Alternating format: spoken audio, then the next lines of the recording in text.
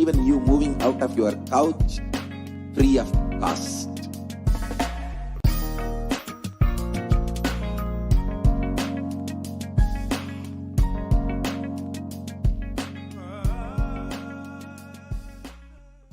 Just be alive for next 3 years. Don't die within next 3 years.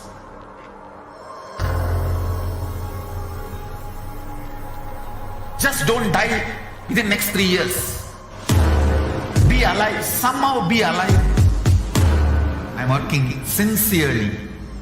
I will reach you somehow. Somehow I will reach you. It's my commitment to humanity.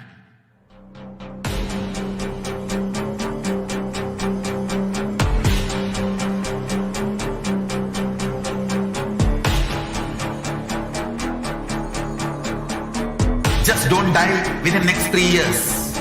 I will reach you wherever you are, whichever corner of the world you may be. I will reach you with enlightenment. You manifesting the space, state, powers, being Paramashivoham.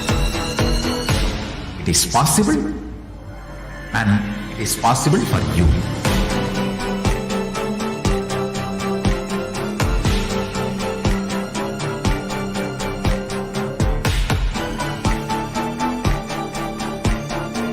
Paramashivoham will reach you with enlightenment science. I know he is going to do the job. Just be alive for next 3 years. Nothing else. What I mean by the word e-Kailasa, listen intensely. Enlightenment ecosystem, literally enlightenment itself, in your own home, wherever you are. If you cannot come to Kailasa, it's okay. Kailasa can come to you. Kailasa coming to you is e-Kailasa.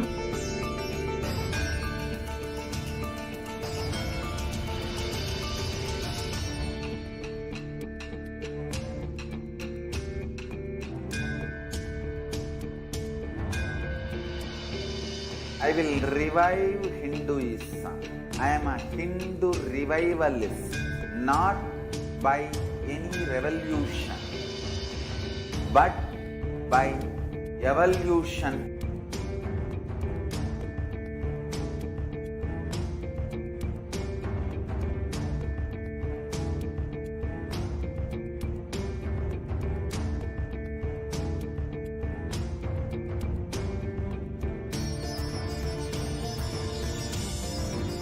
And setting model community.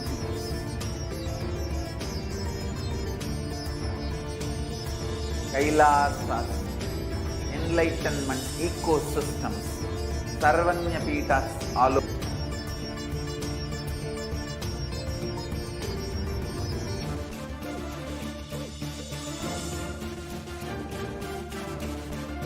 All powerful cognition, knowledge, only when you live, power manifestation and possibilities manifestation happens.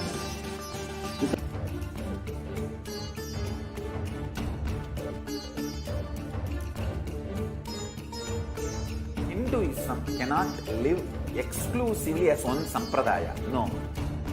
All sampradayas of Hinduism is an ecosystem.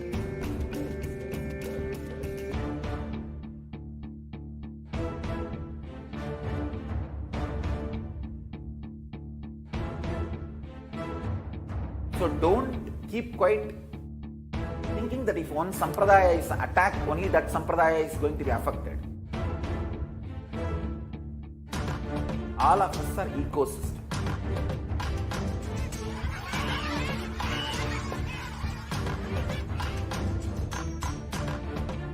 I invite all of you to get involved and enjoy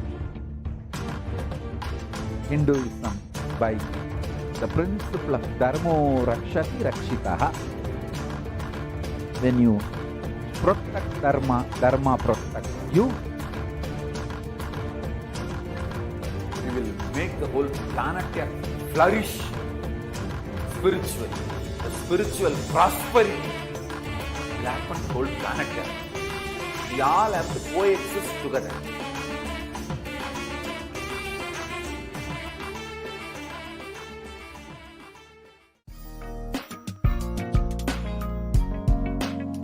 We get you health. We get you ability to build beautiful relationships in your life. We get you direct spiritual support, and we make sure you become wealthy.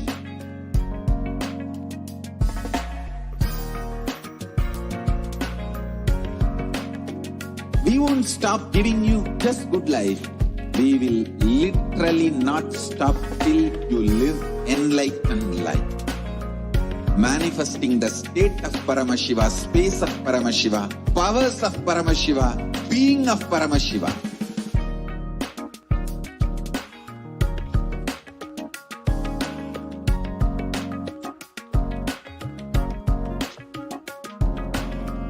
Whole world should become Kailashians.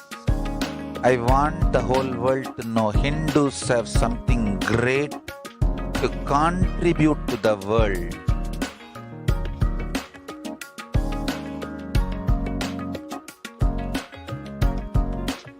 We have something great to contribute to the world. Let us do that.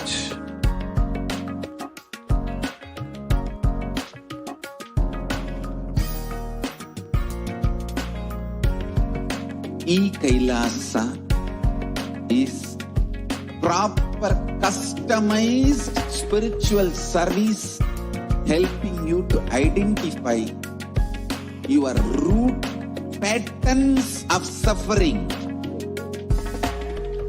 We have perfected the science of helping every individual from every cultural, religious, nationality background.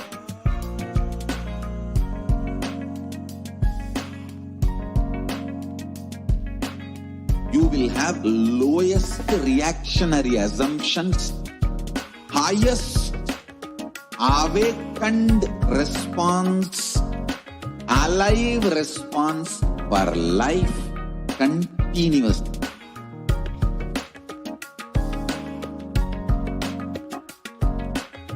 Kailasa is enlightenment ecosystem, literally enlightenment itself in your own home, wherever you are.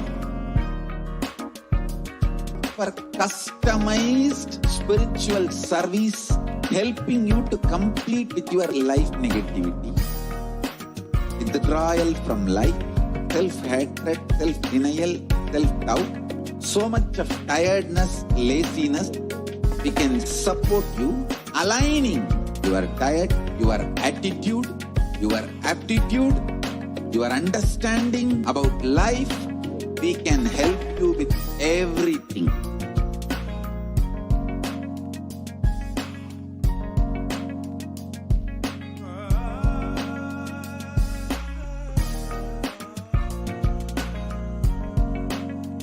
If you are interested in enlightenment, we will immediately bring this to you. If you are not interested, we will explain the whole science, inspire you, and make you interested in enlightenment science. We need to cater this enlightenment science to the whole world wherever they are, because enlightenment is the birthright of all human beings. Kailasa is responsible to provide that to all human beings.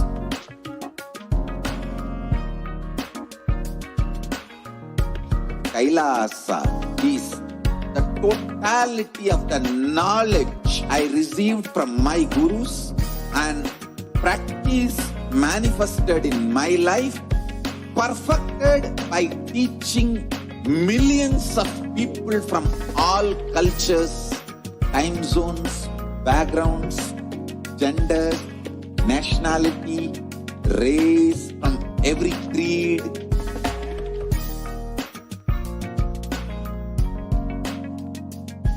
So this absolutely perfected knowledge available to you, served to you in your home without even you moving out of your couch, free of cost.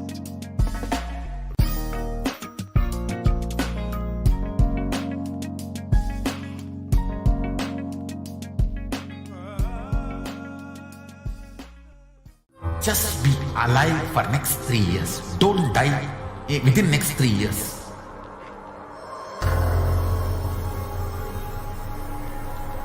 Just don't die within next 3 years.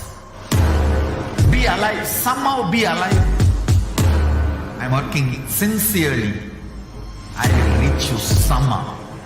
Somehow I will reach you. It's my commitment to humanity.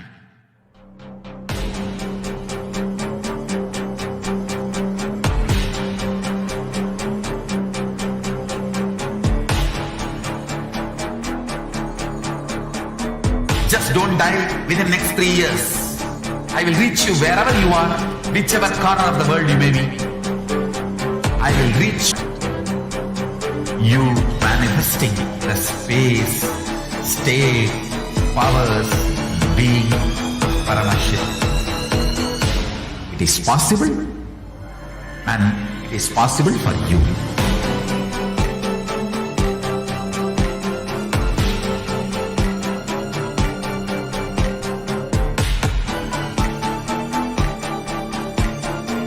Paramashivoham will reach you with enlightenment science. I know he is going to do the job. Just be alive for next 3 years. Nothing else. What I mean by the word e-Kailasa, listen intensely. Enlightenment ecosystem, literally enlightenment itself, in your own home, wherever you are. If you cannot come to Kailasa, it's okay. Kailasa can come to you. Kailasa coming to you is e-Kailasa.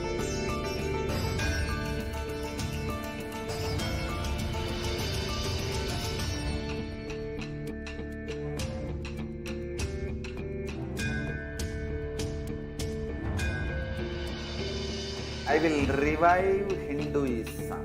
I am a Hindu revivalist, not by any revolution, but by evolution.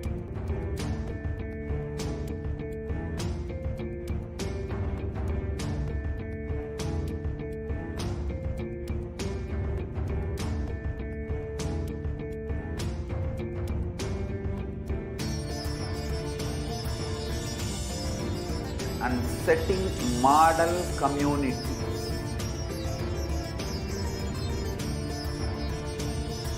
Kailasas, enlightenment ecosystems, Sarvanya Peethas all over the world.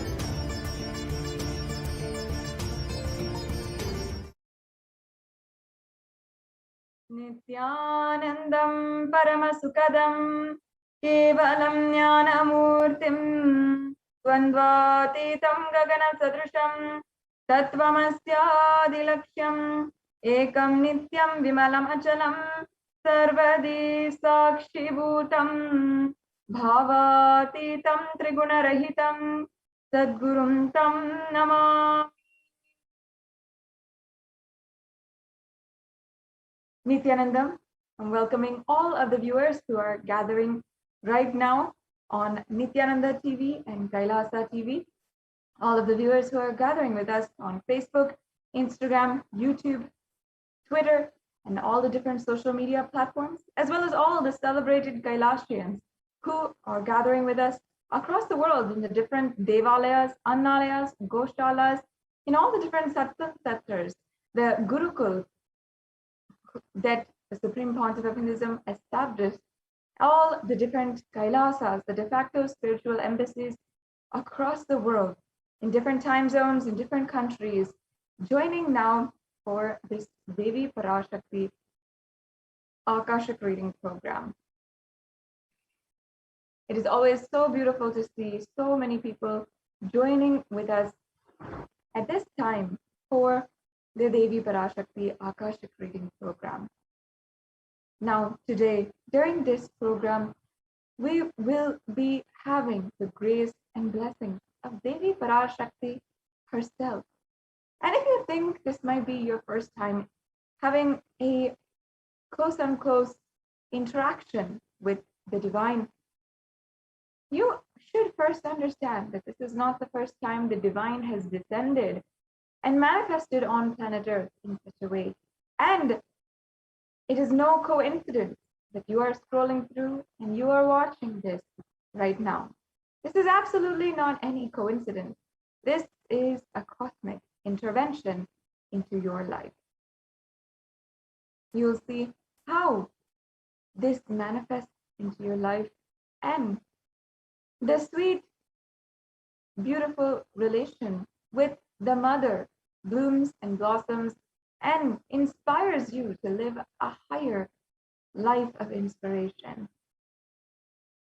The first and foremost relationship that we have actually is with mother. And in fact, Devi Parashakti is the divine cosmic mother. She is the source where billions and billions of universes comes in and goes out. And she is the very one who is the source, Shakti, from which all of us came, in which all of us are even in right now, and which all of us are going to merge finally. And the Vedic rishis understood that the first and foremost relationship that we have is with mother.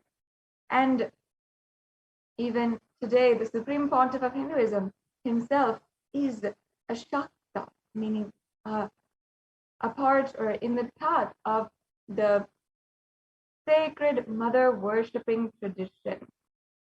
And it is traditionally called as a path, even though, of course, the Supreme Pontiff of Hinduism is the incarnation of Paramashivoham.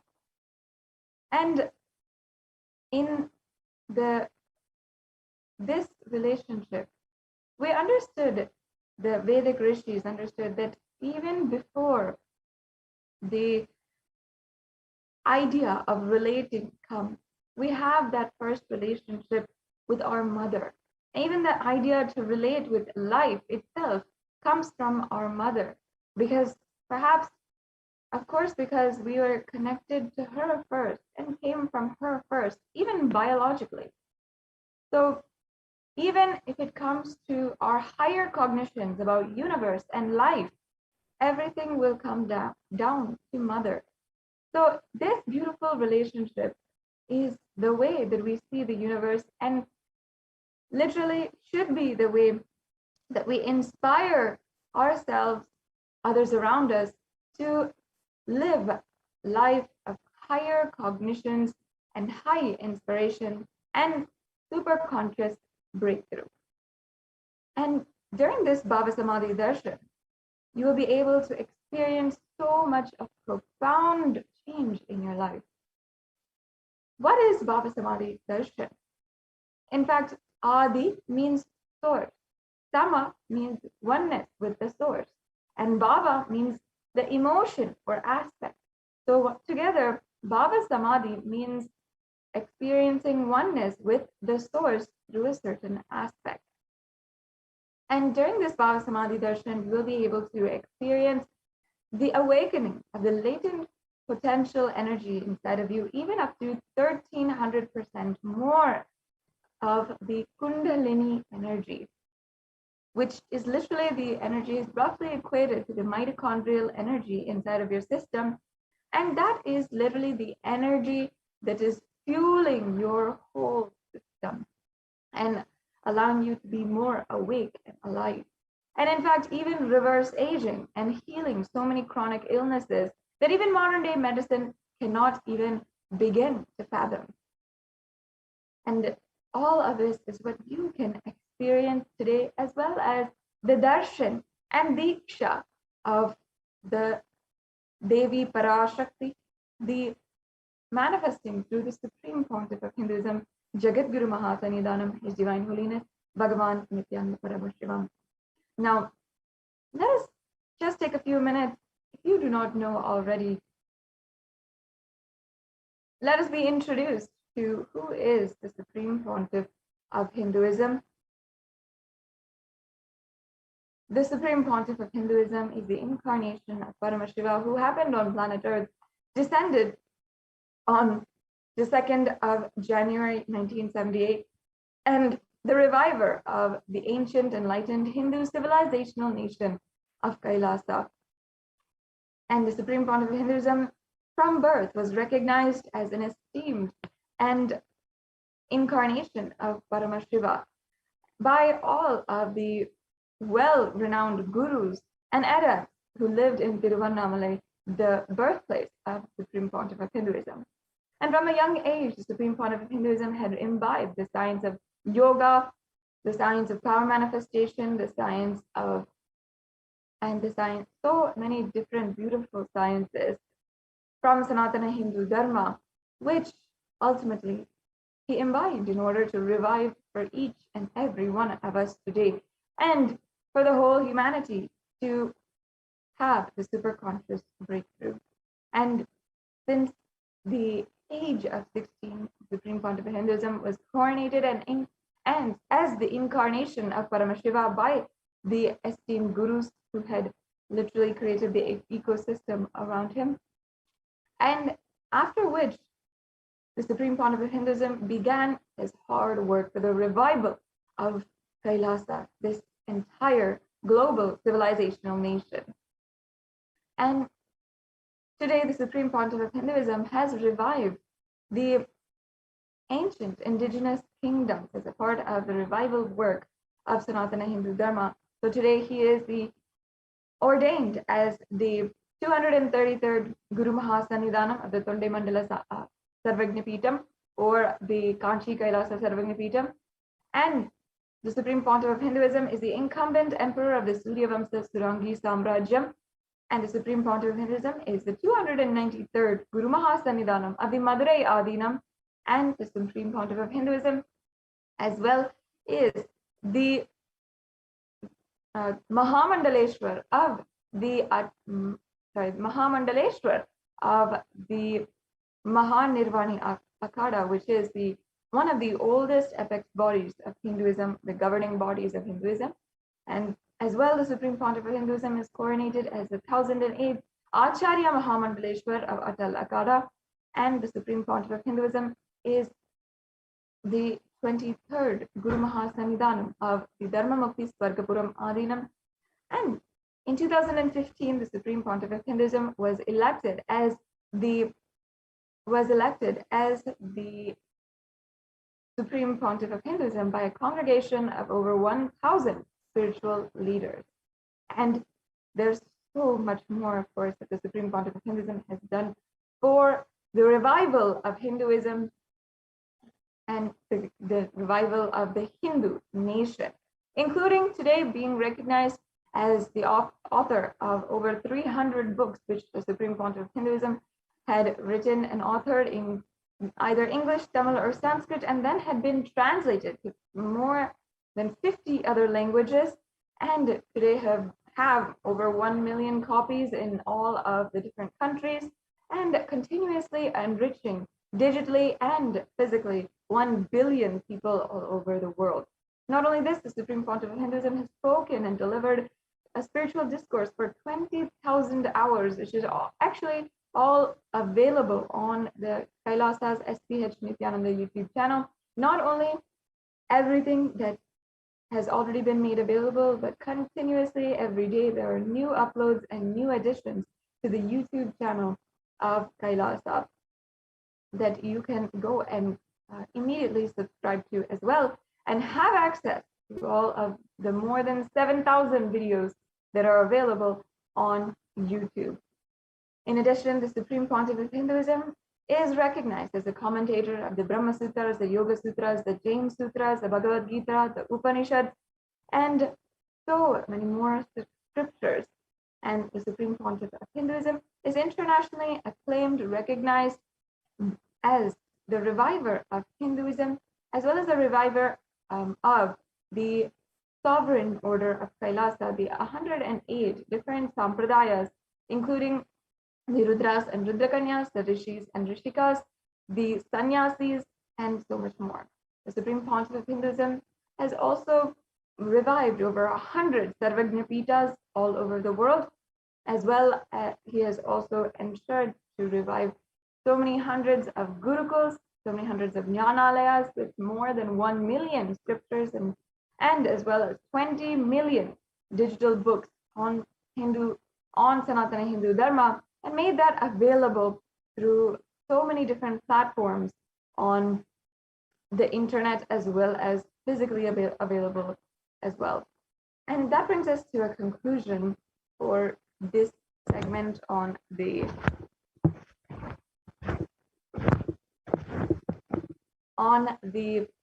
introduction to this whole program.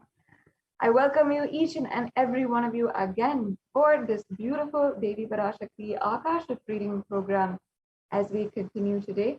And the next segment will be the most exciting power demonstration by the Nithyananda Gurukul Palasal, the initiated disciples of the Supreme Pontiff of Hinduism, who've been initiated into manifesting Shakti. So with this, we'll take a short break and be right back with you.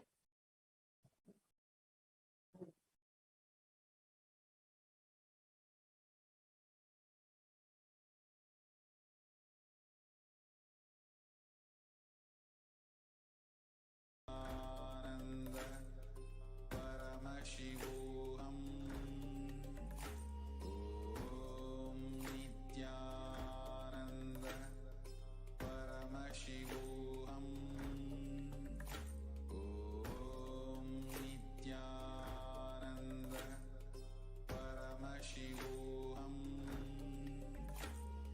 Om Nithyananda Paramashivoham. Om Nithyananda Paramashivoham. Om Nithyananda Paramashivoham. Om Nithyananda Paramashivoham. Om Nithyananda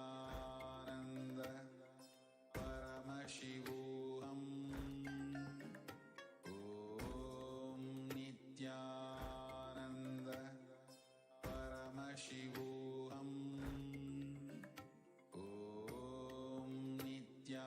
Om Nithyananda Paramashivoham. Om Nithyananda Paramashivoham. Om Nithyananda Paramashivoham.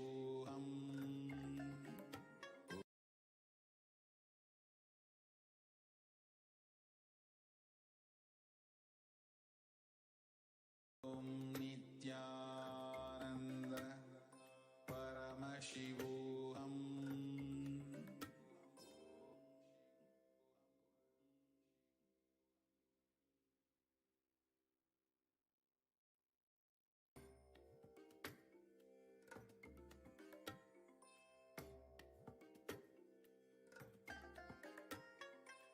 I bless you all. Let you all open all your three eyes and manifest the powers of Maha Shiva. Om Nithyananda Paramashivoham. Om Nithyananda Paramashivoham. Om Nithyananda Paramashivoham.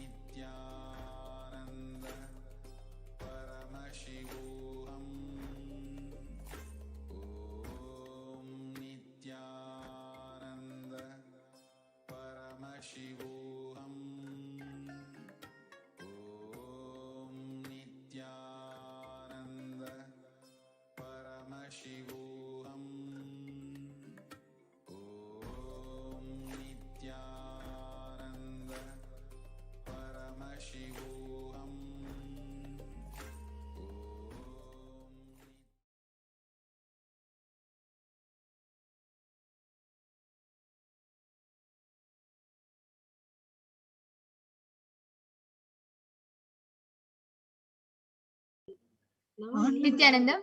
Yes. Thank you, Ma Sadashiva Priya, for the beautiful introduction to this program. So the first segment you will be witnessing is the power manifestation segment, where we will be learning about what are Shaktis and how these divine Shaktis are awakened in us. So first, what are Shaktis? In the source scriptures of Hinduism, the Vedagamas, Paramashiva reveals in elaborate detail that every human being is hardwired to be able to manifest these extraordinary Shaktis. And Shaktis manifest from the fundamental cognition that you are this program. So the first segment you will be witnessing is the power manifestation segment, where we will be learning about what are Shaktis and how these divine Shaktis are awakened in us. So first, what are Shaktis?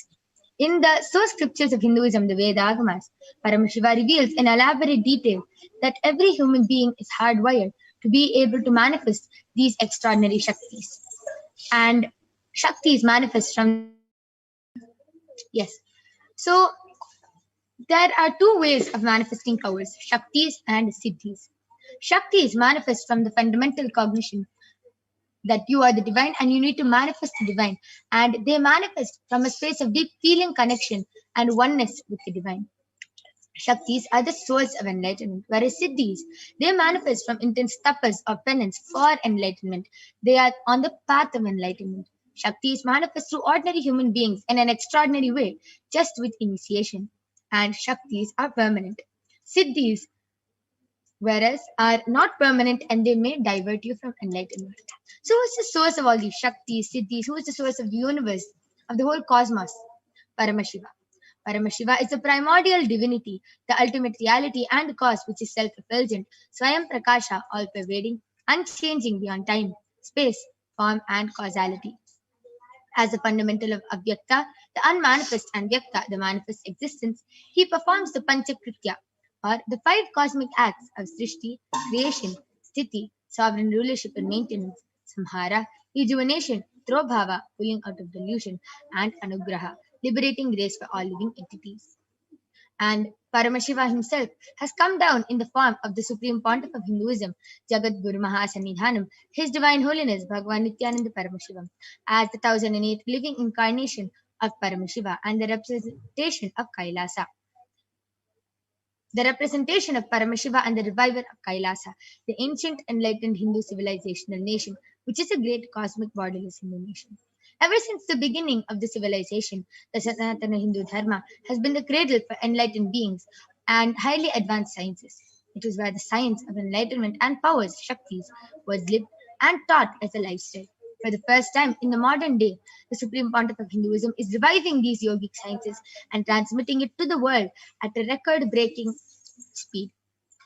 And the Supreme Pontiff of Hinduism was recognized as an avatar at a very young age by the enlightened gurus. So you can see so many of the enlightened gurus here in the Guru Parampara. You can see Mata Vibhudananda Puri, Fundi Swamigal, Isaki Swamigal, Annamale Swamigal, Yogi Raj Yogananda Puri, Visiri Swamigal. You can see so many of the enlightened gurus who have initiated and passed down the knowledge and science of manifesting these Shaktis through Diksha. So this has been passed down to Swamiji, just for Swamiji to revive the initiations and knowledge repositories for billions to manifest this science from the disciplines of Vedanta, Tantra, Shri Vidya, Yoga, Yogic powers, Mantra Shastra, Siddha Vidya, the science of Aushadha, Advaita, Bhakti Yoga, Paramashiva Jnana, and Paramashiva Vijnana. So how do we awaken these divine Shaktis in us? Every ultimate truth, Jnana, mapped into your consciousness, Prajna, manifests as a power and a possibility of every being, Prajnana. So now we'll be watching a small video which explains and shows how the Diksha is transmitted from Guru to the disciple and the power of initiation.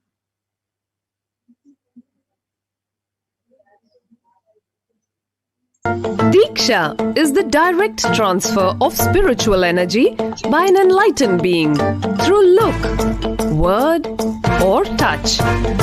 The traditional Vedic book Navaratneshwara states, सर्वासामपि दीक्षानां मुक्तिः फलमखण्डितम् अविरोधात् भवन्त्येव प्रासङ्ग्यस्तु भुक्तयः. The main benefit of all initiations is moksha, enlightenment. As a side effect, health, wealth, leadership and well-being happen. And in Rudrayamala Tantra, Shiva says, Devi Diksha Vihinasya na siddhihi na cha sadgatihi tasmat sarva prayatnena guruna dikshito bhavet. The one who is not initiated does not attain liberation nor a better future. So by all efforts, one should get initiated by Guru. What is the science of initiation? Neuroscience has proved that the process of initiation floods the brain with energy. This is the superconscious energy of Kundalini, our own highest inner potential energy. As the Kundalini flows from the thalamus to the cortex, it sets up a powerful energy loop within the brain, which awakens the latent non-mechanical parts which we have never used before. With increasing levels of coherence, the whole brain comes alive, turning into a superconductor of conscious energies that heal, empower, transform our lives, bliss and fulfillment. Initiation creates high awareness, visualization, creativity. It also slows the aging process and improves the immune system. Kundalini awakening, healing experience, levitation, teleportation, materialization. Experience the power of initiation through a range of exclusive programs conducted at the ashram. Nithyananda Dhyanapitham.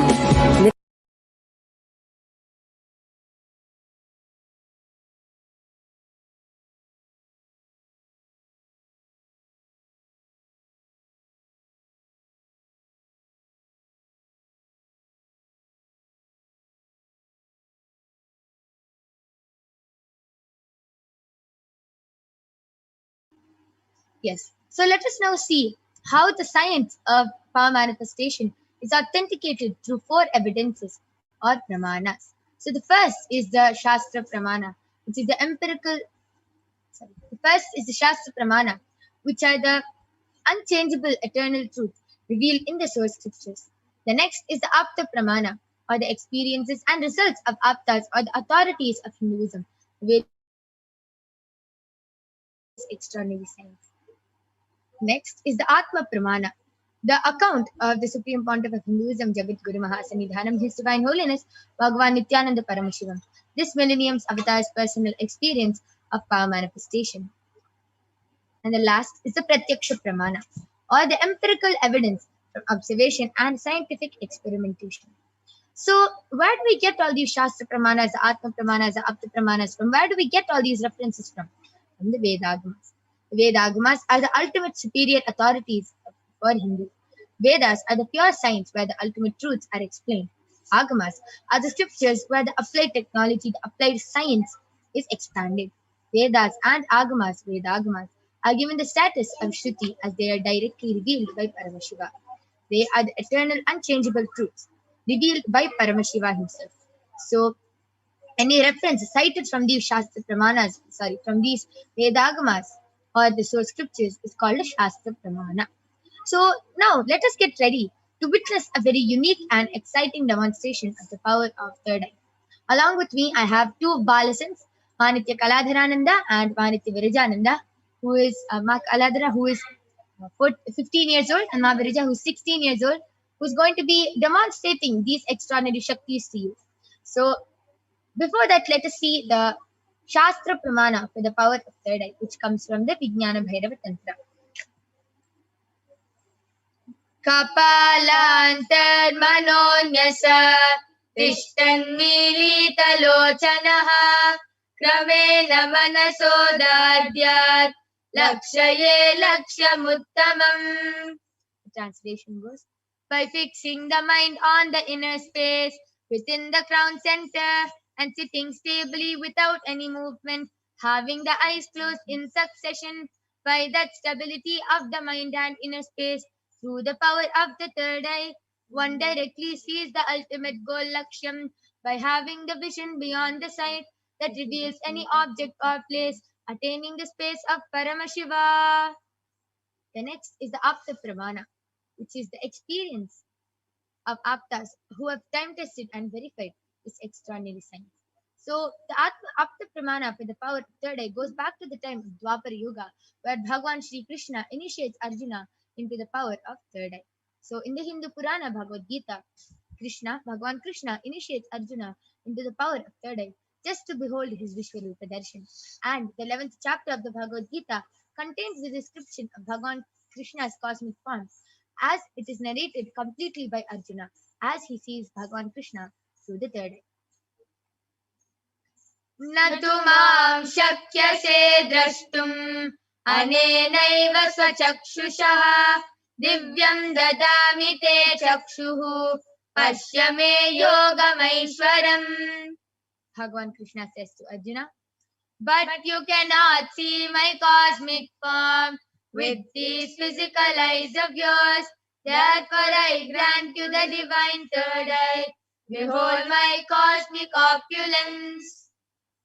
The next is the Atma Pramana, where Swamiji shares in his own words the experience of third eye.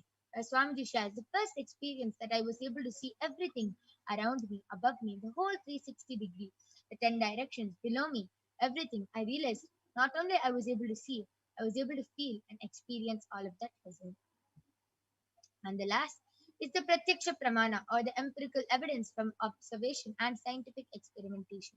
So the study measures compare the metabolic cell activity of the brain in the conscious and meditative states using the PET, the positron emission tomography. So it beautifully says that when Swamiji is doing daily activities, high activity is measured in the brain where the third eye is located. And when Swamiji is in the deep state of Samadhi, only the third eye region is active and almost 90% of the rest of the brain is at peace.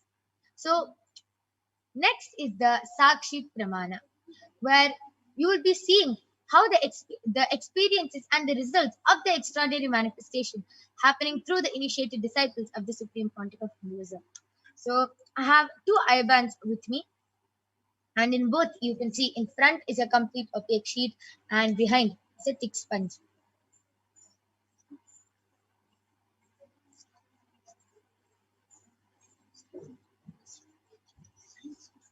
So you can see, stop.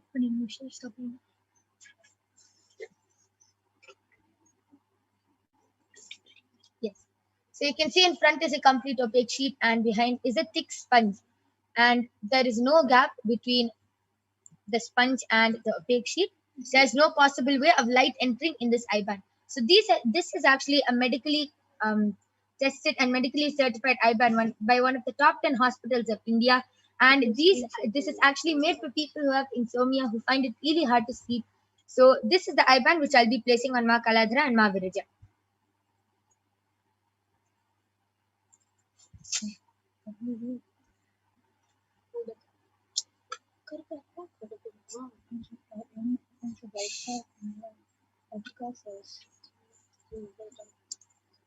Ma Kalabhairava, are you comfortable?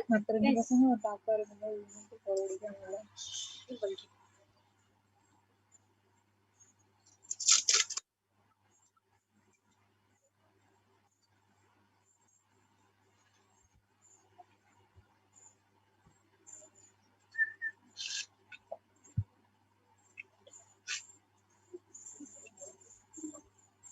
Ma Viraja, are you comfortable?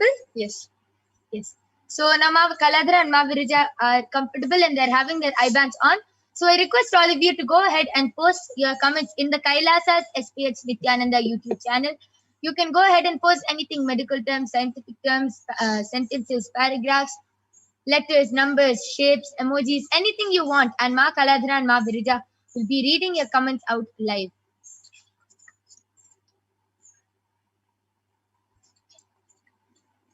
I request the comments to be projected.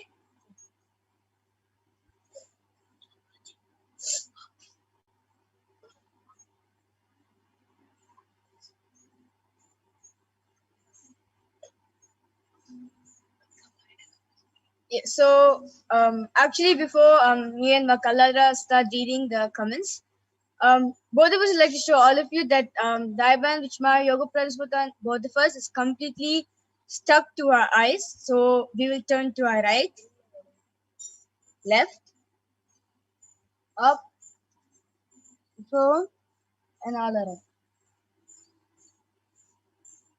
So you can see that it completely is stuck to our eyes. So yes, so now or like whatever you want, like what do you want to post, like with the numbers, emojis, words, sentence, anything you can post in Kailasa's HDH YouTube channel, and we will be reading from there.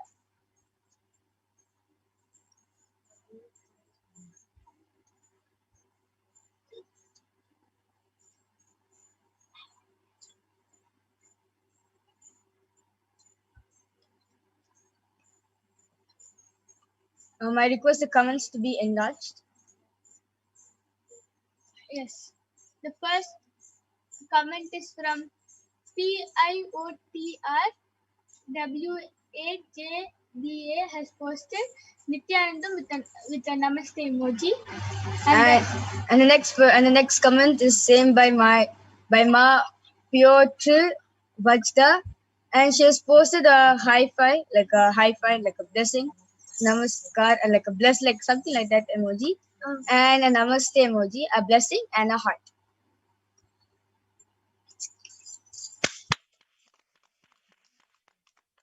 Beautiful. How Ma Virija and Ma Kaladhara were able to read both the comments fluently through the third eye, and how they made no mistakes. So I request all of you. I can see a few more comments coming in. So Ma Kaladhara, Ma Virija, why don't you go ahead and read? Yes. The next comment is from Raman.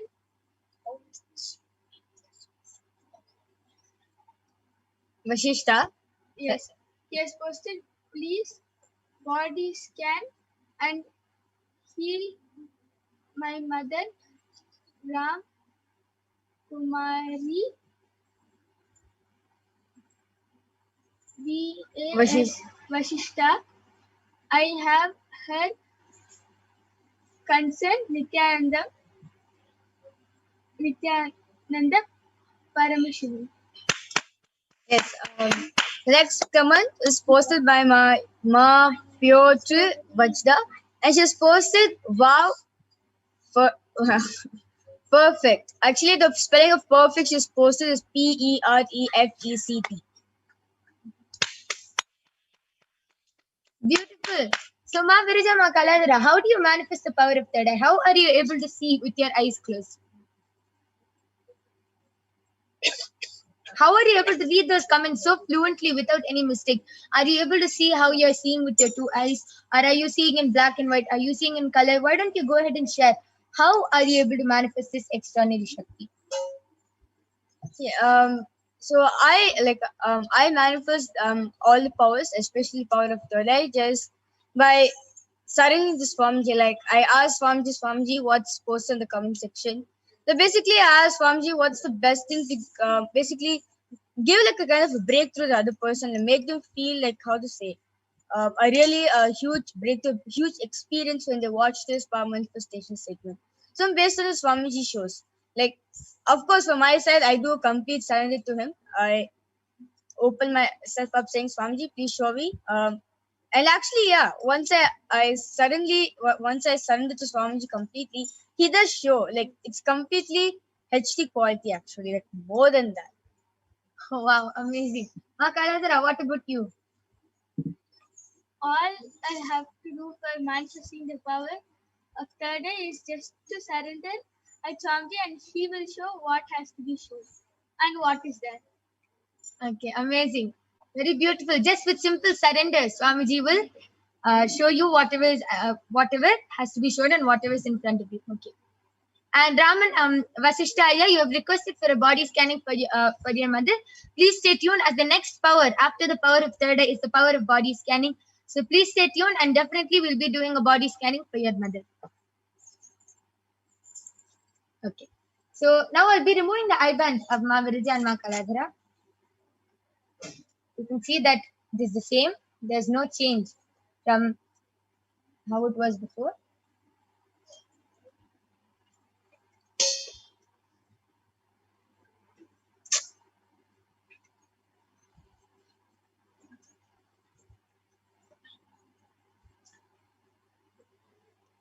Yes. So the next power you'll be witnessing is the power of body scanning. So now we're going to be chanting the Shastra Pramanas in front of all of you for the power of body scanning, where one awakens the ability to scan another person's body, illnesses, diseases, medically diagnosed issues, and any problems that that person has, along with revealing the solution and the root cause of the problems. Anytime you have any problem, you go to a doctor and the doctor will diagnose you with the problem and give a medicine for that. But the one thing which the doctor can do is reveal the root cause, why that problem started in your body. As all of us know, our body is very mysterious. Stomach pain, a sinus, head pain, anything can be related to some small childhood incompletion, or it can be related to some root cognition, or it can be related to anything. It's just that we don't know the root cause, and the doctor also cannot tell us the root cause. The doctor can only externally heal our problem. It's just like how if you have a huge weed plant in your garden, if you keep on cutting its branches, it's only going to continue growing more. Only when you uproot the plant completely will it stop growing. So the third eye reveals the root cause of the problem. The third eye reveals why the problem even started in your body in the first place and reveals a solution based on that. So I request all of you to go ahead, start posting your comments. And you can post your comments and request, please do call your family members and friends to witness this extraordinary power and understand you are not just going to be witnessing it after the Parashakti Darshan today. You are also going to be manifesting these extraordinary Shaktis. It's not just you seeing the Balasans and the Nithyananda Yogis manifesting. You are also going to manifest. You are also going to get initiated into this. So I request all of you to go ahead, call your family members and friends, and start posting your requests and comments in the Kailasa's HDH Nithyananda YouTube channel. So we'll now be chanting the Shastra Pramana for the power of body scanning, which is from the Vijnana Bhairava Tantra. Swadehe jagato bhakti sukshma sukshmatarani cha tattvani yani nilayam dhyatvante vyajyate para. Bhagavan Paramashiva says, cognize deeply that from the subtle to the subtlest constitutive principles of the whole body, Swadeha, or of the whole universe, simultaneously consist of the essential reality. They are being absorbed in their source cause, Paramashiva, and by the experience of such restful awareness, one becomes complete from all the thoughts, and the ultimate universal divine power, Paradevi, Adi Shakti, is revealed, and the supreme power manifestation happens. The next is the Apta Pramana, which is the experiences of Aptas from the life of a Siddha named Terayar. Terayar was a Siddha and one of the prominent disciples of Agatya. One day, a man suffering from a severe headache came to Agatya for healing, and Agatya just used the power of body scanning and revealed that the root cause of the headache is that there is a small type of terai, a frog, sitting in the person's brain. Agatya immediately instructs Terayar to his disciple to perform an open head surgery. Remember, this is 5,000 years ago. He instructed Terayar to perform an open head surgery and remove the frog. And once the surgery is completed successfully, the person is completely healed and cured of the headache. Thus, he gained the name Terayar. Next is the Atma Pramana, the experience of Swamiji, who has also time tested and authenticated this science. Swamiji reveals on the 22nd of December 2019 how he used the power of body scanning. Paraphrasing his words, only when I had a multiple compound hand fracture was I forced to go for surgery and therefore for medical checkups related to that. At that time, they detected heavy metal quantity in different organs of mine, and it was revealed that I had been poisoned without our knowledge. I immediately used diagnostic methods instead of medical facilities to study the body condition due to the poisoning. And through body scanning, I found out what the problems and imbalances had happened and where the balance had to be done. And I used allopathy as a second opinion just to verify my findings. So beautifully, Swamiji shares how he manifests not only one power, but two, the power of Shushada, going beyond pain, and the power of body scanning, scanning and seeing where the imbalances had happened after the poisoning was done. Last is the Sakshi Pramana. So you can see how not only the Balasins, so many of the participants who have attended the Paramashivoham level 2 program are able to manifest these extraordinary Shaktis. And now you are going to be witnessing a live demonstration by the Balasins of the Nithyananda Guru. So go ahead, post your comments, and we'll be right back after a short break with the Balasins and the Nithyananda Yogis.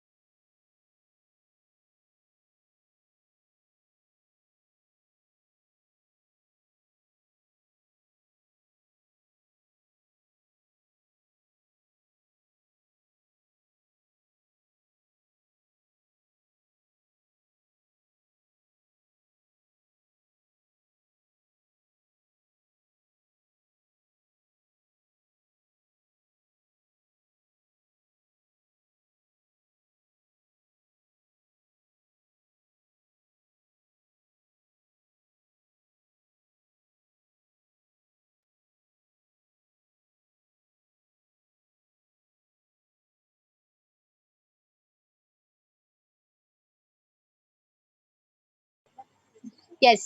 So I'm back with the Balasins and the Nithyananda Yogis. So along with me, I have Maniti Brahmayogananda, Ma Soni, Maniti Mahavidyananda, who are going to be manifesting and demonstrating to all of you this extraordinary Shakti, the power of body scanning. So I request the YouTube comments to be projected. All of you, go ahead, feel free to post your requests and comments and request for the power of body scanning. If you want a body scanning, go ahead and request. And the Balasins and the Nithyananda Yogis are eagerly waiting just to do a body scanning for all of you and to help all of you out. So I request the YouTube comments to be projected.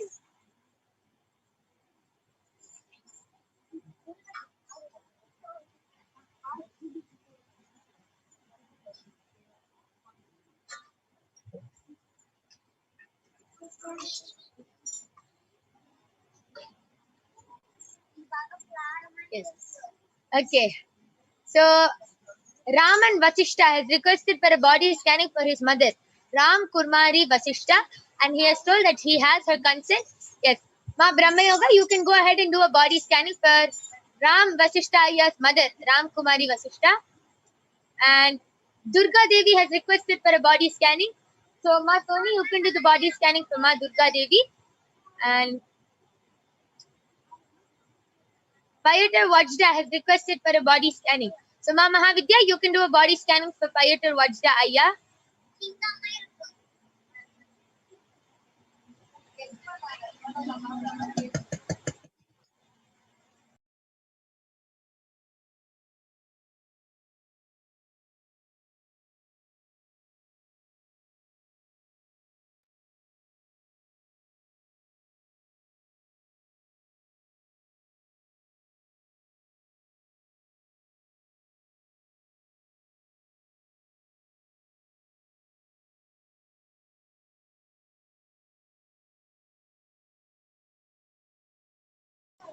Yes, yes. So Ma Brahmayoga, are you ready? Yes, I have done the body scanning for Raman Vasishta Aya's mother, Ram Kumari Vasishta, and Aya Parvati explained to me that the place is just saying has a lot of chemicals full of factories, smoke, and a lot of pollution is there in the air. There is no clean oxygen at all. And that is affecting especially your mother. Like it's affecting your whole family, including you, and it is especially affecting your mother. She's starting to get these black type of circles type things on her lungs, and she's getting these black type of circles on her lungs, and she's getting a lot of other body problems, and everything is due to the pollution in the air. So immediately Paramashiva revealed that you should change the place in which you're staying. You should change the place in which you're staying and move to a different house, and that will automatically clear everything from your body, and all along with that, all the other body problems your mother has will also get healed. Yes, that was a beautiful and a very detailed scanning for Ram Kumari Vasishta. That was amazing. Raman Vasishta Aya, I request you to get back whether you were able to relate with the scanning, whether your mother was able to relate with the scanning. Yes, Ma Soni, are you ready? Yes, you can go ahead. Nithyananda Ma Durga Devi Ma Paramashiva revealed that you get severe headaches, and Ma you have allergy with mud like whenever you go near the mud, your body reacts, like your body start itching or you get some kind of allergy. So for severe headache, Paramashiva revealed a solution as to put a warm castor oil whenever your head hurts. And for mud, Paramashiva revealed that you are having allergy. It's because because you don't eat veggies and fruits. So Paramashiva have revealed a solution as to eat more and more veggies and eat and fruit also. Yes, that was also a very beautiful scanning. As all of you saw how Ma Soni revealed the root cause. Ma Durga Devi is allergic to mud because she's not eating vegetables and fruits. She has revealed the root cause through her third eye. Very beautiful body scanning. Ma Durga Devi, I request you to get back whether you were able to relate with the scanning. Yes, Ma Mahavidya, are you ready? So this is a body scanning for Peter Vajda. Yeah, what Paramashiva revealed immediately is that you have a lot of things on your mind, and continuously you are seeing yourself go between delusion and then remind yourself that Swamiji is with you and come out of it. So consistently you're feeling yourself go to and fro. Yeah, what Swamiji revealed is that you need to have lots of water, just hydrate yourself so you can remove the toxins. Just detox yourself with a lot of water, and this will also heal the sore, the little bit of soreness that you have on your fingertips. Rest of it with your hair, all of it is actually just related with what you're feeling inside.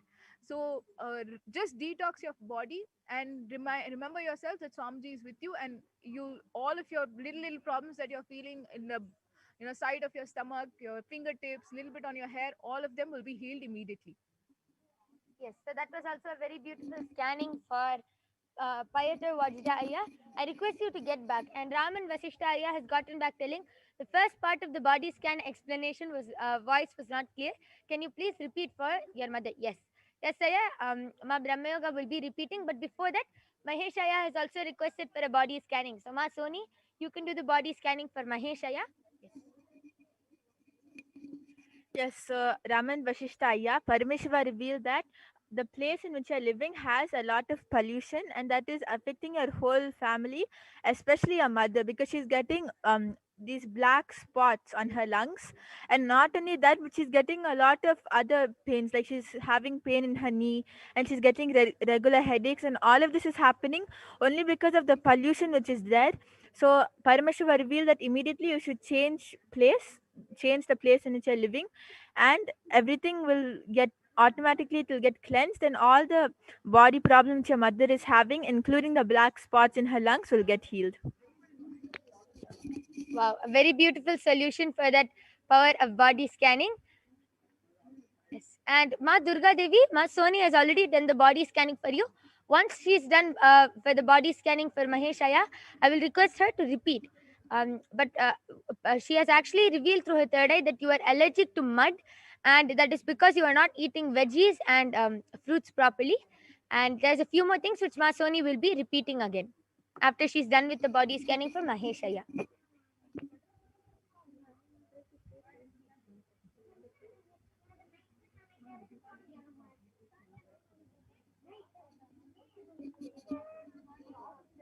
Yes.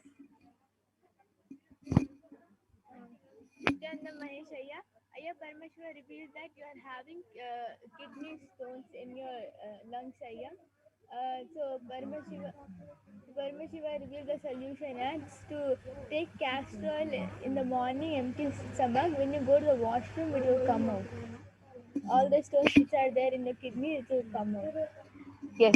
So, very beautiful scanning and a very simple solution for this scanning. Ramanaya has gotten back telling, thanks, Ma. That's very helpful, Nithyanandam. Yes. So, yes, Ma Soni, can you repeat what you have revealed for Ma Durga Devi? Yes, Nityanandama, Ma Parameshwar revealed that nowadays you get severe headaches, Ma, and you are allergic to mud. So, like whenever mud touches your body, your body starts reacting. Like your body start itching, and you get rashes. So for headache, Parameshwar revealed the solution as for whenever you get headache, to put a warm castor oil on your head. And for mud, Parameshwar revealed that it's due to you are not eating veggies and fruits. So Parameshwar revealed that to eat more and more vegetables and fruits. Yes, that was a beautiful scanning for Ma Durga Devi. Mahesh Aya has gotten back telling gratitude, Ma. Yes. And with that, I request all of you to get back in the comment section whether you were able to relate. And with that, we are going to be ending and concluding this power manifestation segment. We thank all of you for joining us in this power manifestation segment. And there are many upcoming interesting segments like where you will be learning about who is Devi Parashakti, what are the Akashic readings, and much, much more. So we'll be ending this power manifestation session. Please stay tuned. Thank you, Nithyanandam.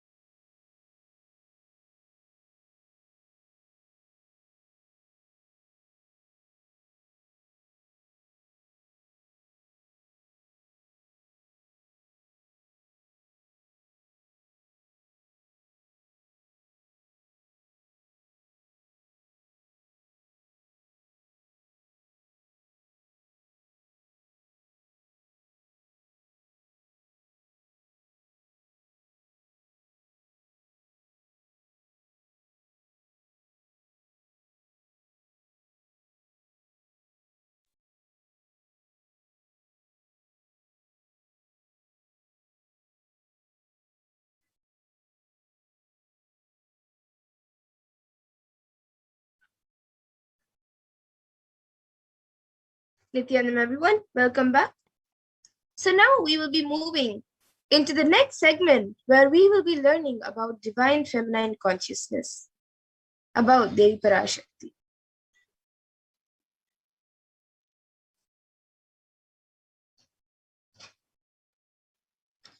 So we will be first seeing the Dhyana Shloka for Devi Parashakti, which comes from the Lalita Sahasranama.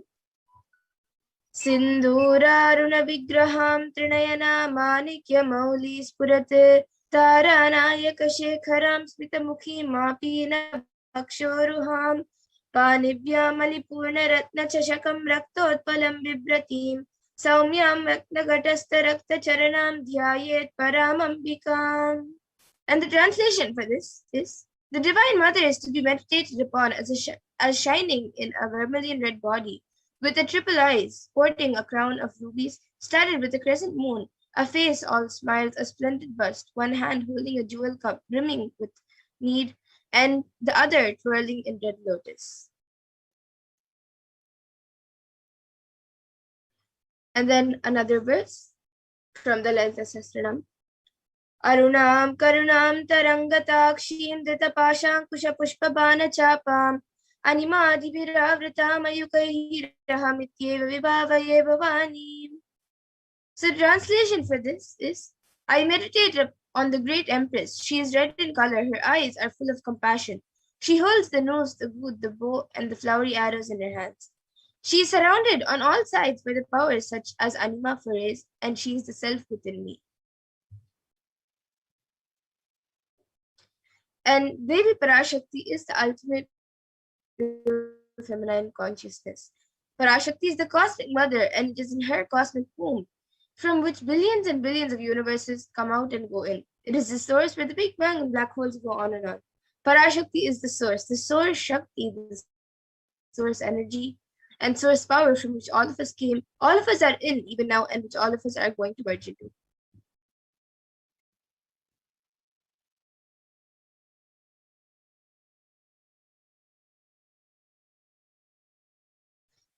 And out of her extreme compassion and love, Parashakti herself is manifesting through the embodied form as the Nijavatara in the form of the Supreme Pontiff of Hinduism, Jagat Guru Maha Sannidhanam, His Divine Holiness Bhagavan Nithyananda Paramashivam, gracing us, answering all our questions, attending to our prayers, giving boons, healing us, revealing our past, present, and future, and delivering profound spiritual truths, and ultimately giving us the experience of Paramashivoham itself.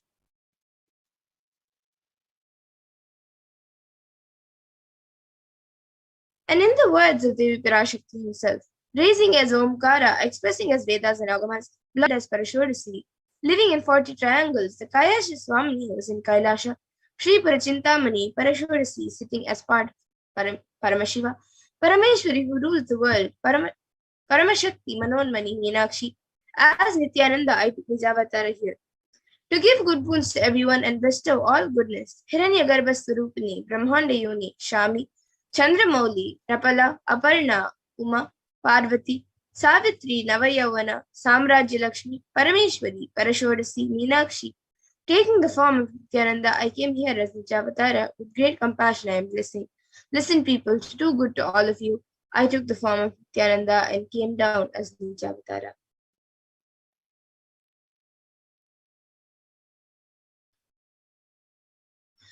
And again, in the words of Devi Parashakti herself, raising in Omkara, blossoming as Shiva, manifesting as source of existence, powers of existence, expressions of existence, from the oneness of Om, blossoming into two as Prakriti and Purusha, blossoming as three Shaktis, Icha, Kriya, and Jnana, growing as 4 Vedas, expanding as 5 Panchabhutas, beyond 6 chakras, filled as Gotras of 7 Rishis, expanding as 8 directions, existing as 9 Grahas, blossoming as 10 Indriyas, being as 11 Vidras, creating all the worlds, bringing life to tell and make truth blossom, and to do good. Parashodasi, Meenakshi, in the form of Nithyananda, I came to bless every one of you.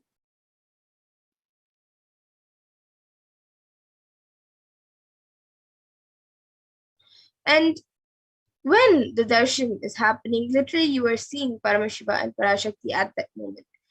So she is there on your screen. So you can receive her very traditionally.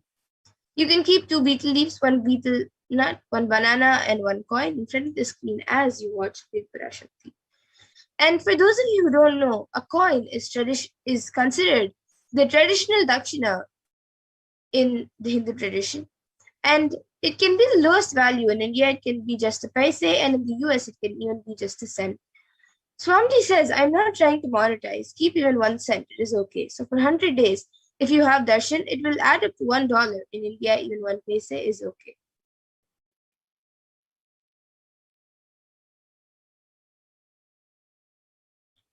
And you can take that and offer it to Devi after the darshan is over. You can do namaskar and eat the banana, beetle leaf and beetle nut and take it as prasadam immediately. And the coins that you collect, you can send it to the LA temple. And some of you might be wondering what this beetle leaf and beetle nut might do.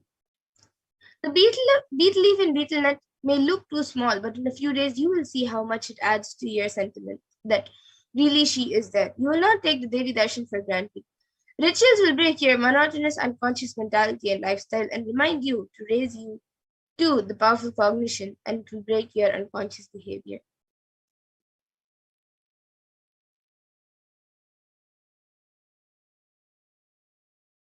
And now all of you can also see how you can set up the tambulam. You can arrange the beetle leaf, the beetle nut, and the banana and coins in a plate. You can also add some kumkum. So we can go to the previous. Yes. So you can arrange everything in a plate.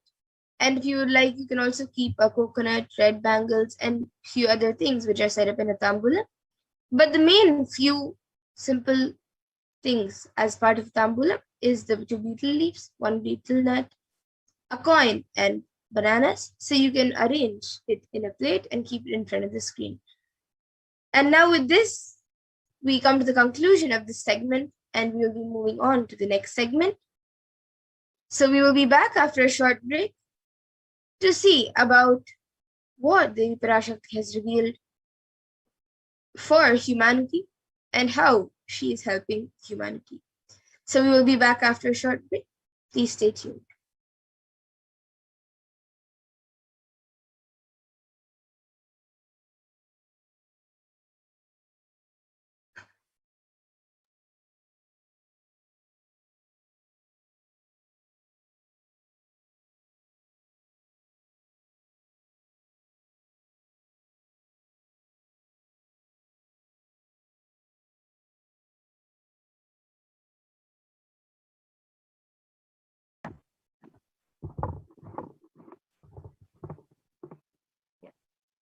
So now we will be entering into the next segment where we will understand some of the revelations made by Parashakti and how the revelations have been made to guide humanity during this present and to guide them through.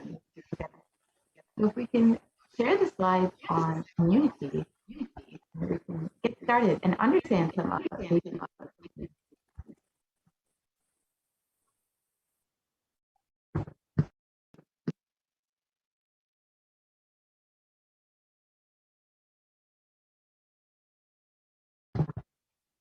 I think this is the wrong slide deck. If we can share the on community.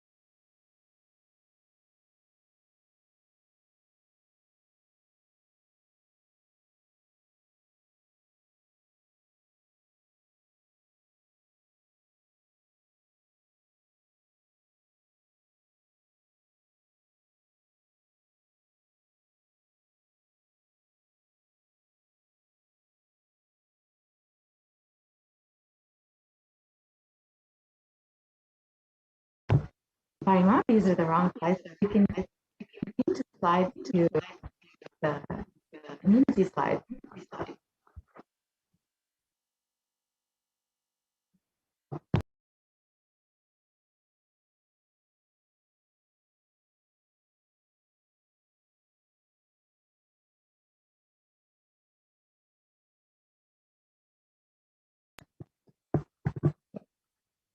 So in this segment, we will understand some of Devi Parashakti's revelations on the Pralaya and how they have been guiding humanity during this time of extreme uncertainty.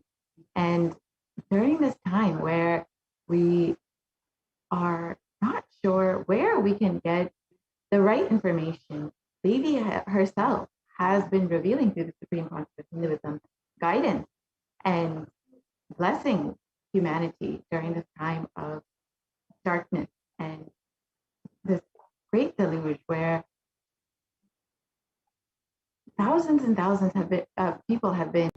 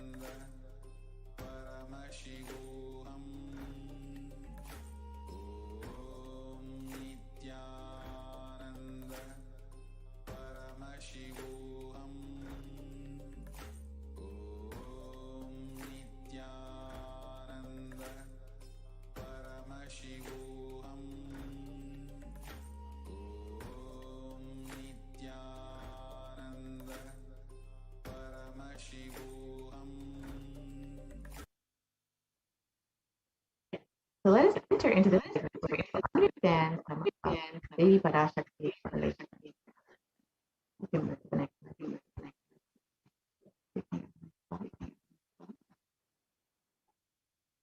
Yes, we can move to the next slide.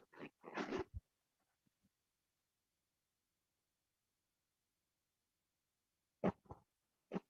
Out of his extreme passion and love, Supreme Consciousness Hinduism has been manifested in Devi Parashakti herself and gracing us, answering all of our questions, attending to our prayers, giving boons, healing us, revealing our past, present, and future, delivering profound spiritual truths, and ultimately giving us the experience of Paramashivoham itself. So now let us understand some of Devi Parashakti's revelations on immunity and COVID-19. So as we look at the current state of the world, you can see that the rate of coronavirus infection has been increasing, especially in the United States and India has been very drastically affected. You can see that over 186 million cases have been confirmed and over 4 million deaths have been confirmed. And this continues to be on the rise, unfortunately. So let us understand some of Devi Parashakti's revelations on COVID-19 and immunity.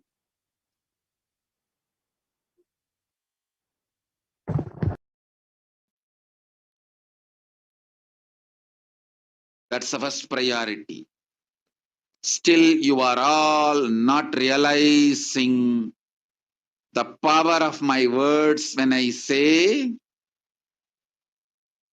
Corona is very much out there with the support of decision makers, rulers, people who are supposed to protect all of you. Due to their irresponsibility, it is there and getting more and more strengthened. It is becoming more and more stronger in multiple forms.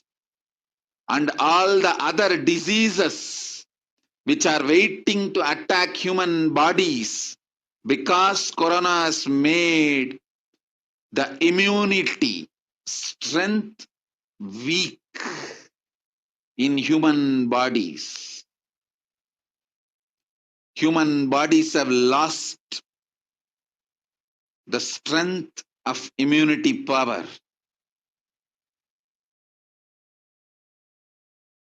All the multi-layer after effects and side effects of this pralaya in political situations, economical situations, social situations, mental situations, in every level.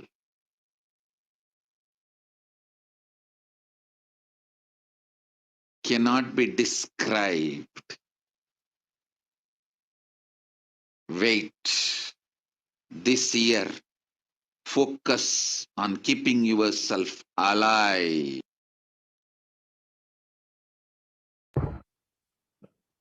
So let us reiterate what Devi's revelations on 18th of June 2020.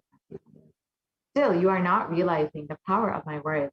When I say Corona is very much out there with the support of the decision makers, rulers, people who are supposed to protect all of you, due to their irresponsibility, it is there and getting more and more strengthened. It is becoming more and more stronger in multiple forms. And all other diseases which are waiting to attack human bodies, because Corona has made the immunity strength weak in human bodies have lost the strength of immunity power. All the multi-layer after effects and side effects of this pralaya in political situations, economic situations, social situations, mental situations, in every level cannot be described. Wait this year, focus on keeping yourself alive. So let us look at the three main revelations made by Devi Parashakti. The first revelation was that Corona has made the immunity strength weak in human bodies. So let us look at how Corona has been affecting human bodies.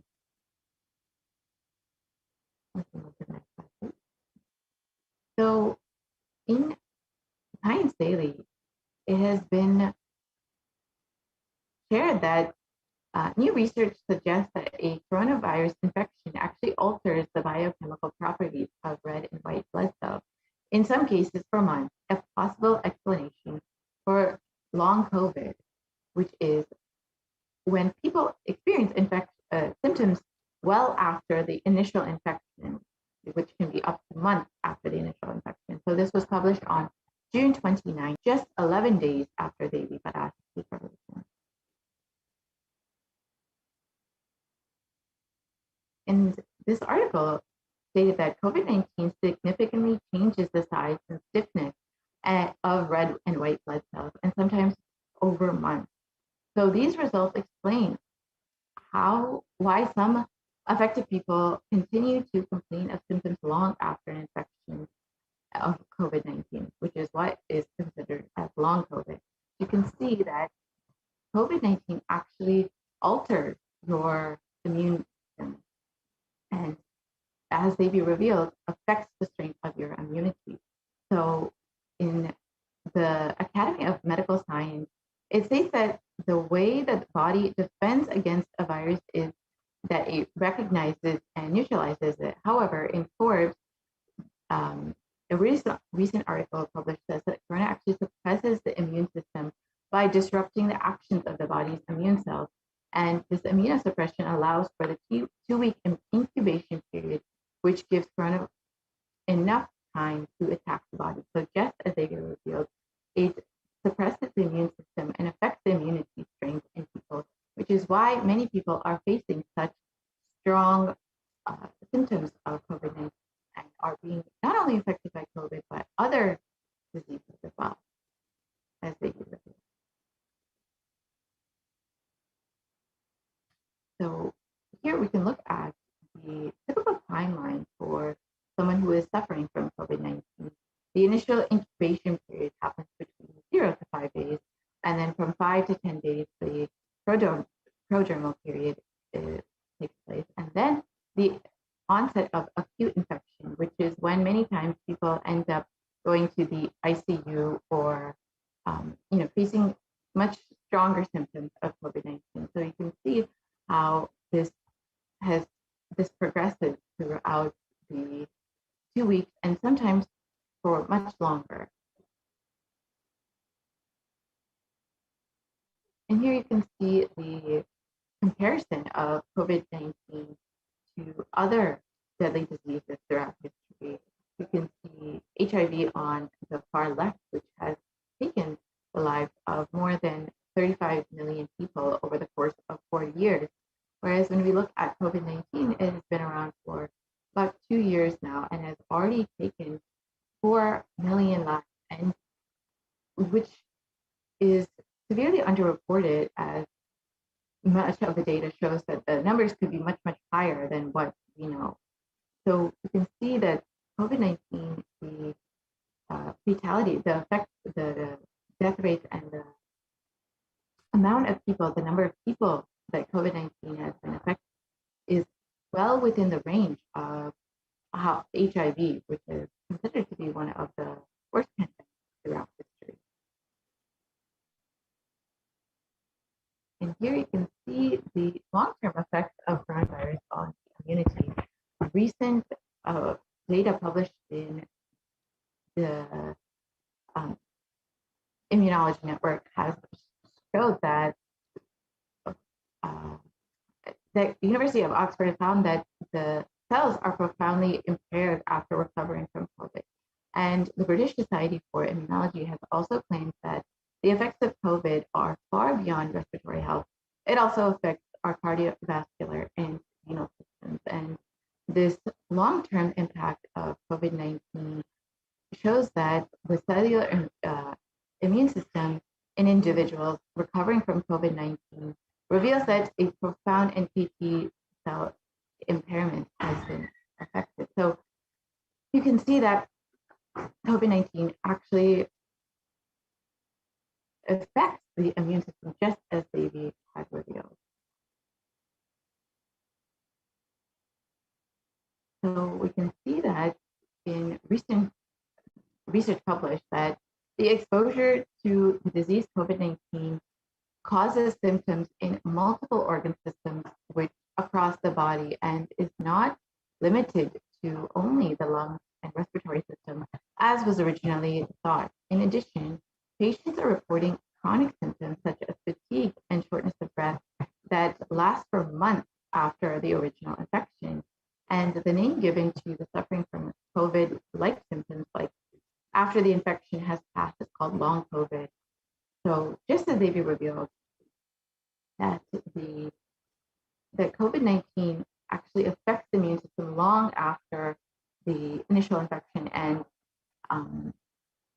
creates a weakness in immunity and affects the immunity strength, which is affecting how patients long after they recover are responding to other diseases. And long COVID can affect not just the lungs, but also the cardiovascular system, the circulatory system, and can cause fatigue and inflammation because the effects on the immune system. And here we can see how the lungs are affected in someone who has suffered from COVID-19. You can see on the left side the healthy lungs, and you can see on the right side the COVID-19 affected lungs, which have much more scarring and dark areas, which are the parts which are affected from the coronavirus infection.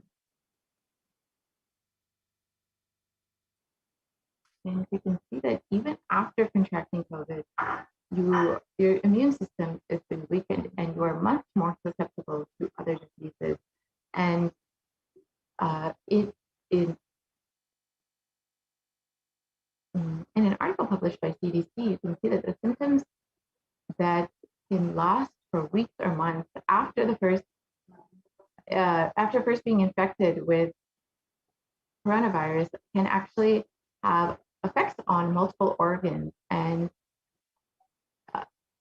not just the lungs, but the kidney and heart and other in the skin and the immune system, which is exactly as they revealed. And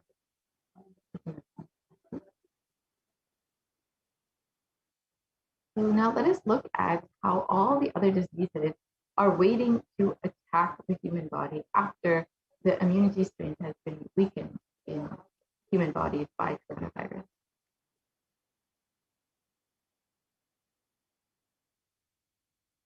So, as many of us have heard, black fungus, white fungus, and other fungal diseases have been sweeping the nation in India and have been affecting mainly patients who have recovered from COVID-19. And there have been around 9,000 rare cases of COVID-19 reported in this article. And in other news, that out of 5,474 cases, over 4,556 patients were patients who had been affected by COVID-19. We can see it is mainly affecting patients who have recovered from COVID-19. And here are some photos of patients who have been both affected by coronavirus and have been having also infected with black fungus, white fungus, and other fungal diseases. You can see how much of suffering and pain that many of these patients have been going through. And as they revealed, it really eats the skin and the brain. And this is exactly what many patients are experiencing with this fungal infection.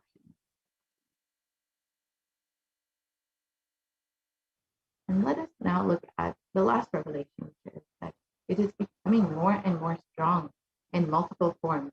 Coronavirus has been becoming more and more strong in multiple forms, and we can already see that across the globe there have been several variants which have been recently discovered, and we can see that in India, Brazil, South Africa, UK, there have been several variants emerging, and even in India, which has been affected by the most recent variant, the Delta variant, which has been the main cause of the second wave and has been severely affecting the population and creating a very dire situation within the country, and has been spread to other countries from India. So we can see out of UK, the Alpha variant has emerged, and out of South Africa, the Beta variant has emerged, and out of Brazil, the Gamma variant has emerged, and out of India, the Delta variant has emerged. And viruses generally mutate, but in the case of COVID-19, we've seen that they've become much more dominant. And here above, we can see the table of the different variants that have been sweeping the world.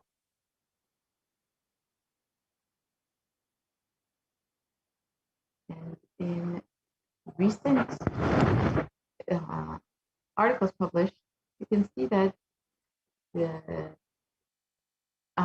Delta variant has been the primary cause of India's second wave of COVID-19, and the dangers of these variants have been further highlighted when the World Health Organization categorized the Delta variant as the most highly transmissible variant of COVID. And as the Supreme Council of Hinduism has recently revealed, that the Delta variant is not just the only variant that will drastically affect India, but we are now seeing cases of the Delta Plus variant and the Lambda variant, which will affect India much, much more. And we can see that that already there is a cause for concern for a third wave within India, with new variants emerging, as just as they revealed and as Supreme Council of Hinduism has revealed in Darshan as well. And here are just a small infographic of the 4 variants that are currently circulating, and we can see the different countries which have been affected and which the variants have come out of.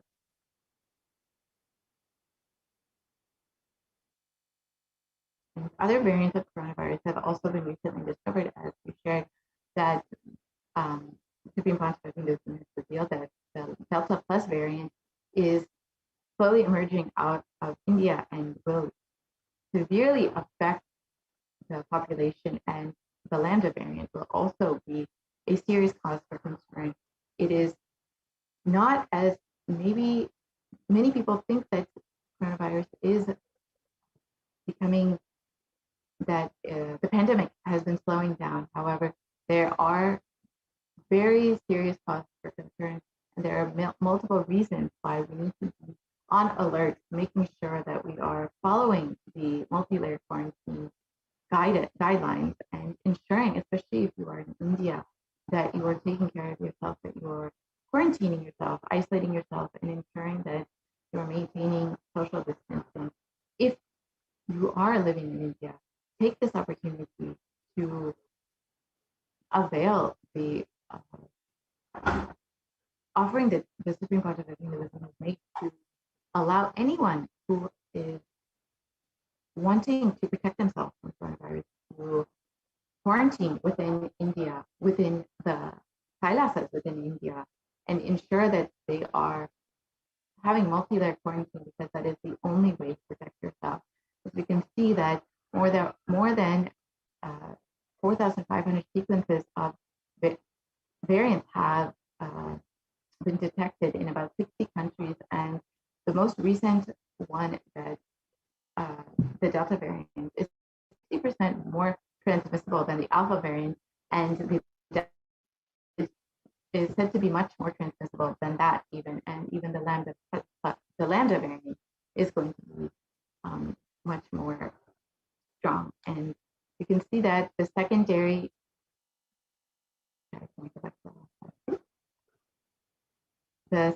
attack rates have been known to be 51 to 67% higher than that of the Alpha variant. And as the Supreme Court of Hinduism has revealed, that you are not protected if you have already been infected with COVID-19, that you are not necessarily going to have the protection just because you've already been infected, and that the other variants will still be able to affect the patients who have already been infected with COVID-19, and that even children will be affected with this third wave. So it is highly, highly important to ensure that we take heed to Devi's words.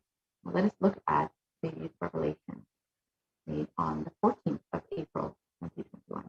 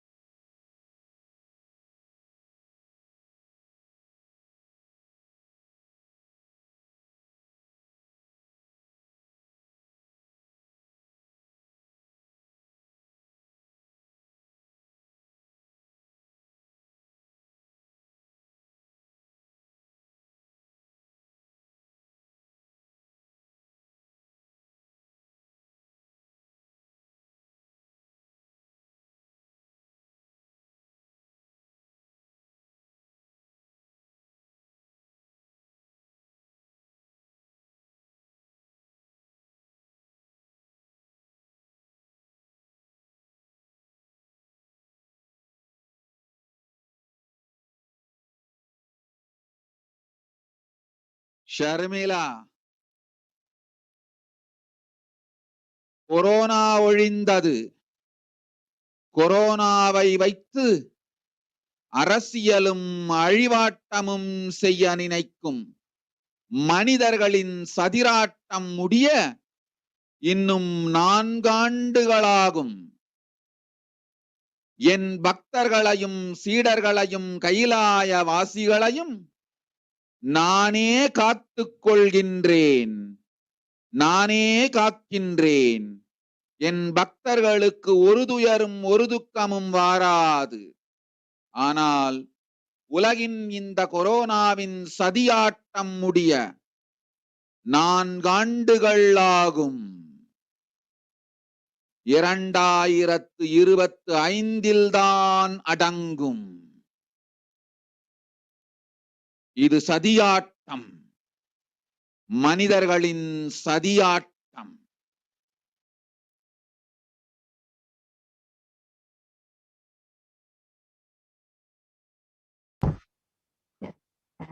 And the translation is as follows: Corona is destroyed, but it will take 4 years for the political conspiracy done by humans to end. I will protect my devotees, disciples, and Kailasavasi. No suffering will come for my devotees, but it will take 4 years for the conspiracy of Corona to end.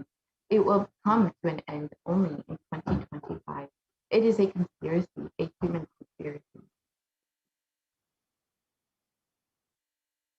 And as per Devi's revelations, we can see from below that India is still being affected by COVID-19 and that there are more waves to come in India. That the article continues to say that if a new variant is discovered, it would spread faster than in the third wave. And we can see that already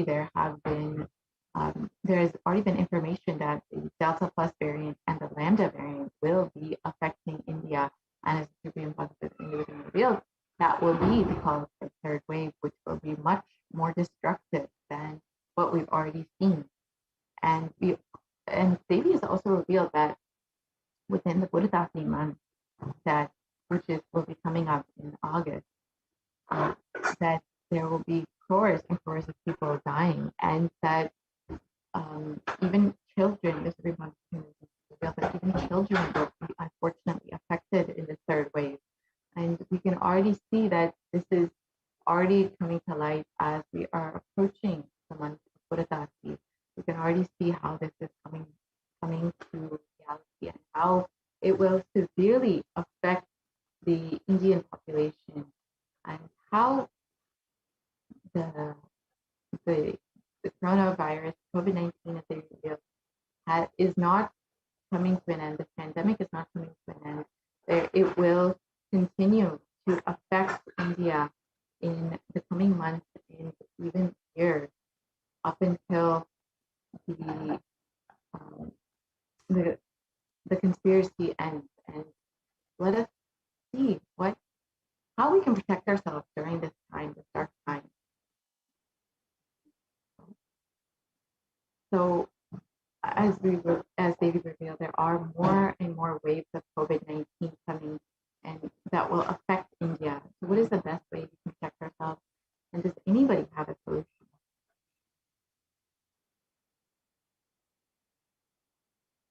Kailasa is the only safe place within India, and the Supreme Pontiff of Hinduism is the only hope.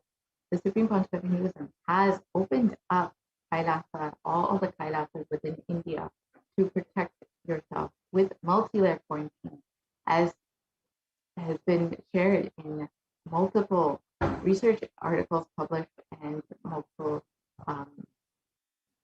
data published, that the only way to protect yourself is through multi-layer quarantine, through isolation, through social distancing, to ensure that you are not being infected with this next wave of COVID-19.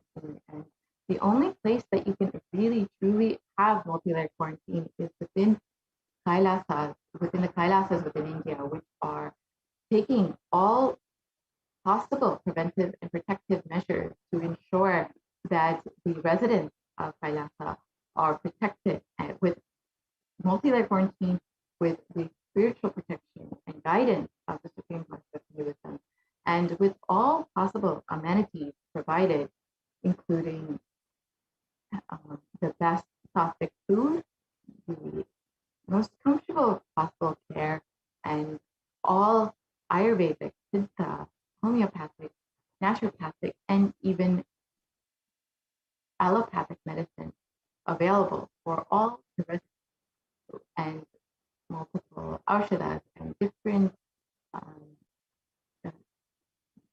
immunity boosts that have been provided to the Kailasa community. And if you are interested in availing this opportunity, you can go to kailasa.org/Kailasa Care to sign up today and take care of yourself, protect yourself, and protect your family with this opportunity for multi-layer quarantine. And with this, we will be concluding this segment and entering into the next segment, where we will understand some of the offerings that we can make to Devi Parashakti, and how through these offerings we can connect to Devi Parashakti much more deeply, and how Devi has been making herself available to each and every one of us and to all of our prayers, to give blessings and boons, and to just give her deep love and compassion to humanity. And now is our opportunity to receive those beautiful blessings and boons given by Devi, to experience her in a much deeper way through various offerings made to Devi Parashakti. So we will be right back with these offerings, these beautiful offerings that we can make to Devi. And if we can actually start by share.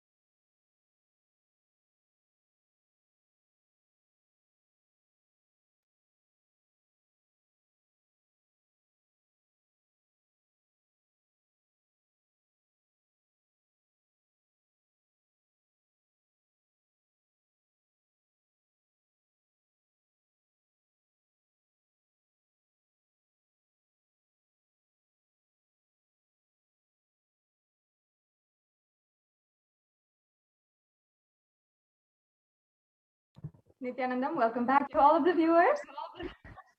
Now, let us now understand the different offerings that you can make today. We have a various exquisite array of offerings that you can do in order to experience the ultimate oneness with Paramashiva. Now, I request if we can go back to the previous slide.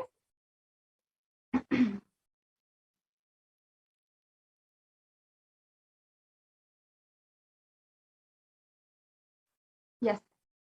Now, today we will be understanding and going into this next segment on the different offerings that you can do to Devi Parashakti, that you can offer at the sacred feet of Devi Parashakti. And there has been so many different ways, of course, until now that you have understood the different powerful cognitions that Devi Parashakti embodies. And you now see how those powerful cognitions, through the science of ritualistic sevas and the science of worship, can literally manifest that into your reality. So, yes, if we can go to the previous slide.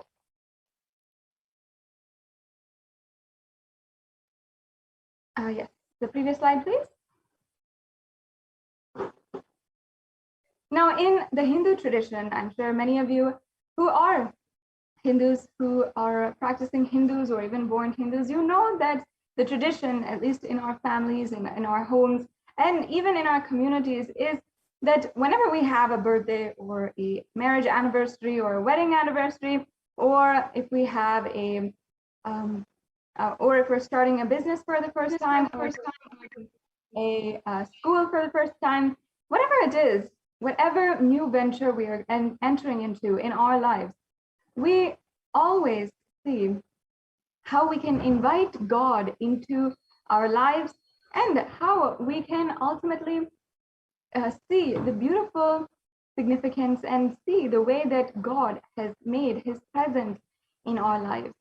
Now, this is often done through the ritual. And in the ritual, we are offering our gratitude to gods, the goddesses, our Ishta Devata, or our favorite deity, or the Kula Devata, the community god.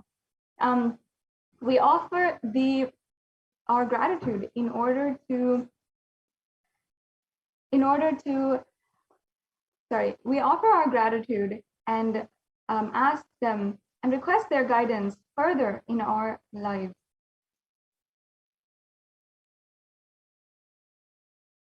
Yes, and this is the custom, the tradition in Sanatana Hindu Dharma, where we often, every single opportunity we have, we seek the loving, graceful presence of the divine in our lives.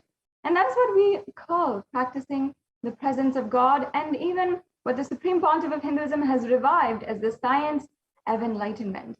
And literally, the science of living enlightenment, where we're literally living with God.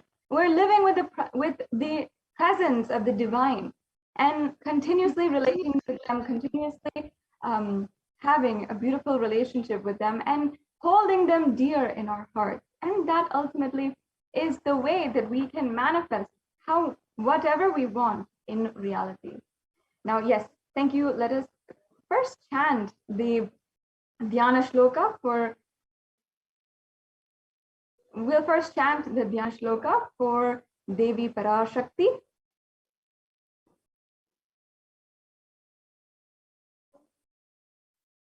Sorry, Mark, we can go to the previous slide. Yes. We'll chant the Dhyana Shloka.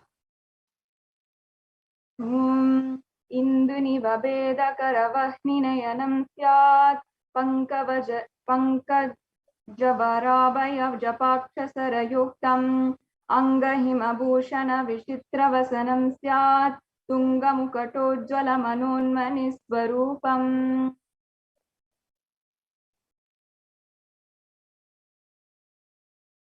And the translation now will chant: moonlight face, holding the Vedas on hand and fire in eyes, with lotus flower gracing and blessing hands, and one hand with the Japamala, beautifully decorated with jeweled ornaments and wonderful clothes and shining bright crown. Her name is Manonmani.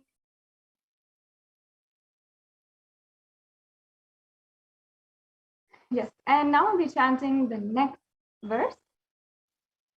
Dhyaye devim trinetram shashini bhavadhanam vedahastam dadanam tavye padmam varadam apare chabhayam chakshamalam divyeravarana vibhushita tanum damhadi vipujitam devimeva manonmanim pratidhinam kamatradatrim shubham. The next slide, please. I meditate on Devi with 3 eyes glowing like the moon and holding the Vedas, lotus and gracing with blessing and gracing hands. She is wearing beautiful ornaments and she is worshipped by Brahma and other many gods and showers auspicious boons for all actions every day.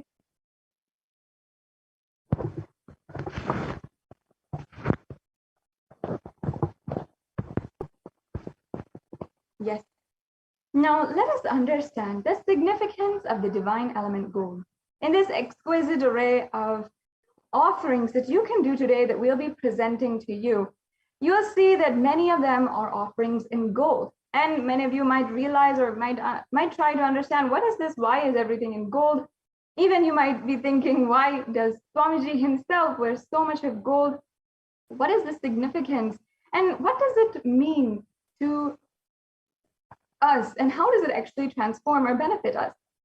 The beauty is that everything within Sanatana Hindu Dharma is a science. It has a beautiful significance and a role in us, each and every one of us, experiencing enlightenment. Now, in the Atharva Veda, there is a verse where it speaks on the divine element gold and how the gold has virtuous properties. And I'll just be chanting the English translation. It says here, triply born by birth is this gold, from the atoms of Agni is one. It becomes dearest to Agni, and one fell away from the Soma when it was hurt. One they call the seed of virtuous and powerful Apaha, the watery molecules. Let that triple gold be for your long life. Yes. And now, so many of us understand and know the value of gold. We often give it as gifts when we are talking to or when we are relating with our parents, perhaps on Mother's Day, on Father's Day. We always give gifts of gold, a gold bracelet, a gold earring set, a gold necklace, or we want to give them gold items like a gold trophy or a gold watch. All of these are the different ways that we want to gift people with gifts of gold. And we know that giving a gift in gold, it has high value. It places value in that relationship. But have you ever wondered, do you actually know the properties of gold? Why it has so much of significance in our society in this day and age? Not just because of the economic value or the value that it has in currency, but because of its divine properties, its sacred properties. The Vedic ancient rishis, the ancient scientists of the Hindu civilization, they actually understood the divine properties, the scientific elements of this beautiful element, gold. And they had so much of reverence for it, and they understood it so deeply that they applied it in all aspects of life. The Vedic rishis had seen the divine qualities of gold much more than its economic value. And in fact, that is the root of how gold is seen as such a valuable item in modern day age. It is because our Vedic rishis first recognized the value behind gold much more than its economic value or its economic price. Because gold is actually a divine element. It literally purifies anything it touches. It is an element of spiritual significance and great spiritual power of healing and enlightening. The vibration of gold has the power to infuse sattva energy and positive thought currents in anyone who wears and anyone who sees or operates in its vicinity.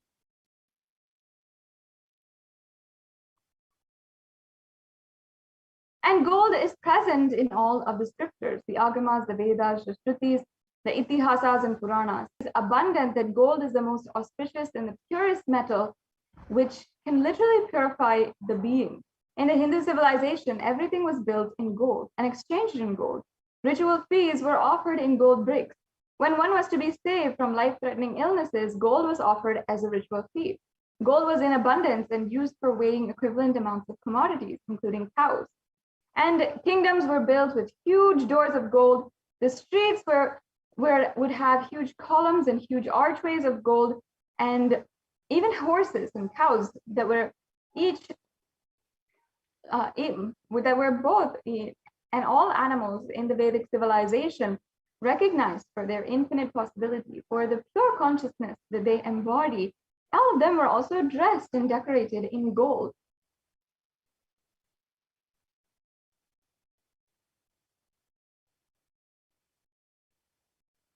And not only this, the Hindu civilization thrived on the banks of rivers of gold. It was called the Hiranyamaya. The Indus River was called the Hiranyamaya, or the river of gold. And in the this was in the Rig Veda. And in the Atharva Veda, the river Saraswati is called the Hiranyavartani. So gold is a supreme element for offering gifts to the ones you love and revere. And temples are constructed and paved in gold. Deities are made in gold and decked and adorned in gold. And because it preserves the enlightenment energy for thousands of years, it lasts forever.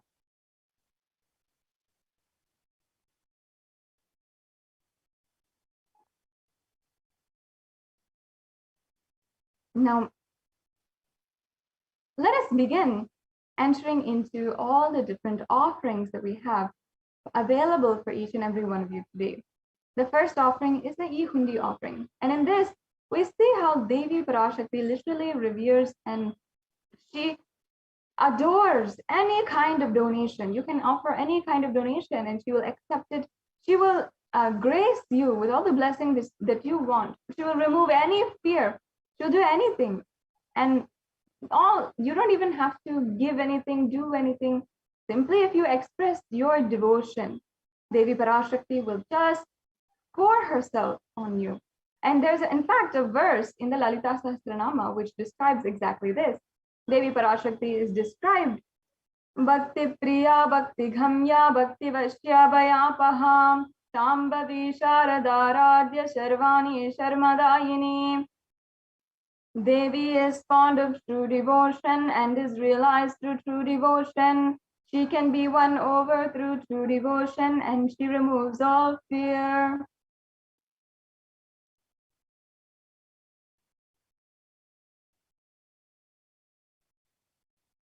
Yes. And if there is any fear in the minds of devotees, Devi is sure to remove that fear. It is stated that Devi likes to be worshipped in autumn. And here it is meant that autumn of our lives when thoughts turn more and more inward. And this is when the role of the divine is known and understood clearly. The need for Devi worship becomes stronger.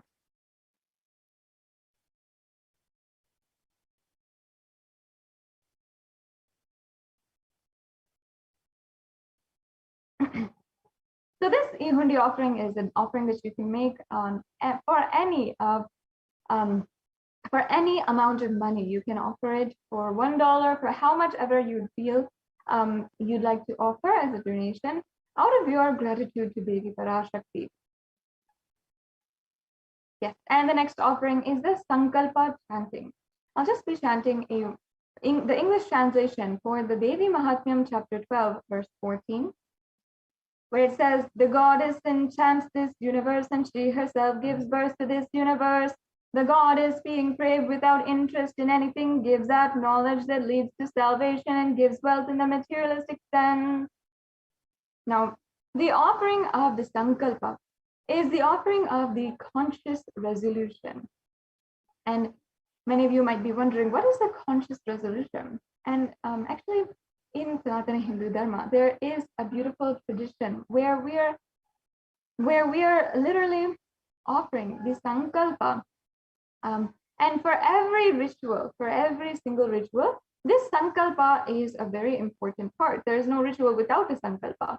And you can change the wordings, and cater it exactly to what you want to manifest in your reality. Every day during the Guru Puja that we offer, even as Kailashians, the Sankalpa is a prayer for deep devotion and manifesting whatever we want into reality. And even if that might be that might be having the eternal celebration, or if it is blessing, requesting the blessings for going beyond greed and fear and lust, or if it is even all of being blessed with all of the different shaktis of having eternal wisdom or having eternal wealth, whatever it is, the sankalpa is chanted as a way to basically just make that conscious resolution for the day. And every single day we chant it during the Guru Puja, and as well as every single ritual, it is chanted, and it can also be chanted by itself in order to manifest what you want into reality, because it is a powerful way to manifest what you want in reality. Just chanting and creating that vibration, even another person, a Pujacharya, Shivacharya, who is chanting it for you, can create that energy in order to make that conscious resolution happen in your life. So this offering can be done, and it will literally give you the blessings of and the fruition of all the desires and wishes that you are yearning for.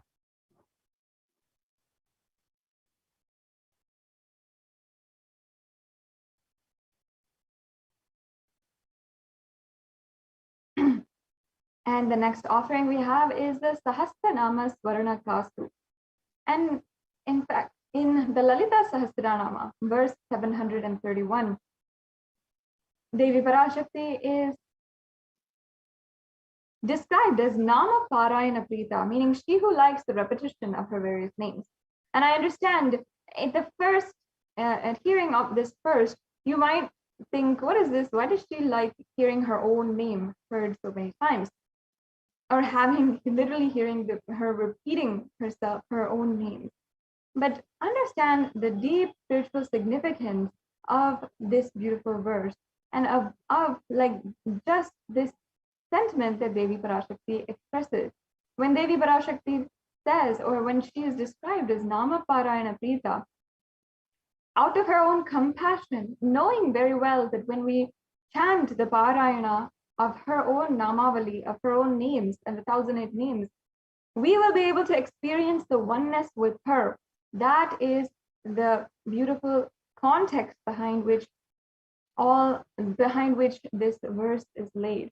And thus, in this offering, we're offering the 1008 names of Devi Parashakti, and it's a very special and unique archana offered to the Mahameru of Devi Parashakti.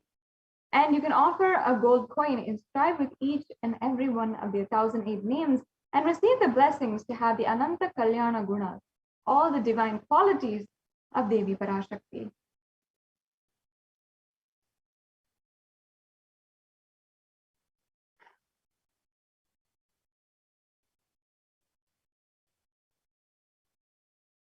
Yes. And the next offering is the Mukta Anguti. So now, and I just like to say first that if you knew that your mother had a liking to, knew that in a sacred part or a secret part of her heart, she just really loved pearls, and you don't necessarily know why, she doesn't necessarily tell you, but you know that she loves pearls. When it comes around to her birthday or Mother's Day, you would like to offer her a pearl ring or a pearl set or a pearl necklace, and you'd like to adorn her with pearls. And if you just like to win her favor, you know that you would want to offer pearls.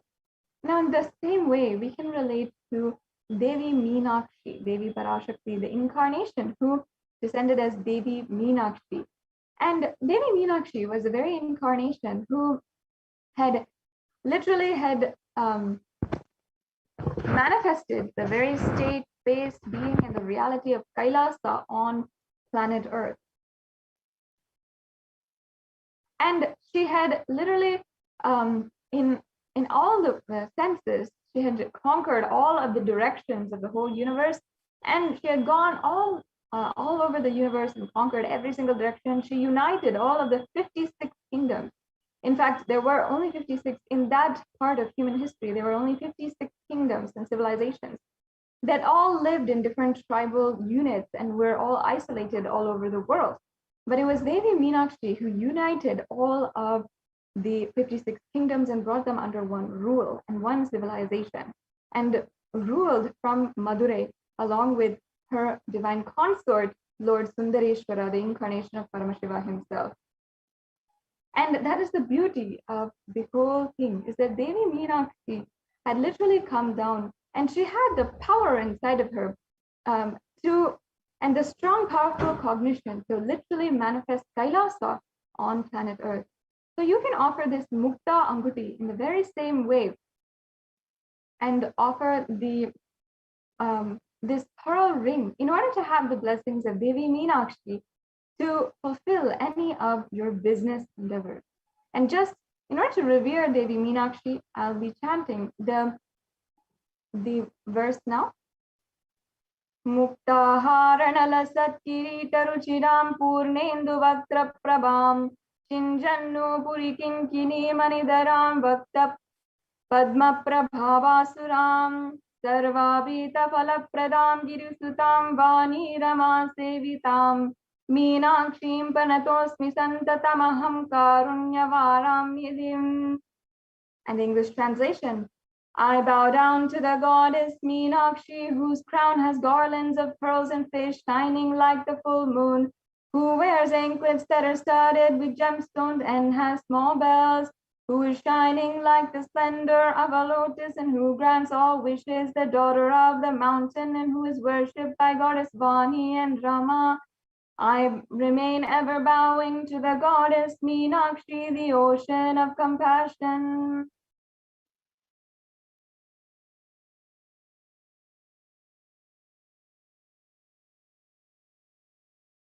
Yes, and as I was saying, the offering of this Mukta Anguti is a very beautiful offering that you can do in order to receive the grace and blessings of Devi Meenakshi in all of your different endeavors to fulfill your ambition. Now, if you'd like to go through the further steps in order to make your payment today and make this offering, you can go to the link which is projected, which is tiny.cc/Devi-offerings. However, if you are just having a few questions about how to make the payment, please stay tuned until the end of this segment, and we will be able to walk you through what is the different links, how to pay, and what's options that you have. So stay tuned for that. Now let us go into the next offering. The next offering is the Swarna Padma Pushpa, the golden lotus. And in the Kamik Agama, the verse, it says that all the kalasas, which are the pots used during the worship, all of them should be wound around with suitable thread and covered with new cloth. They should be adorned with lotus flower made of gold.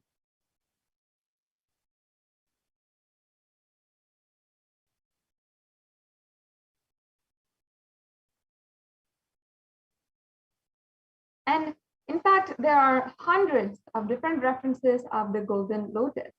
In all the different scriptures, there are so many references of the worship of Paramashiva. And almost everything in the worship of the ultimate involves the consecration of deities, of worship, and meditating on the mudras and asanas during worship involves the lotus flower.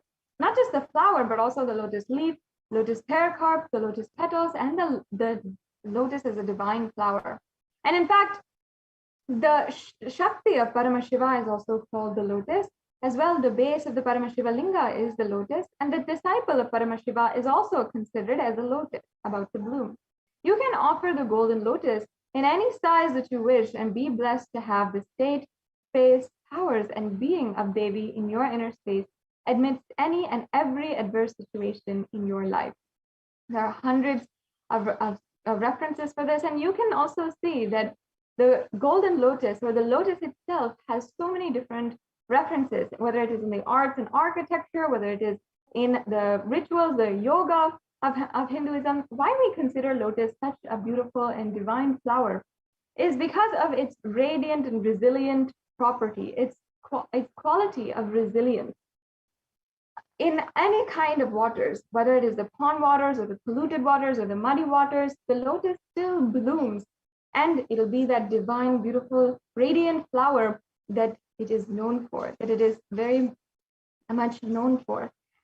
And that is a quality of the lotus that we see as divine, that in any and every situation, it can still be strong, beautiful, and elegant, just like Devi Parashakti.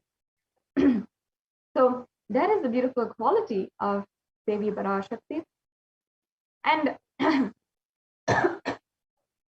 excuse me, just offering this offering is such a beautiful way for every one of you to experience oneness with Devi Parashakti and receive her blessings to overcome any situation in your life and radiate that same radiance and resilience in any adversity.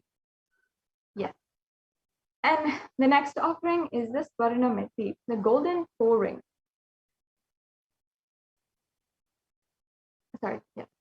So this offering is the golden toe ring, and I'll just be chanting the verse. Nakadiditi samchana namajjana tamuguna padadvaya prabha jala parakrita saroruha. You whose brightness from toenails destroys the darkness from minds of your devotees who prostrate at your feet. You whose brightness from your 2 feet overpowers that of the lotus flower. Yes. So the Swarna Meti, this Meti, the Meti is the golden toe ring. And in fact, this piece of jewelry is worn by all the married Hindu women.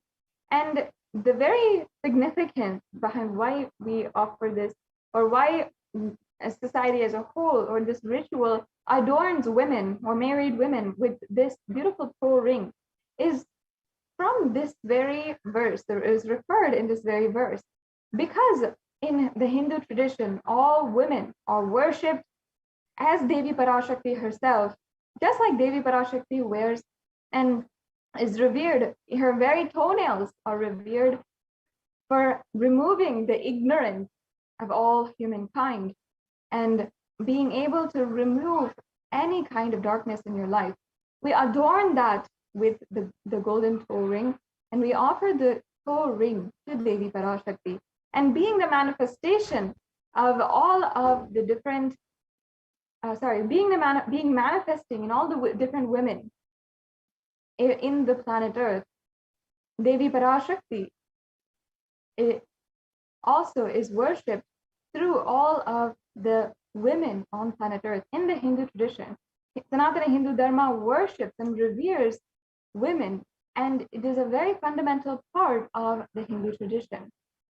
And in this verse, you can see that the very reference for the golden toe ring. And you can offer this toe ring in order to experience Devi Parashakti's blessings during the whole time. In any and every difficult aspect of your life, you can literally bow down at Devi Parashakti's feet and be assured that she will remove all the darkness, all the ignorance from her. Now, the next offering is the Swarna Mauntika, the golden hairline jewelry, another very auspicious, offering. And in fact, in the Lalita Sahasranamam, Devi Parashakti is referred as the Shuddha Sarabhi Varshani, meaning she who makes the nectar flow in all of the nerves from the Sahasrara, and she who gives the very pleasant experience of the ultimate. The Mauntika actually represents the nectar which is overflowing from the Sahasrara Chakra, which is fully open. And in fact, the Sahasrara Chakra is known to be the chakra at the very crown of the head and is representative of the brain. And it is known as the 1,000-petaled lotus. So when the 1,000-petaled lotus blooms and it is in full ripe bloom, that's when the nectar is pouring out of this chakra. And that very nectar was represented by the Mauntika. And many times If you see in the Hindu tradition, the Mang Tika is a jewelry which starts at the center of the forehead and comes down to the center of the head, the crown of the head, and comes down to the forehead. And even all women wear this jewelry as a representation of Devi Parashakti. As once again, we worship and revere all Hindu women as forms of Devi Parashakti herself. So this beautiful offering of the Mang Tika is what you can offer today in order to achieve the blessings of the blissful state of overflowing gratitude and the space of complete completion.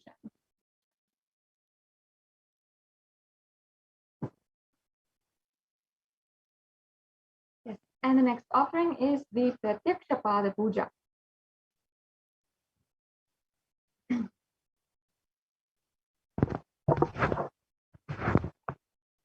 Yes. So I'll just be chanting the verse for the Pratyaksha Pada Puja. Nakhadiditi samchana namajjana tamo guna padadvaya prabha jala parakrita saroruha. The illumining splendor of Devi's toenails dispels the darkness of ignorance in devotees prostrating at her feet. Her feet defeat the lotus in beauty. Yes. So in Shlokam number 83 of the Saundarya Lahari, it states that the nails that have been sharpened by constantly being touched by the crowns of celestial beings is those whom you should be prostrating, is whom you should be prostrating before. And all of the celestial beings always prostrate before Devi Parashakti. And it is her very pose and her very grace, of course, that will literally liberate you and remove all the darkness. And that is also indicated here when it says that tamoguna, literally it's saying that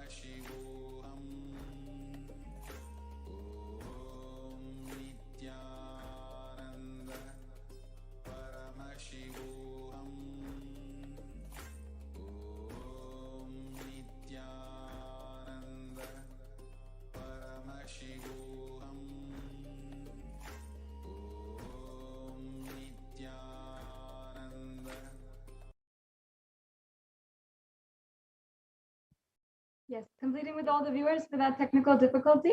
We'll just be continuing on with the session.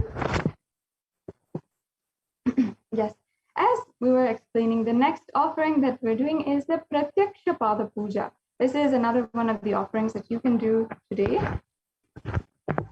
And you can offer the, yes, you can offer the Pratyaksha Pada Puja.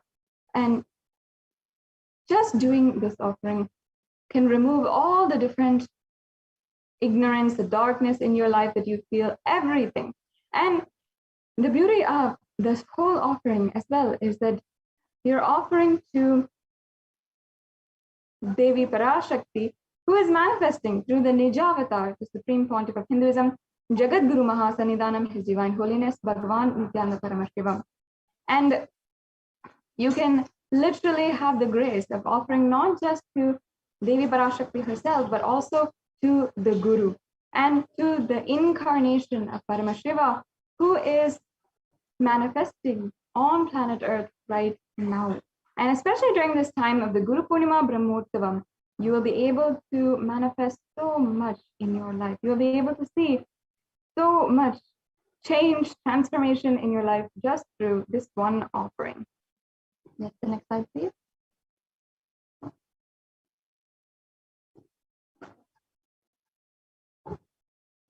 Yes. And the next offering is the Vastra Seva. And this offering is blesses the Yajaman with all the auspiciousness and blessings of the Supreme Pontiff of Hinduism. And it is the offering of the sacred adornment or the sacred cloth. And it is such a beautiful offering that you can offer the Alankara Seva to the Supreme Pontiff of Hinduism. Oh, yes, thank you. We can go on.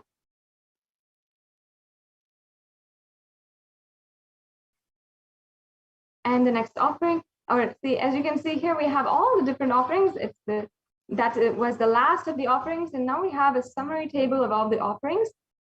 So you can see the Ihundi.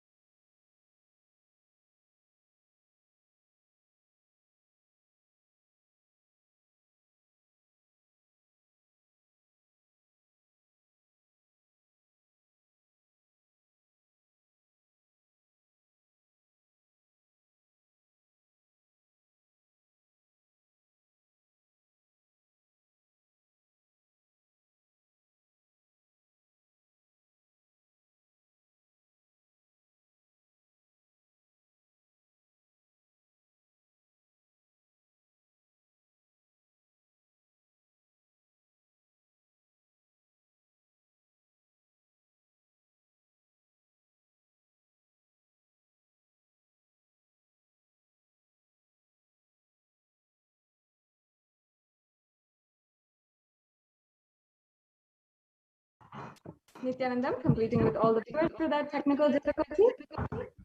And for the technical difficulties, we can go on to the next slide, Ma.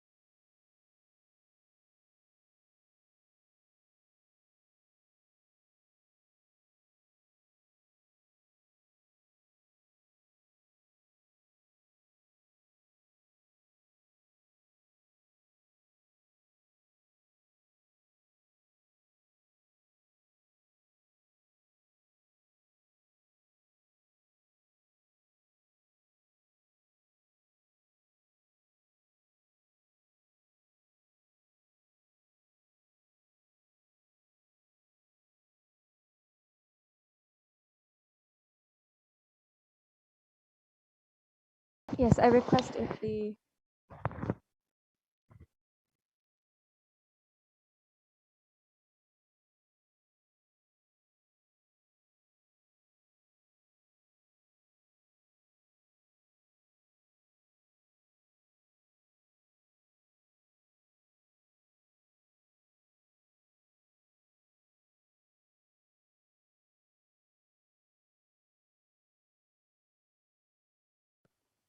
yes, we can project the slide with the link for the payment.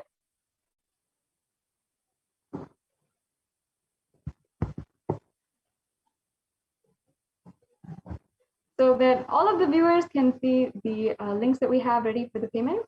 And this brings us to a conclusion to this segment in today's program, and we'll be beginning the next segment on the Adi Kailasa Sarvagna Peetam and the various different contributions that the Supreme Pontiff of Hinduism has done through the Adi Kailasa Sarvagna Peetam.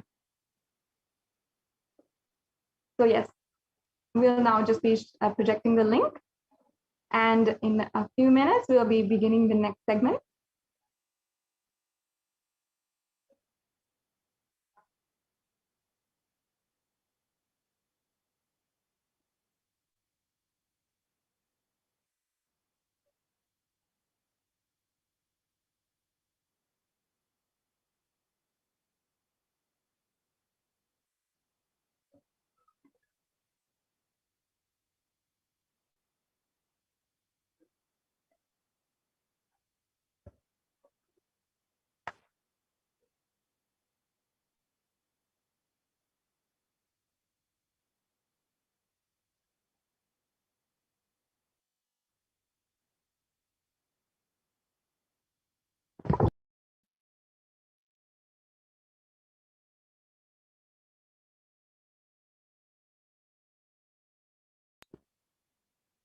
Completing with all the viewers for that technical difficulty.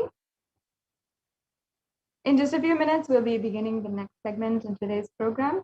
I invite each and every one of you to ensure that you are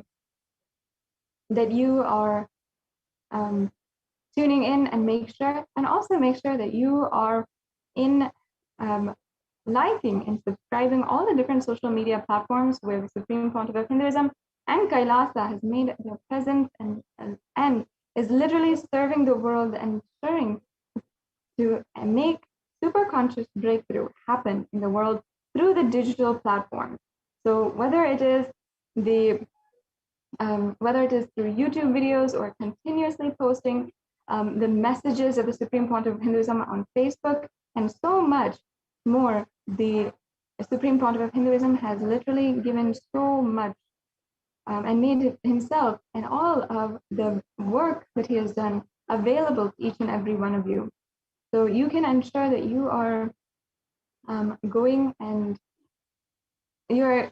liking and subscribing in all of the different social media platforms. And yes, and we also now have Ma Dayamay Swami, who is joining us and we'll be proceeding into the next segment of today's program on the Adi Kailasha Sarvagnapeetam and its various contributions to the world and the ship, literally, that Swamiji has created in order to ensure that each and every one of us sail through this pralaya.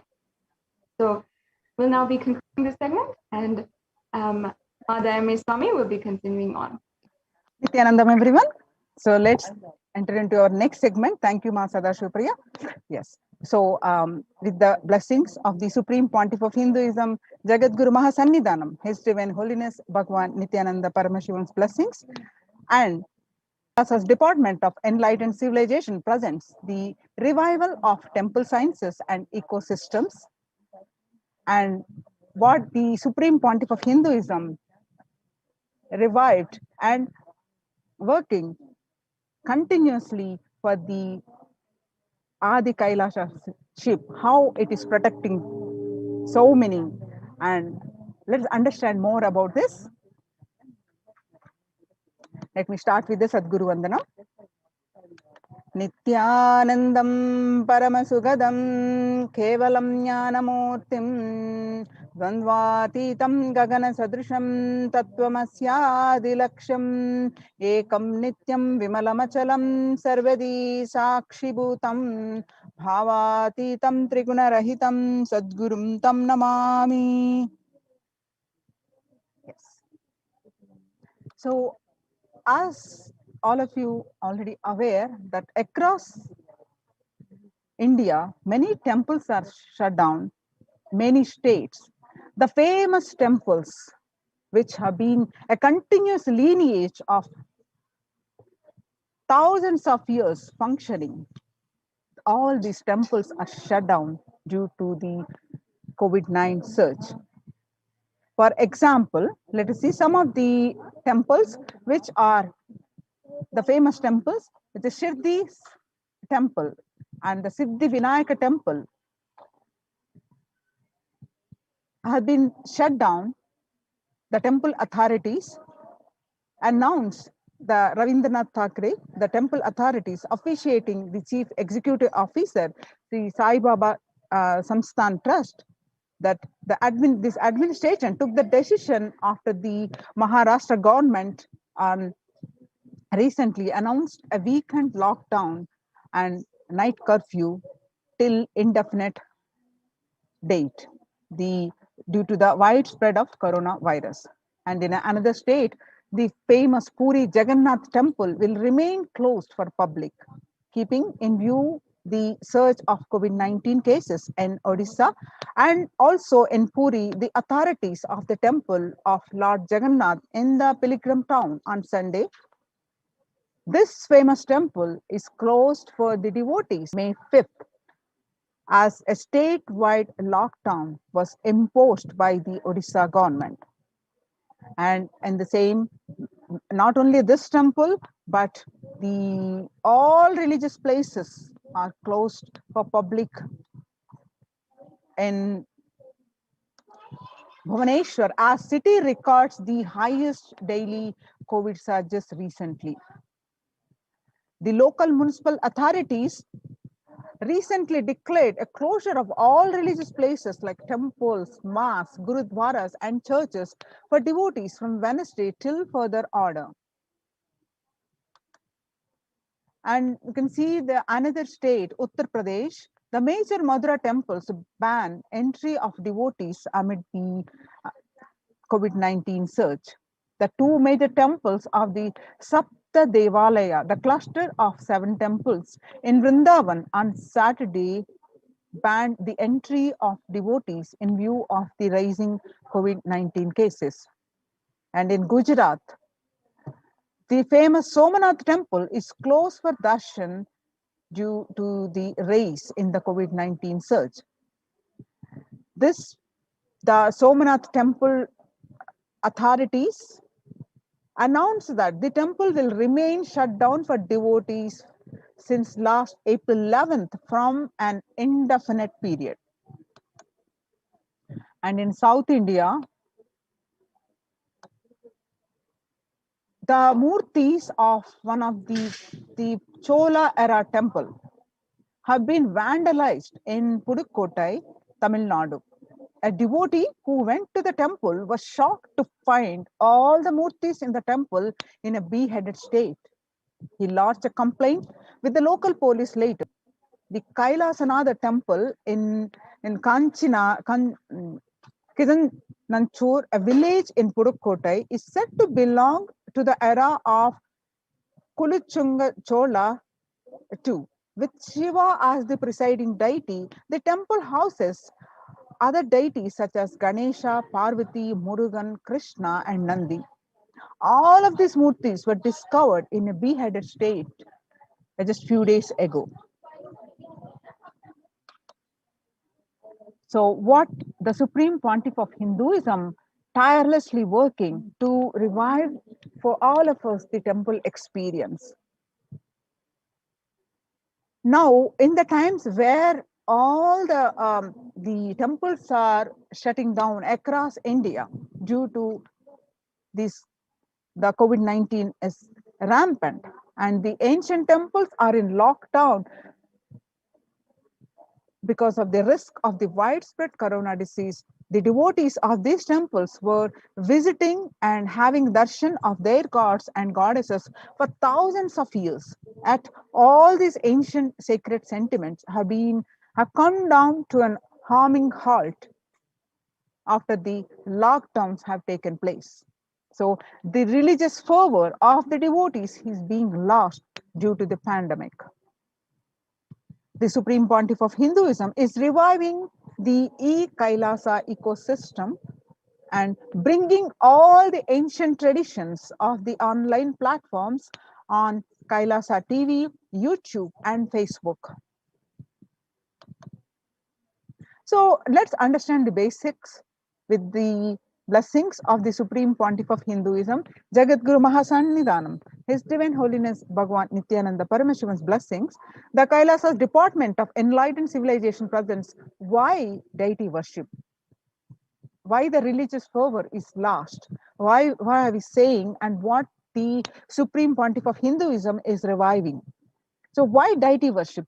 What happens with the deity worship to us? So please understand, the Supreme Pontiff of Hinduism says deities are not mere idols. They are embodiment of ideals. We do not worship the idols. We worship the ideals represented through the idols. When the divine is present before him in a form that he can see, when we see a form we can relate with. So when we touch the deity, when we do the abhishekam, when we relate with the deity, the transmutation becomes an easy and joyful process. It is so easy to relate with the deity when you see in front. When your eyes are widened with the beauty of the deity, the energy automatically flows towards you. The second, the deities in a real kshetra. Kshetra is a place where the high frequency vibrational energy happens. So in a real kshetra are always carved in the form of ancient masters and enlightened beings. They are energized by the enlightened beings. Even though they are not in the body now, they're no longer in the body, but they can be invoked through the name or form they used while in the physical form.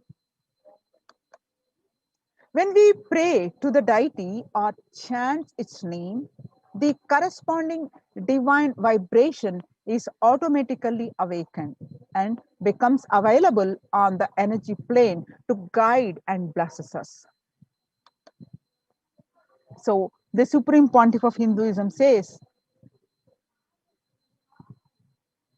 we mastered the science of bringing the divine to the deities and expressing the divine through the deities. The whole science has been mastered in the Vedic tradition. The revival of temples will be the revival of world peace and world bliss.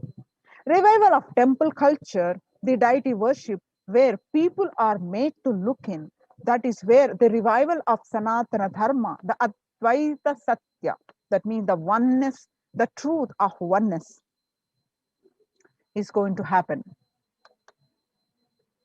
Now, any deity, be it a Paramashiva, be it Mahavishnu, any deity, be it Muruga, be it Ganesha, they all have the infinite auspicious qualities. In Sanskrit, we call Ananta Kalyana Gunas. That means Ananta means the infinite. Kalyana means the auspicious. Guna means the attributes. They have infinite attributes, the auspicious attributes. Whenever a devotee calls in with a deep devotion to save, or whenever the world is at stake, the divine immediately manifests to save the devotee or to save the humanity. That become independent form. For example, Shiva saved Markandeya from death. Markandeya is a child who was destined to die at the age of 16. That's how the destiny is. But he connected with Paramashiva intensely. His parents were so devastated with his upcoming death because they knew he was going to die shortly, and they were devastated. But to remove their sorrow, he connected intensely with Paramashiva, with the utmost faith that Paramashiva will save him. And when the time has come, the Lord of Death, Kala, has come to take his life away. That's he intensely hugged the Paramashiva, intensely connected with him. That's when Paramashiva appeared along with Devi and saved Markandeya from the Kala, become Kala.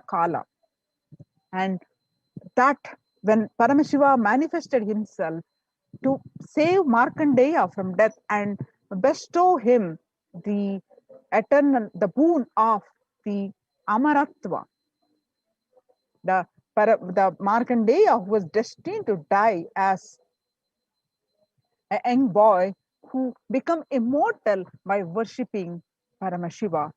And the Paramashiva manifested to save Markandeya, become the independent deity as Kala.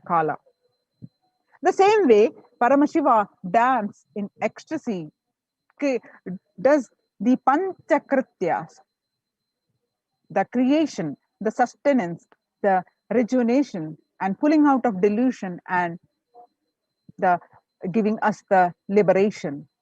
All these Panchakrityas, he does it so casually with the form of dance. He dances and all these Panchakrityas happen. So that dance form of Paramashiva, we call, he became Nataraja. Mahavishnu's every action of showering blessings on the world becomes Lakshmi. At the same way, Brahma's every action of constantly sharing the wisdom becomes Saraswati. So each of the actions of the ultimate becomes independent intelligence and energy. So when you connect with those independent intelligences, those deities, whatever you want immediately happens.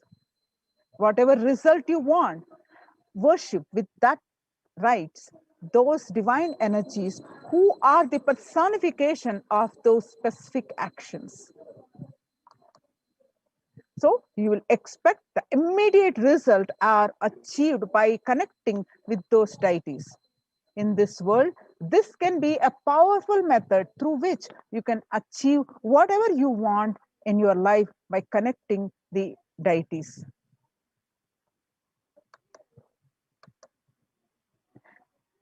And let us see now the Kailasa's temple ecosystems.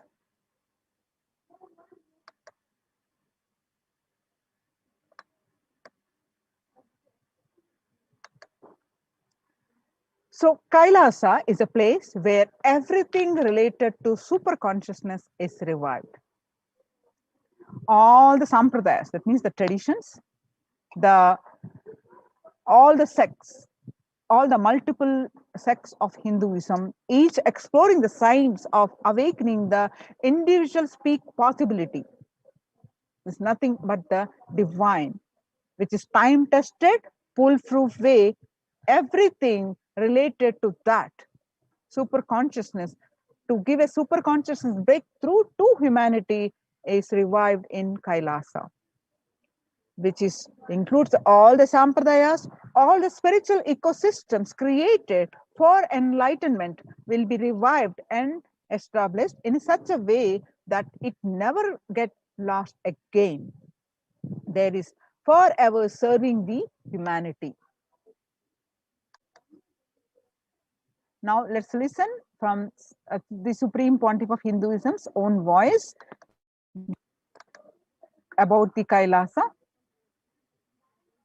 I am going to revive Hinduism by setting up a model community, enlightenment ecosystem. I am going to create absolutely from the scratch newly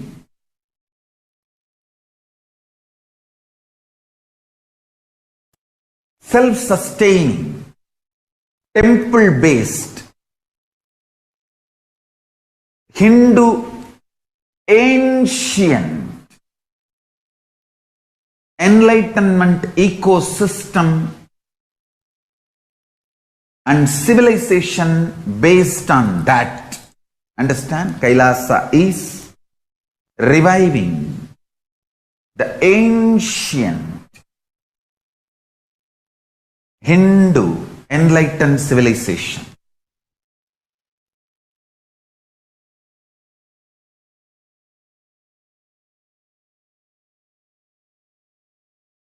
Paramashiva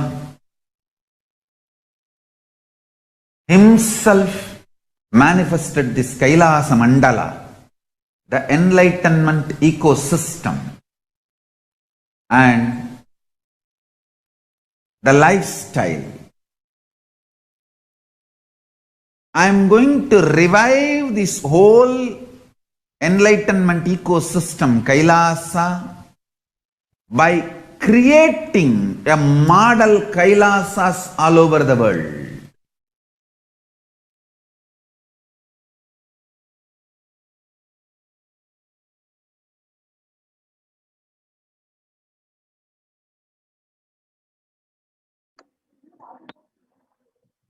See, the adulation of violence in recent lifestyle has enabled disruption in several nations, affecting millions of lives with mental distress, physical health elements, and defalcation of food supply and pinpointed destruction to the infrastructure of several countries. The Supreme Pontiff of Hinduism, Bhagwan Nithyananda Paramashivam, has dedicated his entire life and made it in his mission to bring global peace from the ground level through the Kailasa's Department of Religion and Worship and the Department of Human Services, to bring harmony to humanity, to create a life of freedom and peace for every individual on the planet Earth through the revival of the temple ecosystem. The director of the National Institute of Mental Health, the Joshua Gordon, pointed out that in a National Institute of Environmental Health Studies on the issue March 2021, he says that the both risk and preventive influences on mental health. He grouped such factors into three types. The first, individual factors such as the microbiome and build components include green spaces, housing, and highways, which may play a role in health disparities. And the social factors like family structure, poverty, and other social determinants of health. From 1994 to this date, the Supreme Pontiff of Hinduism has worked tirelessly in the revival of temple ecosystems globally. Through Kailasa's Department of Religion and Worship and the Department of Human Services, led by the Supreme Pontiff of Hinduism, this lifelong commitment to the mission and vision of bringing global harmony, sustainable living, and the reproducible ecosystems has been proven in building active and contributing temple ecosystems around the world. Now let us see some of the pictures how the Supreme Pontiff of Hinduism has revived since way back from 2001, since over a period of 26 years. This picture that you see is from 21st October 2006, following a sacred banyan tree in Adi Kailasa. The peacekeepers of Kailasa, along with the children of Nithyananda Gurukul, celebrate the auspicious occasion of Diwali. This picture is taken from Bidadi, Bangalore in Adi Kailasa. And you can see this blissful pictures, which is taken in 2018, the 22nd, 2018, where the peacekeepers of Kailasa and the participants of the Paramashivoham meditation workshop, which took place in this Adi Kailasa, Bangalore, the celebrations of this traditional flag hoisting ceremony. And these pictures that you see, where you find the Supreme Pontiff of Hinduism conducting the meditation workshop called Nithyananda Purana Convention, where it's also called as Life Bliss Program Level 2, where you see the thousands of people attending this meditation workshop. This picture is taken on 14th December 2006, and you can see the another program 17th December 2006, which is same the program Nithyananda Purana Convention, which is also called Life Bliss Program Level 2 at St. Peter Engineering College, where you can see thousands of devotees attending this program.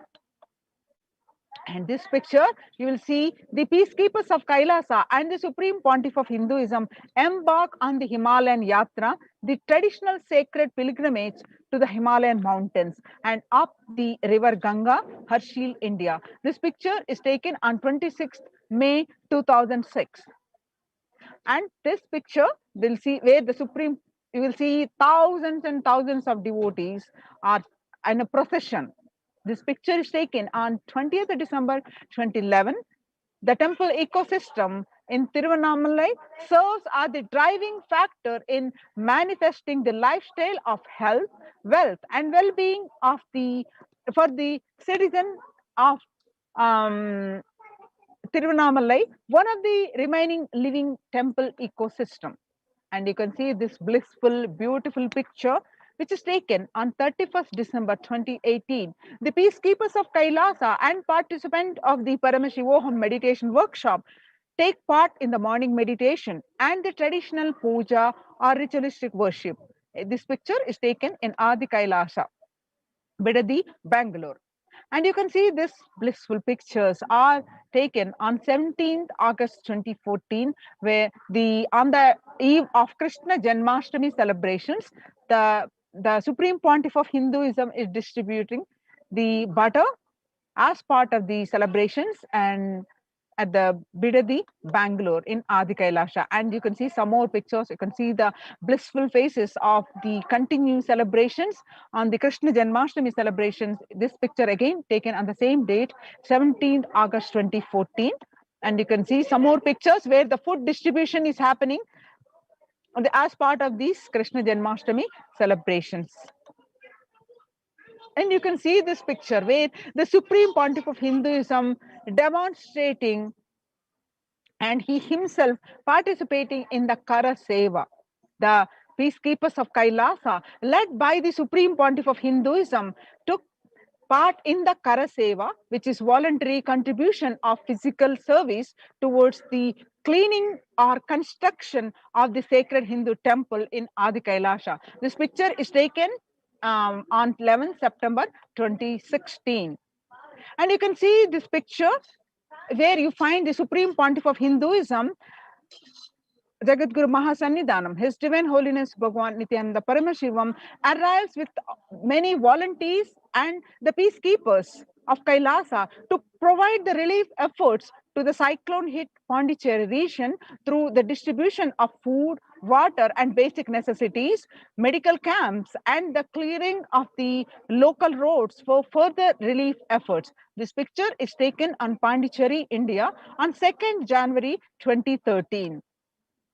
And you can see some more pictures from Thane flood relief food preparations. And this picture again taken on Pondicherry, 4th January 2012. And you can see some more pictures on 3rd January 2012, where medical camps on relief of the Thane flood relief. And now you can see this picture of Kailasa's ecosystems around the world, spread across the continents and across many thousands of ecosystems across the continents, across the globe. You'll find the ecosystems. Now, way back in 2001, where you can find a picture where in 1994, Kailasa in Tiruvannamalai is traditionally passed on to the hands of the Supreme Pontiff of Hinduism, Jagadguru Mahasannidhanam, His Divine Holiness Bhagwan Nithyananda Paramashivam by Mataji Vibhudananda Puri. And you can see in the same ecosystem where in the picture taken on 2017, the Kailasa in Tiruvannamalai receiving thousands of visitors and delegates for the Kalpataru meditation workshop and the Shiva Diksha. You can see Kailasa in Tiruvannamalai, the Supreme Pontiff of Hinduism directly serving the Annadan and the traditional temple services. This picture is taken on January 2011. And you can see this picture is taken on 11th March 2017 in Kailasa in Tiruvannamalai, where thousands arrived to celebrate the enlightenment ecosystem in Kailasa in Tiruvannamalai, where you can see the thousands and thousands of devotees are meeting traditionally the Supreme Pontiff of Hinduism, Jagadguru Mahasannidhanam, His Divine Holiness Bhagwan Nithyananda Paramashivam. And you'll see the picture now of the first Adhinam,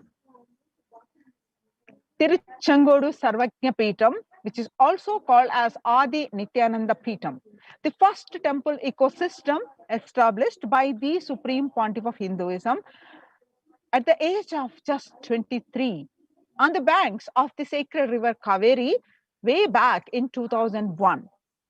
This was the start of the borderless Hindu temple ecosystem we now know as the Kailasa. And you can see this picture is the headquarters in India, the Adi Kailasa Nithyananda Peetam, Bidadi, Bangalore. After having a vision of the sacred banyan tree, the Supreme Pontiff of Hinduism has established the Adi Kailasa temple ecosystem with the same banyan tree at his heart, the main headquarters of Kailasa way back in 2003. And now you're seeing the pictures of the deities and the sacred banyan tree in the leftmost picture. Through the live stream, you can see these pictures continuously. You can have the darshan of the Kalpataru, the banyan tree, the Kalpa Vriksha, and the main deities of the temple, Adi Kailasa Sarvajna Peetam, the Nithyanandeshwara Paramashiva, and Nithyanandeshwari Paramashakti, and the Nithyanandeshwara Linga, the rightmost picture, which is continuously available to all of you from wherever you are through live stream. And you can see the Adi Kailasa Nithyananda Peetam in Bidadi, the continuous flow of worship and rituals. The temple services are happening.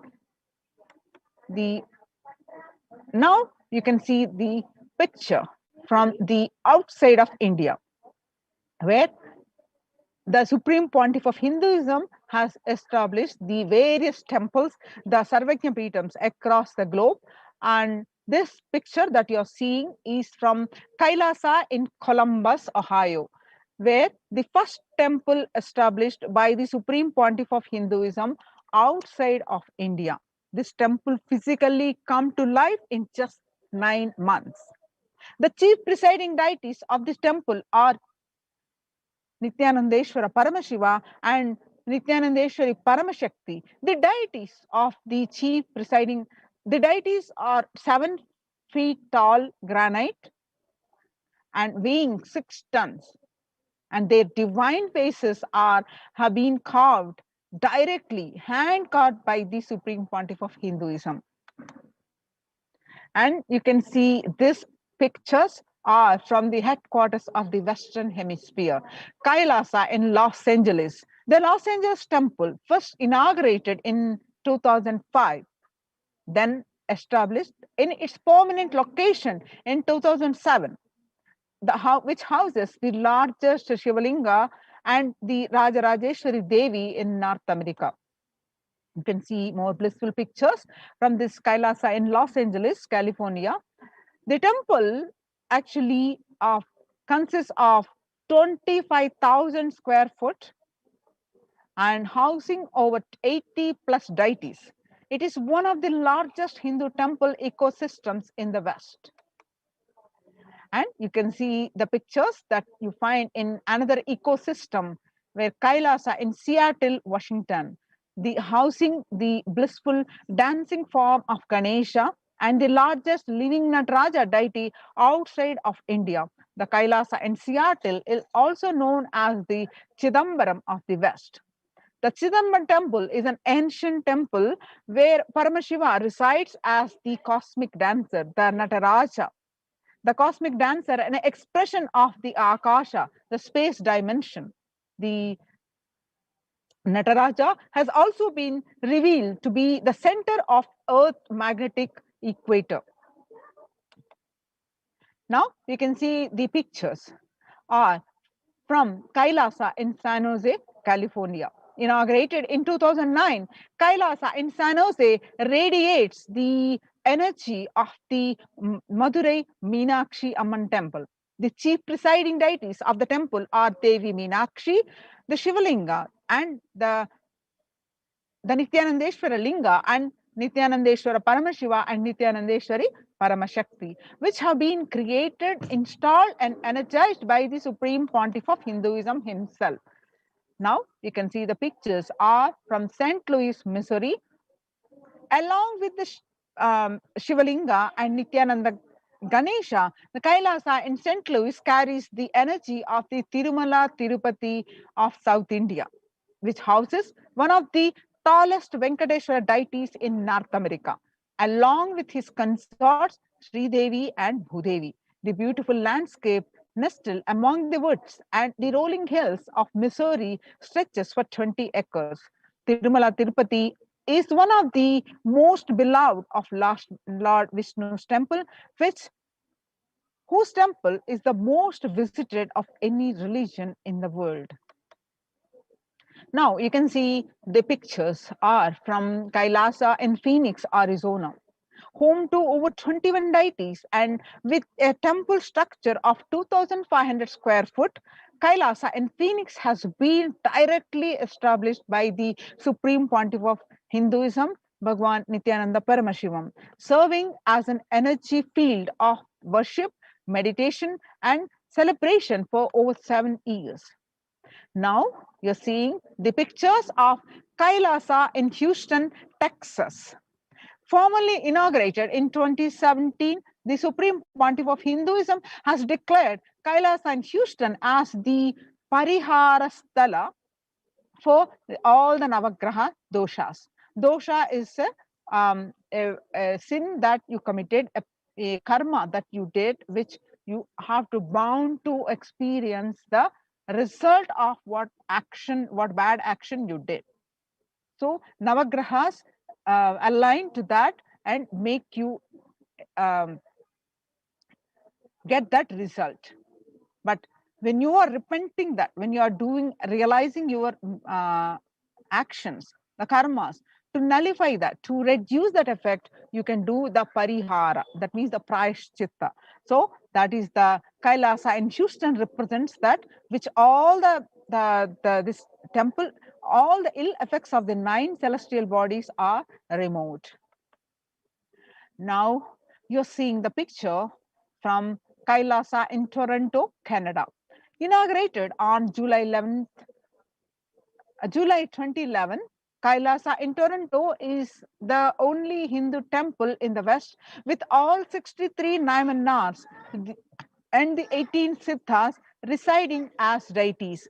The temple deities here are seated exactly as they existentially preside in Kailasa around Paramashiva, the primordial deity of Hinduism. Kailas and Toronto, active and alive from 2011 onwards, the Kailasa in Toronto has been blessed to radiate the super consciousness energy of Kailasa. This temple ecosystem goes on providing various temple services to the community, such as Annadhan, traditional Hindu ceremonies, and various offerings of sessions and various other activities.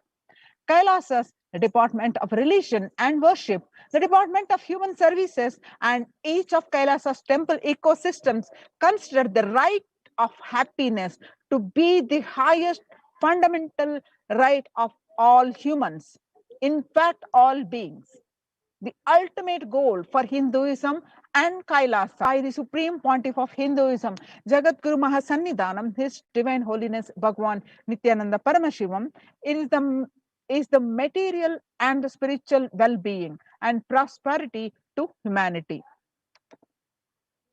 Now, you'd like to join one of these Kailasas, join COVID care protection centers and register now through the link below. The link is https://kailasa.org/kailasa care. Now let us understand the contributions from the Kailasa's Department of Religion and Worship during the COVID-19 pandemic. You can see the live stream, the Kalpataru, the Kalpa Vriksha, that means the wish fulfilling tree, the sacred banyan tree from the Adi Kailasha Sarvajna Pitam. Continuously, you can put a request and fulfill your wish. The Kalpa Vriksha grants the wish that you request. You can see this service from the live stream. You can watch this Kalpa Vriksha tree, the Adi Kailasa Sarvajna Pitam. And the deities, Maha Mrityunjaya Homa, the various temple services, through various temple services, the Abhishekams, which are live stream, and the Supreme Pontiff of Hinduism's various satsangs every day, which enriches, transforms, and various initiations that we get via two-way video conferencing every day.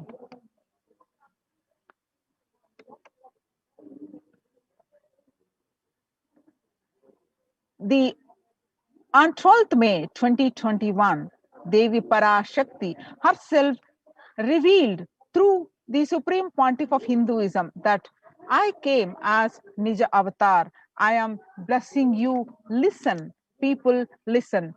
To do good to all of you, I have taken the form of Nithyananda and came down as Nija Avatar.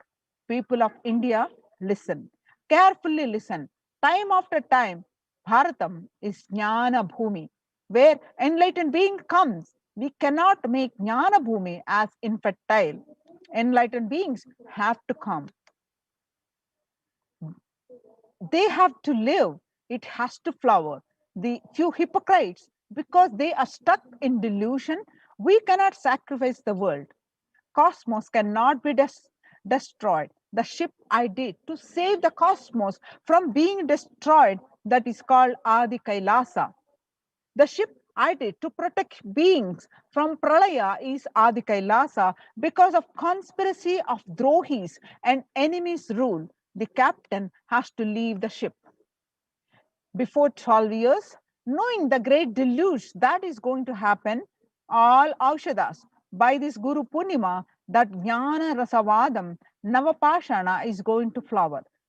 Allow people to come and take a dip in Navapashana flower. People, whoever comes and dip in Vaidya Sarovar, they will not have death. They will not have corona.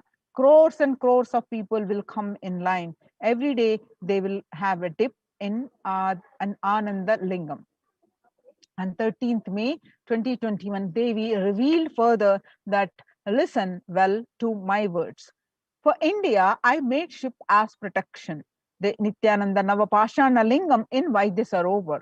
Go to Adi Kailasa, O Indians, listen. All those regretting losing Nithyananda Nija Avatara without confusion and without talking just as a lip service, go to Adi Kailasa. The scores of people will come there looking for health, Navapashana, water feast, and medicine to get health and protection and enlightenment to protect India from the great destruction. I, Parashakti, made this huge ship. Even if captain is not there, ship is there. When the first world countries closed their borders during a massive global emergency, Kailasa has opened its not only doors to all without exception. Join COVID Care Protection Centers. Register now through the link below, https://kailasa.org/kailasa care. Now you see the glimpses of Nithyanandeshwara Paramashiva Devalayam in Adi Kailasa ship. The various temple rituals that are happening, the various fire rituals, and you can see more of these pictures, glimpses of Nithyanandeshwara Paramashiva Devalayam Adi Kailasa. You can see the various abhishekams, archanas, chantings, and fire rituals. See the abhishekams happening, the alankarams happening, and the kalyana utsavam happening, the festival of various festivals happening. Join now COVID case protection centers. Register now through the link below, https://kailasa.org/kailasa care. Take few minutes and join now, register yourself, and we'll have a next segment in just after a short break.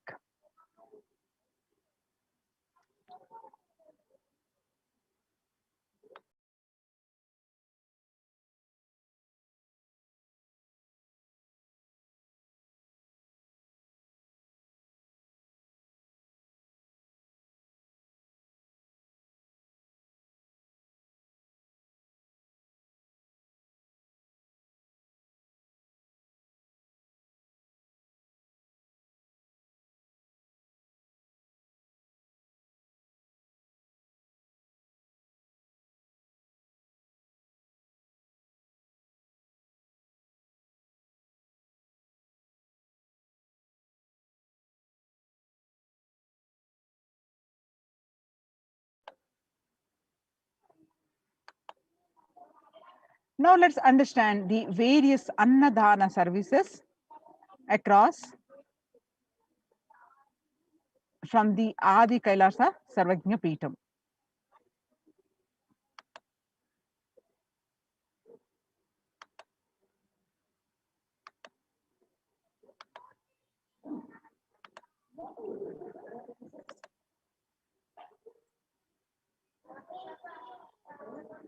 Yes.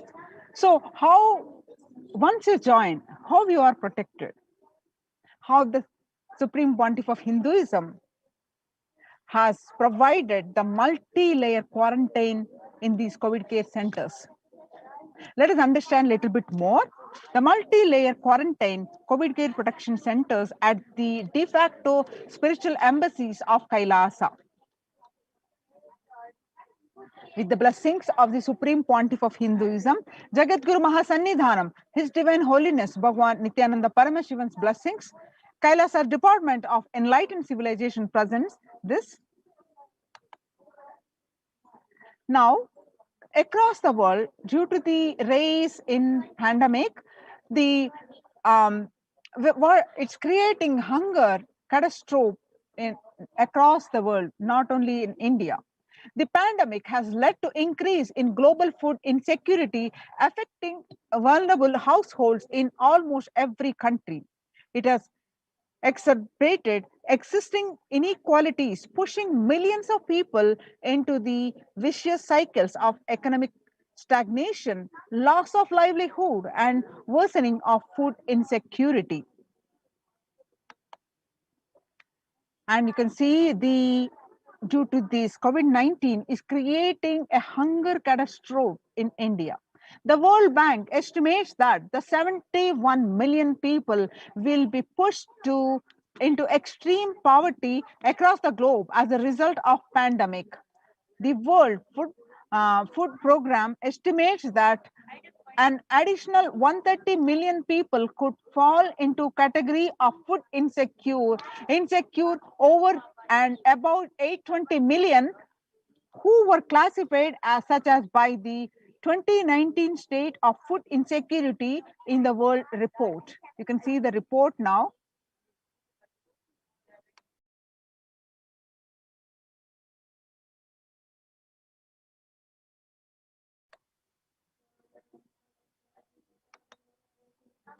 And hunger in plain sight. COVID-19 worsens the plight of food insecurity. More than 50 million people have experienced food insecurity during this pandemic, up from 35 million in 2019, according to the Feeding America nonprofit, the nation's largest domestic hunger relief organization.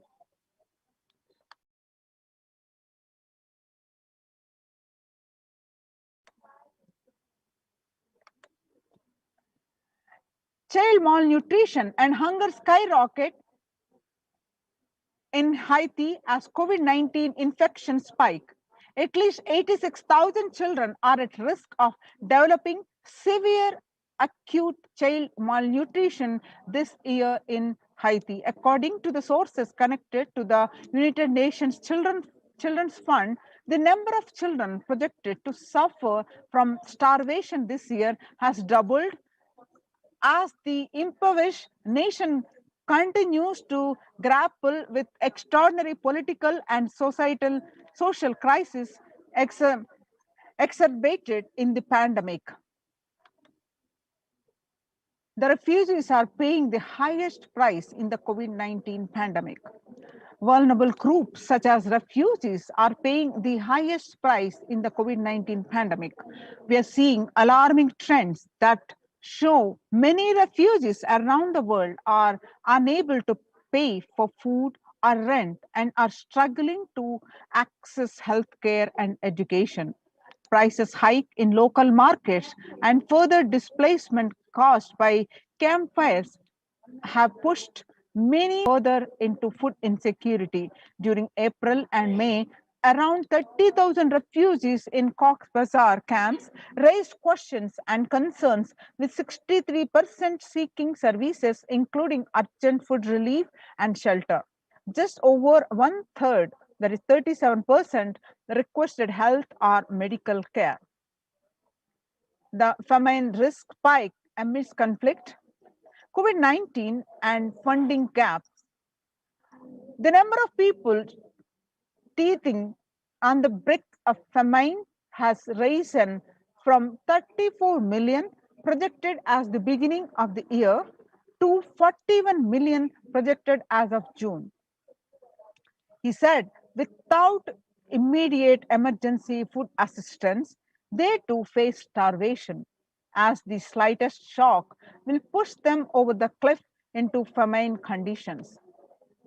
World Bank releases report on growing food insecurity that on June 13, 2021, it releases the report that the World Bank, according to the report, the food insecurity rates in response to the COVID-19 pandemic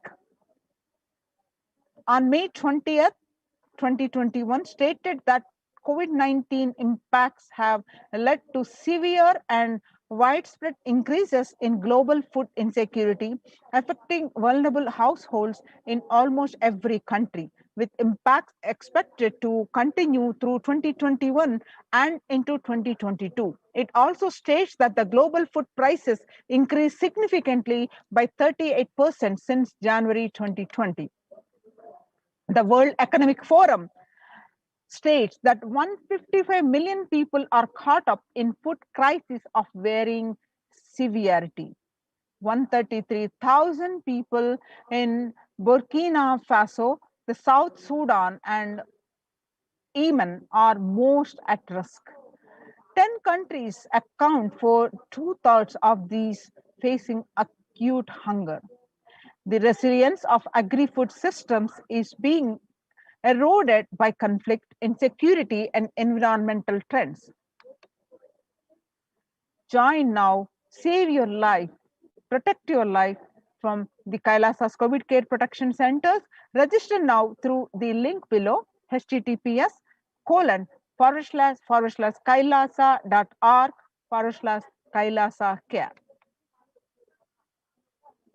And now let us listen what the Supreme Pontiff of Hinduism is saying, revealing about the food that we eat and what we provide to this pandemic. You become what you eat. The Supreme Pontiff of Hinduism says, what you eat contributes to what you think. What you think contributes to what you cognize. What you cognize contributes to what you are. So what you eat directly affects to what you are, and that is why I am making the statement, you become what you eat. What is in your plate matters, because that is going to become you. Violence-based food derived from killing animals and life negative, chemical-based, toxic food both harm the system equally. The organic vegetarian food is not just for the health, it gives you an inner space, physical system, and psychological flow to develop the highest psychology. To develop highest psychology, not only your physical system, even your physiological flow needs to cooperate. Your brain is constructed for all these higher things. When you don't explore the higher things, you are bound to feed the lower things and keep your brain engaged for survival. If you don't explore the higher dimensions of consciousness, you will force yourself into the drugs and try to explore the hallucination, imaginary, illusionary dimensions of the universe. Human body is naturally designed for vegetarian food. The inner mechanisms like feeling, thinking, words, everything is designated to function with vegetarian food. It is like having a generator which can handle only 220 volts current, or a UPS which can handle only 220 volts current. But it is given 220,000 volts current, what will happen? It will get fused. The food without anxiety, fear, depression, biomemories, if they are consumed by the person, the energy with which they think, the energy with which they utter words, the energy with which they act, the energy with which they feel, everything will be aligned to the natural source of energy. It will be aligned to nature, which is the inner potential energy. Kailasas Annalayas, the free organic vegetarian sattvic meal for everyone, one and all, to eliminating the hunger. The developmental, economic, social, and medical impacts of malnutrition and famine have a critical impact on the individual, familial, community, national, ultimately on the global level. With the ongoing COVID-19 pandemic triggering an alarming spike in food insecurity, the United Nations have given warnings of famines of biblical proportions. In 2020 alone, 690 million people were estimated to be pushed into food insecurity. The access and availability to organic food has become the utmost importance. Through the Kailasas Department of Agriculture, The Supreme Pontiff of Hinduism, Jagadguru Mahasannidhanam, His Divine Holiness Bhagavan Nithyananda Paramashivam, has committed to the distribution of free organic food to everyone, not just since the beginning of his public life, but from his very upbringing itself. Kailasas Annalayas, the food bank established all across the globe, distributes and serves free vegetarian organic food for people of all castes, creed, religion, race, gender, and social standing. The Kailasas Department of State, under the Red Om, providing relief work for natural and man-made calamities, working to eliminate world's hunger. Personally organizing relief efforts and free organic food distribution for the Thane food relief in Pondicherry region. The picture that you see, we will revive the food supply system of Kailasa. Before you get hungry, food will be ready. Continuous Annadan. I am not giving any fantasy. It is already becoming a reality. You can see Supreme Pontiff of Hinduism, Jagadguru Mahasannidhanam, Bhagavan Nithyananda Paramashivam. On 17th June 2019, he himself serving to everyone present. You can see some more pictures way back in 2002. On 22nd November, you can see the Supreme Pontiff of Hinduism serving early days of Kailasa spiritual mission, where the Supreme Pontiff of Hinduism offering the Annadan, providing a free organic vegetarian meal on Kartikeya Deepam, Tiruvannamalai, India. You can see some more pictures way back in 2013. Even with a fractured hand, the Supreme Pontiff of Hinduism engaged in selfless work day and night, inspiring the peacekeepers of the sovereign order of Kailasa to engage in selfless service, leading the nation of Kailasa by example. In 2011, the Supreme Pontiff of Hinduism had a multiple compound fracture with the bone protruding out of the skin. In 2013, the two steel implants that were fastened in 2011 were removed as the bones had healed completely. This picture is after that surgery. You can see this picture in 2012, 3rd Jan, Pondicherry, Thane Food Relief. And you can see this picture, another picture from Thane Flood Relief, 3rd Jan 2012. And some more pictures of Thane Flood Relief, 3rd Jan 2012. And you can see this picture from 9th September 2012, Nithyananda Annalaya inauguration in Tiruvannamalai, India. And on 25th 2005, Ananda Yoga Health Workshop, where the food is served to thousands of devotees. And you can see the thousands of food distribution is happening, where you find the Supreme Pontiff of himself serving the food. This picture was taken on 12th December 2007, Nithyananda Spurana Meditation Workshop, Salem, India. And you can see this picture in Tiruvannamalai on 20th September 2012. And you can see this picture, Kartikeya Deepam celebrations, 27th November 2012, the Kartikeya Deepam celebrations, where the food distribution to thousands of devotees, in fact, lakhs of devotees, were done on a single day. 10th May 2017, the Inner Awakening Meditation Workshop, where the food is served in Tiruvannamalai. 10th April 27, Kalpataru Meditation Workshop, where the food distribution is happening. 5th May 2016, Bandhara Feast, served for respected spiritual leaders and Hindu monks, where you see thousands of monks and devotees are distributing a served food. And you can see this picture taken on 28th April 2016, Kalpataru Meditation Workshop. Arunachala Sarvajnapeetham, Tirunamala, India, where the 11th March 27, where the free distribution of food. Then 18th August and 2019, Tiruchangadu Sarvajnapeetham, India.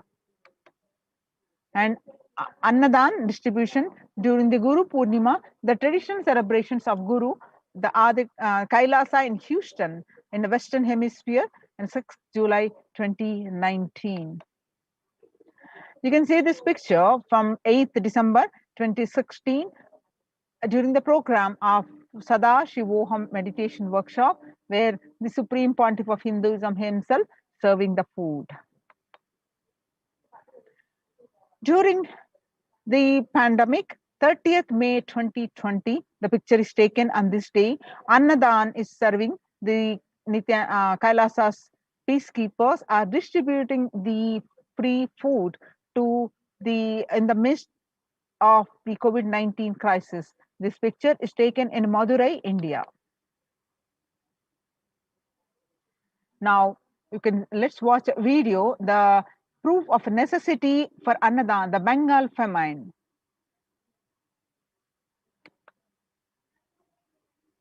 What I found in researching the Bengal famine was that Churchill did several things that greatly aggravated the death toll. India was being used extensively for the war effort. Indian resources, Indian soldiers, and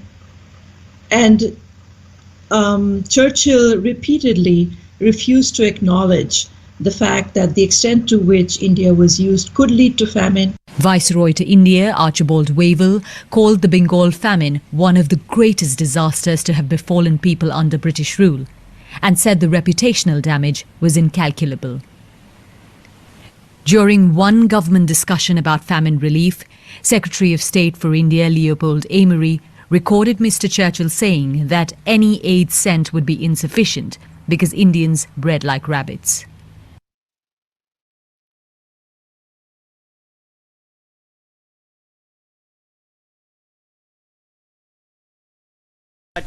What I found in researching the Bengal famine. In 1943 to 1944, in the man-made famine of Bengal, as per existing records, 3+ million were murdered. The Prime Minister of the world's biggest empire, controlling the 1/3 of mankind, claimed they could not do anything about the people dying of hunger because Hindus bred like rabbits and the famine was their fault. In 2016, in Ujjain Kumbh Mela, the peacekeepers of Kailasa served the organic food to over 3+ million. The peacekeepers of Kailasa, under the leadership of the Supreme Pontiff of Hinduism, has served more than 1 billion free meals in past 26 years and are determined to end hunger and poverty in all its forms. Kailasa, with 200 peacekeepers at any given time, can deliver what even one of the biggest countries could not deliver. Kailasa is not driven by war, fear, or greed. It is an enlightenment-based nation driven by selfless service. The Vedagamas, the source of Hindu scriptures, declares Annam Bahukurvita. That means let us provide food, let us produce food in large quantities. Through the widespread distribution and promotion of free, healthy, organic food, Kailasa's global peacekeepers, led by the Supreme Pontiff of Hinduism, serve such that we may achieve food security, improve nutrition, and promote sustenance agriculture globally. Annadan is the vision to end poverty and hunger in all its forms. Join now to protect yourself and save your life from this pandemic. Join the COVID care protection centers. Register now through the Kailasa link below.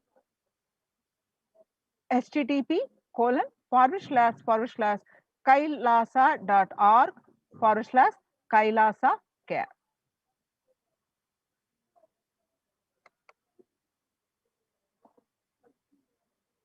On 12th May 2021, Devi Parashakti revealed that through Supreme Pontiff of Hinduism, revealed that I came as Nija Avatar. I am blessing you. Listen, people, listen. To do good to all of you, I have taken the form of Nithyananda and came down as Nija Avatar. People of India, listen. Carefully listen. Time after time, Bharatam is Jnana Bhumi, where enlightened beings come. We cannot make Jnana Bhumi as infertile. Enlightened beings have to come. They have to live. It has to flower.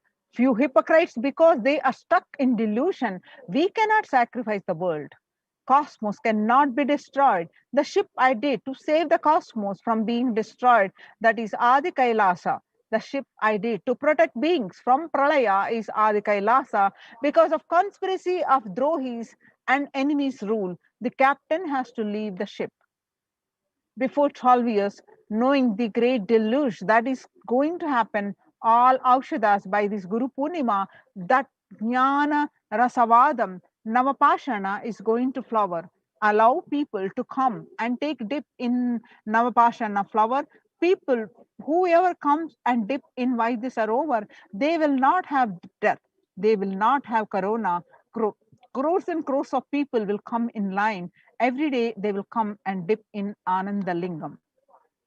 On 30th May, Devi continued to reveal that, listen well to my words. For India, I made ship as protection.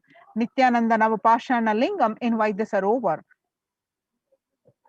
Go to Adi Kailasa, O Indians, listen. All those regretting losing Nithyananda Nija Avatara without confusion and without talking, just as lip service, go to Adi Kailasa. Scores of people will come there looking for health, Navapashana water feast and medicine to get health and protection and enlightenment. To protect India from the great destruction, I, Parashakti, made this huge ship. Even if captain is not there, ship is there. When the first world countries closed their borders during a massive global emergency, Kailasa has opened his doors to all without exception. So there are the free COVID care centers opened across India. Adi Kailasa in Bidadi, Bangalore, Salem Adhinam, Tamil Nadu, Tirunamalai Adhinam in Tamil Nadu, Rajapalam Adhinam in Tamil Nadu, Puduvai Adhinam in Pondicherry, Pattanam Adhinam in Tamil Nadu, Srirangapadi Adhinam in Tamil Nadu, Sripuram Adhinam in Hyderabad, Madurai Adhinam in Tamil Nadu, Avattipalam Erode and Huzur Adhinam in Tamil Nadu, Baroda Adhinam in Gujarat. Kailasa rushes to aid India as India finds itself on the verge of COVID-19 third wave.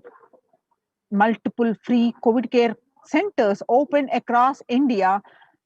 Various social services offered during the pandemic in Kailasa's de facto spiritual embassies across India. Spiritual services offered during pandemic in Kailasa's de facto spiritual embassies across India. Cosmic revelations on global pandemic.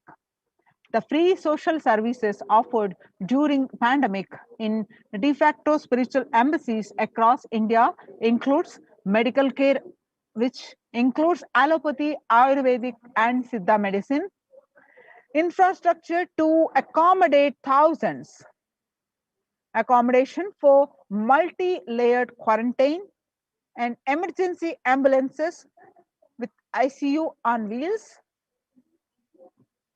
personal protective medical equipment, food security management through food banks, organic farming. Join now and protect your life. Join the COVID care protection centers. Register now through the link below, https://kailasa.org/Kailasa care. The groceries, you can see the pictures, various pictures of the measurements that are taken on these COVID care protection centers. The groceries collected for Annadan. You can see Ayurvedic, Sattvic, vegetarian food distribution.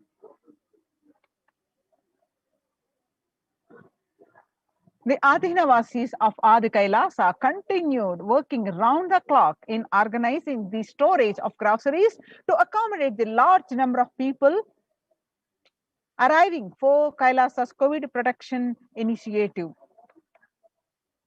Adi Kailasa Sarvajnapeetham, India, the Kailasa Department of Agriculture, providing the banana plantation in Adi Kailasa Sarvajnapeetham, a glimpse of self-sustainability, a lifestyle being cultivated in multi-layered quarantine facilities.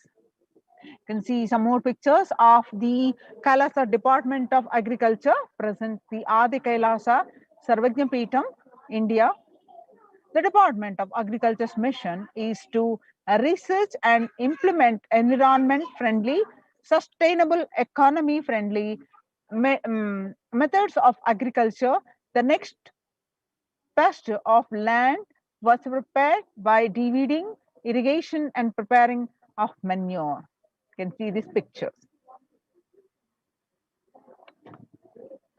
And you can see more blissful pictures from this Adi Kailasa Sarvajnapeetham Department of Housing, present in the Adi Kailasa Sarvajnapeetham, that Adinavasis are working in full swing, helping facilitate all the requirements needed to accommodate the hundreds and hundreds of people coming in for protection from the COVID-19 pandemic. This picture is taken on 7th June 2021.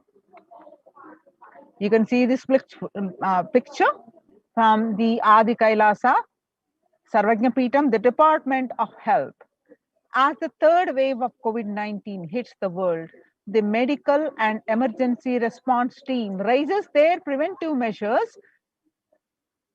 The preventive measures, each individual is guided to take at least 11-minute vaporization before meal and receive their supplements. The only hope for humanity. Kailasa Department of Agriculture, you can see some more pictures that from the Adi Kailasa Sarvajnapeetham. The organic sattvic meals include a balance of steamed rice cakes, curries and fruits. All items are verified per meal and distributed to different locations in Adi Kailasa campus. Join now for these COVID care protection centers. Register now through the link below, https://kailasa.org, KAILAASA.org, kailasa.org/Kailasa Care, which is KAILASA CARE, Kailasa Care.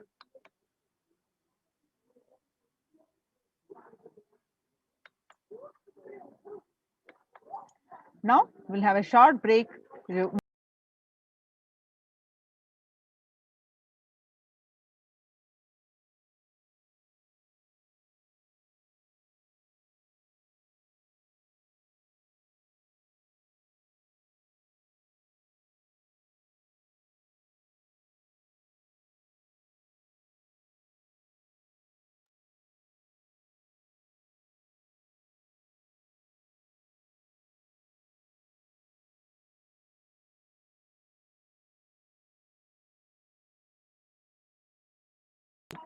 After joining in these COVID care centers, what is your routine? How you are how your level of physical, wherever level you are in, whatever elements that you are in, how you are taken from the next shift in your physical, mental, psychological, starting with the morning spiritual routine. The members of Kailasa Protective Preventive Multi-Layered Quarantine, how the Supreme Pontiff of Hinduism insists on the morning routine. The morning spiritual routine is the fuel to reach Kailasa. Morning routine and the chemical changes it brings in you and the healing it does in your system and the all of them are very important. It is an important fuel for you to experience the multiple dimensions of the universe. Spiritual routine and integrity to spiritual routine initiations from the Supreme Pontiff of Hinduism are completely private, personal between you and the Supreme Pontiff of Hinduism. So, what does consist of the morning routine? Members of Kailasa's protective, preventive, multi-layered quarantine initiative take part every day in the morning spiritual routine here in Adi Kailasa Sarvajna Peetam. The morning spiritual routine consists of Nithyananda Yoga, Panchakriya, Nitya Pratyaksha Paduka Puja, Kashayam, the herbal drink, and Nitya Satsang by the Supreme Pontiff of Hinduism. The morning spiritual routine, which tune to your biological clock to the spiritual practices, because the chemistry you enjoy inside matters. The morning spiritual routine changes, transforms your biological the system, that the biological, the chemistry the you enjoy inside matters, that decides the kind of plane of the universe, the dimension of the universe you are going to experience. Kailasa or Pralaya, as Kailasa or Patala, Swarga or Naraka. The morning spiritual routine is the direct path to Kailasa.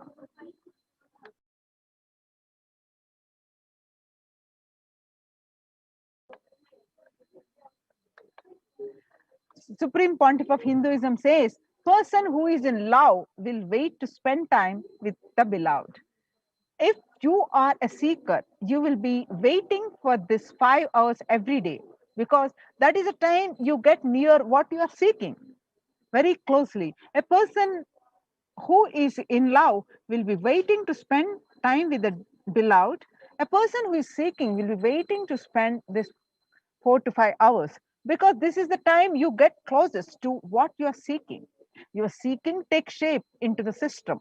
When your beloved comes near you, if you are tired and love is gone, dead. During this morning 4 hours, if you are bored, your seeking is dead and gone. Now you need to go through overhauling inside you. You need to ask yourself, you need to question many of your answers. You need to bring pure questioning back to your life.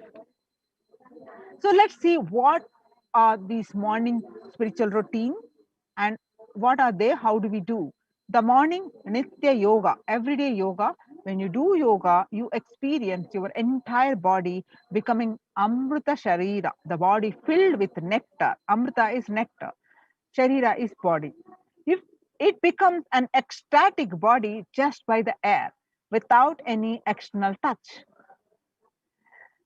And you'll be guided to how to do this Nitya Yoga with the first yoga series, Pratama Vinyasa Krama.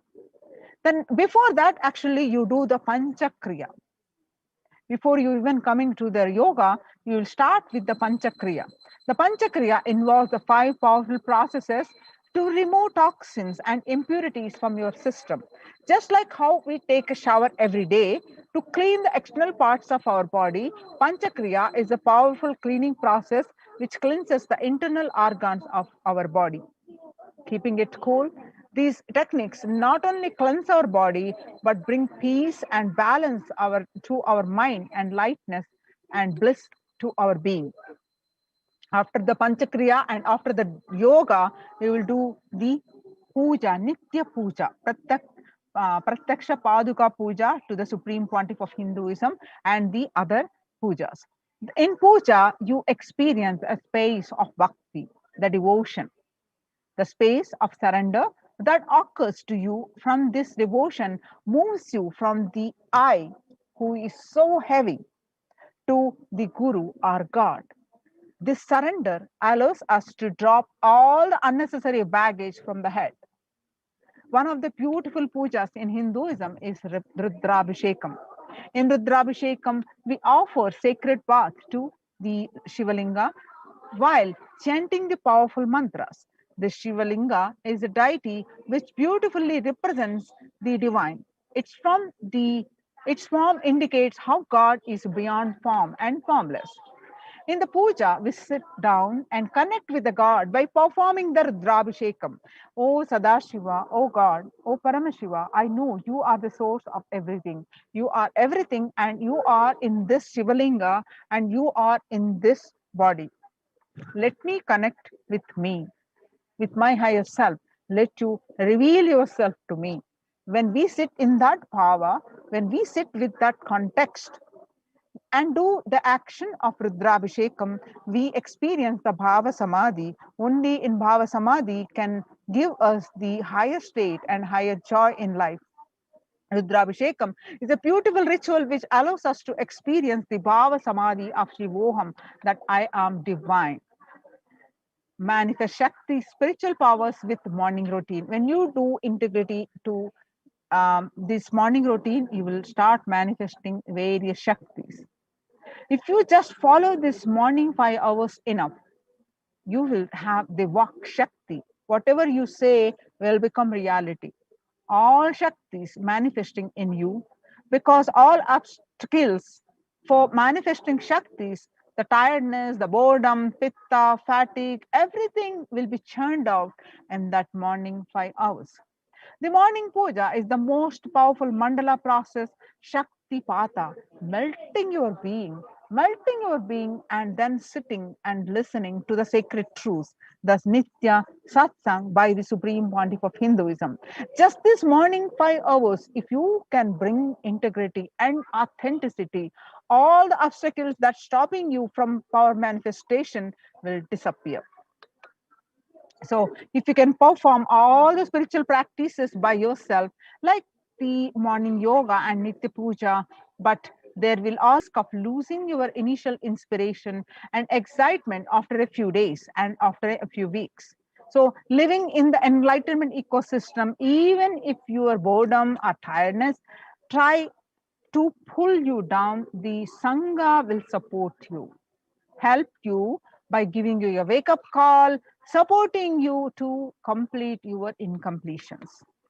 In Sanatana Hindu Dharma, we had at least 10,000 sampradayas, religions, spiritual traditions, keeping this enlightenment science alive. Each Hindu sampradaya is a spiritual ecosystem created for keeping the enlightenment science alive. Every monastery, every adhinam, every mutt, every temple, every Veda Patashala, every Sarvajna Pita is a lineage. Sampradaya created to keep the ecosystem of spiritual enlightenment alive. We may say, some may say Shakta, some may say Yoga, some may be Vedanta, some may be Tantra, some may be Shakta Vedanta, some may be Shaiva Tantra, some may be Yoga Vedanta, some may be Yoga Shaiva, some may be Vaidika Shaiva, all kinds of permutation and combination. But each temple, each mutt, each monastery, each adhinam, each Veda Patashala, each Sannyasa Sampradaya is a spiritual ecosystem created to keep the enlightenment science alive of that Sampradaya. So join now any of these ecosystems, join the COVID care protection centers, register now through the link below, https:// kailasa.org/kailasa care. Link is projected online, where kailasa.org, the Kailasa spelling is Kailasa, Kailasa with double A, and / Kailasa care with one A, Kailasa care, Kailasa care. So link is projected online right now. You can register and join this one of the COVID care protection centers and save your life. Now it's time we move on to the next segment of this program after a short break.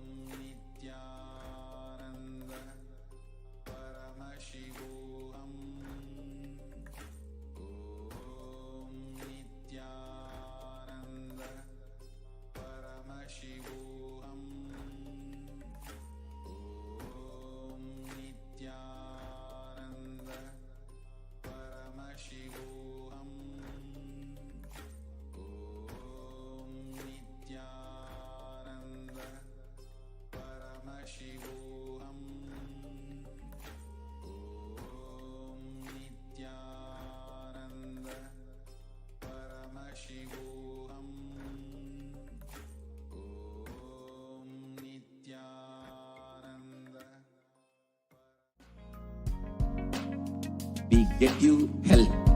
We get you ability to build beautiful relationships in your life. We get you direct spiritual support, and we make sure you become wealthy.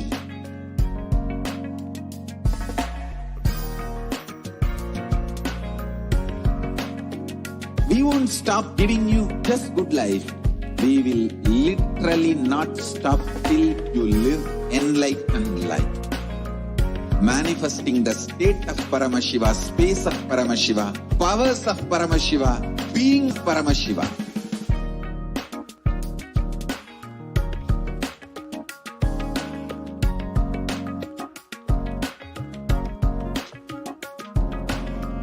Whole world should become e-Kailashians. I want the whole world to know Hindus have something great to contribute to the world.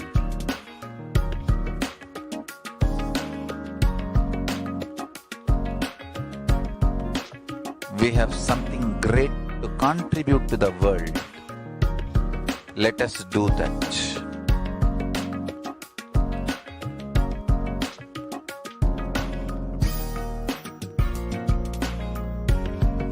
E-Kailasa is proper customized spiritual service helping you to identify your root patterns of suffering.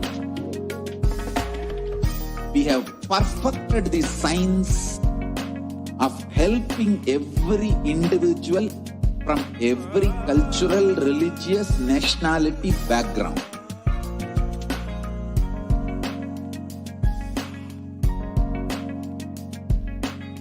You will have lowest reactionary assumptions, highest awakened response, alive response for life continuously. E-Kailasa is enlightenment ecosystem, literally enlightenment itself in your own home, wherever you are. Proper customized spiritual service helping you to complete with your life negativity. Withdrawal from life, self-hatred, self-denial, self-doubt, so much of tiredness, laziness. We can support you aligning your diet, your attitude, your aptitude, your understanding about life. We can help you with everything.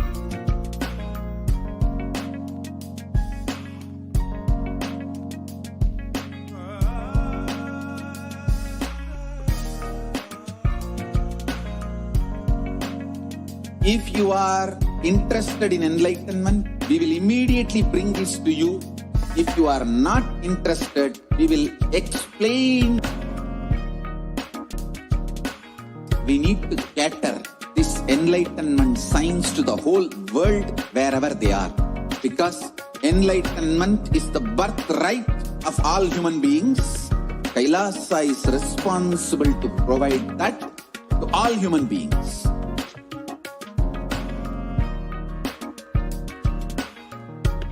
Kailasa is the totality of the knowledge I received from my gurus and practice manifested in my life, perfected by teaching millions of people from all cultures, time zones, backgrounds, genders, nationality, race, from every creed.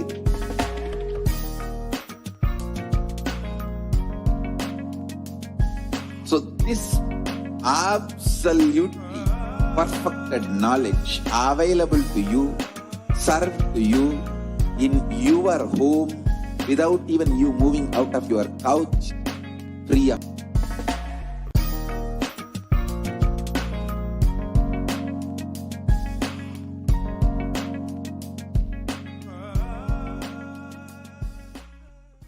Just be alive for next 3 years. Don't die within next 3 years.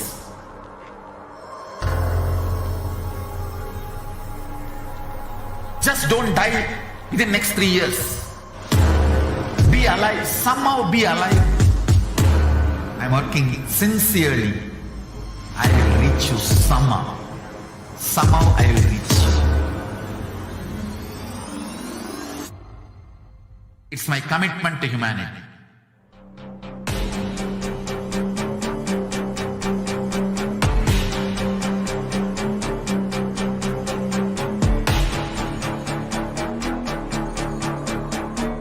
Just don't die within next 3 years.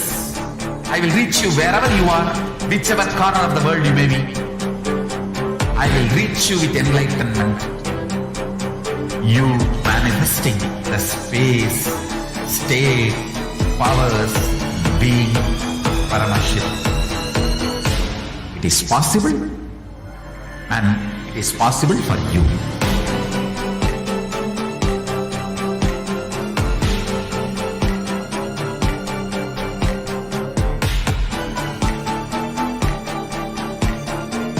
Paramashivoham will reach you with enlightenment science. I know he is going to do the job. Just be alive for next 3 years. Nothing else. What I mean by the word e-Kailasa, listen intensely. Enlightenment ecosystem, literally enlightenment itself, in your own home, wherever you are. If you cannot come to Kailasa, it's okay. Kailasa can come to you. Kailasa coming to you is e-Kailasa.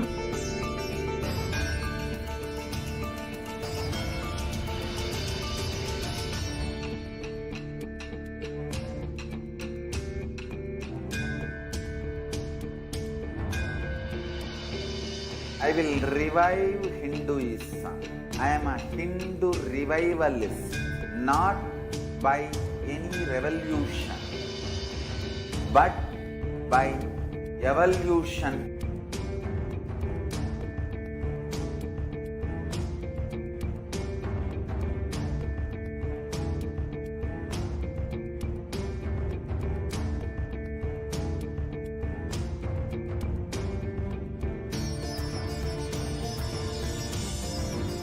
And setting model communities.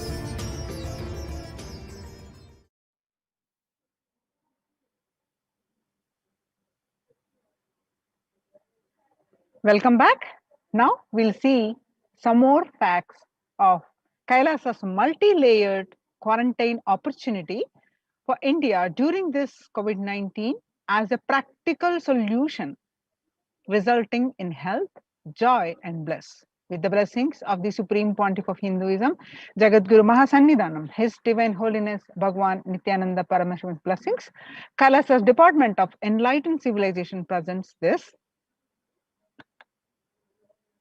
Now let's listen from the Devi Parashakti's revelations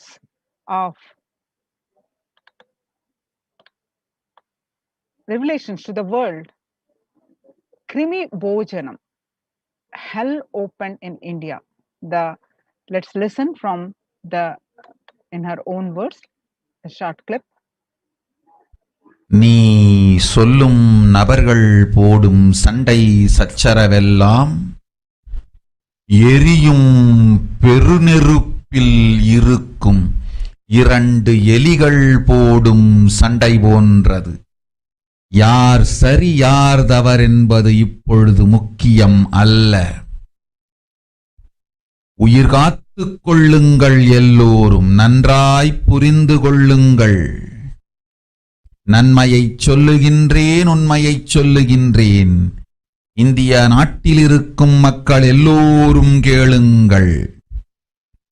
கருட புராணத்தில் வியாசன் சொன்ன கிருமி போஜனம் என்னும் நரகம் திறந்து நேரடியாய் India மீது இடிபோல் விழுகின்றது. ஆதி கைலாசத்திற்கு ஓடிச் சென்று வருமுன் காத்துக் கொள்வது மட்டுமே ஒரே வழி. கொரோனா பெருந்தொற்று கொள்ளை நோய் கிருமி போஜனம் எனும் நரகத்தை பூமிக்கு கொண்டு வந்து விட்டது. அகோர தாண்டவத்தின் ஆட்டம் யாராலும் அடக்க முடியாத அளவிற்கு ஆரம்பித்து விட்டது.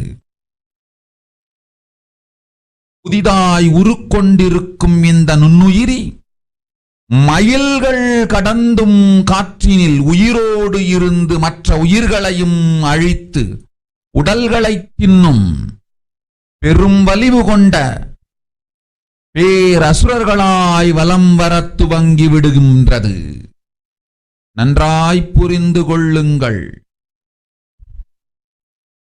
வருமுன் காத்துக் கொள்ளுங்கள், அது ஒன்றே வழி. அதற்காகவே ஆதி கைலாசத்தை திறந்து வைத்திருக்கின்றேன். உயிர் காத்துக் கொள்ள வேண்டி விரும்பும் எல்லோரும் ஓடுங்கள் ஆதி கைலாசத்திற்கு. இந்தியாவில்தான் இந்த நரகம் திறந்து உலகெங்கும் பரவப் போகின்றது. கிருமி போஜன நரகம் பூமிக்கு வந்துவிட்டது. மனிதர்கள் செய்த மகா கொடுமைகளினால்.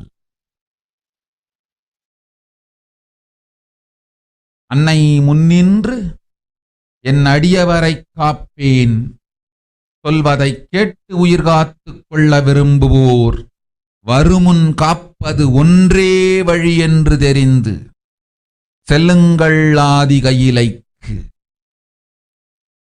ஓம் ஓம் ஓம்.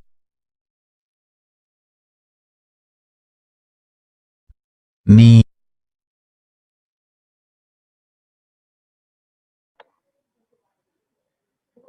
Devi Parashakti on 31st May 2021 revealed that everyone in India, all of you listen, the hell of Krimi Bhojanam that was mentioned by Vyasa in Garuda Puranam has opened and is directly falling on India as thunder. Running to Adi Kailasa and protection. It is the only way deadly corona life-taking disease has brought the hell known as Krimi Bhojanam to earth.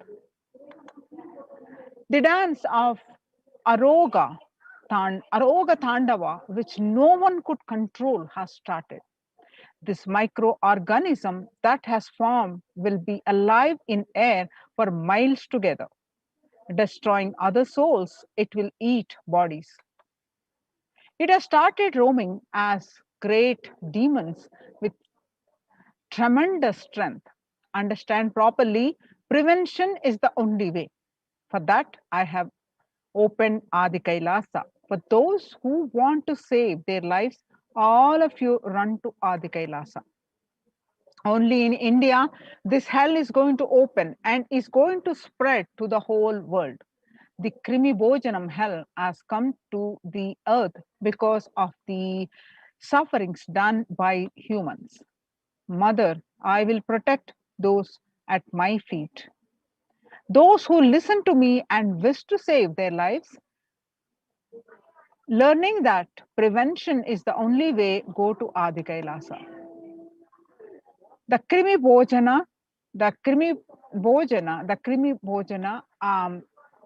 the scriptural references in various scriptures. It is of 28 hells described in Hindu scriptures, where people are sent to suffer in a pit to be eaten up by the worms. In Garuda Purana, in one of the chapter, cosmogony of hell and the nether regions, and Devi Bhagavata Purana, it is mentioned in chapter 21 on the narrative of hells, it is mentioned, and chapter 22 on the narrative of the sins leading to hells, it is mentioned. And in the Shiva Purana, chapter 16, uplift from the hell, section 5, it is mentioned. And in Skanda Purana, chapter 12, redemption from hells, it is mentioned. And chapter 2, the merit of visiting Setu, it is mentioned. And chapter 30, glory of Danishkoti, it is mentioned. The Bhagavata Purana, chapter 20, hells in nether regions, and chapter 6, 106, suffering in hell, it is mentioned. And in Padma Purana, chapter 48, section on the nether world, it is mentioned. And you can see the various statistics and the world, how it is suffering from this statistics. Coronavirus around the world. What are the total deaths, total confirmed cases, and the latest daily figure and latest daily figures of infected disease. You can see the various statistics, current status of the world, and you can see some more statistics. A quiet revelation has permeated global health circles. Authorities have come to accept that many researchers have argued for over a year. The coronavirus can spread through the air. That new acceptance by the World Health Organization and the US Centers for Disease Control and Prevention comes with the concrete implications. Scientists are calling for ventilation systems to be overhauled like public water supplies were in the 1800s after fetid pipes were found to harbor cholera. Cleaner indoors air won't just fight the pandemic, it will minimize the risk of catching flu and other respiratory infections that cost the US more than 50 billion a year. Researchers said in a study in the General Science on Friday, recently, avoiding these germs and their associated sickness and productivity losses would therefore offset the cost of upgrading ventilation and filtration in buildings.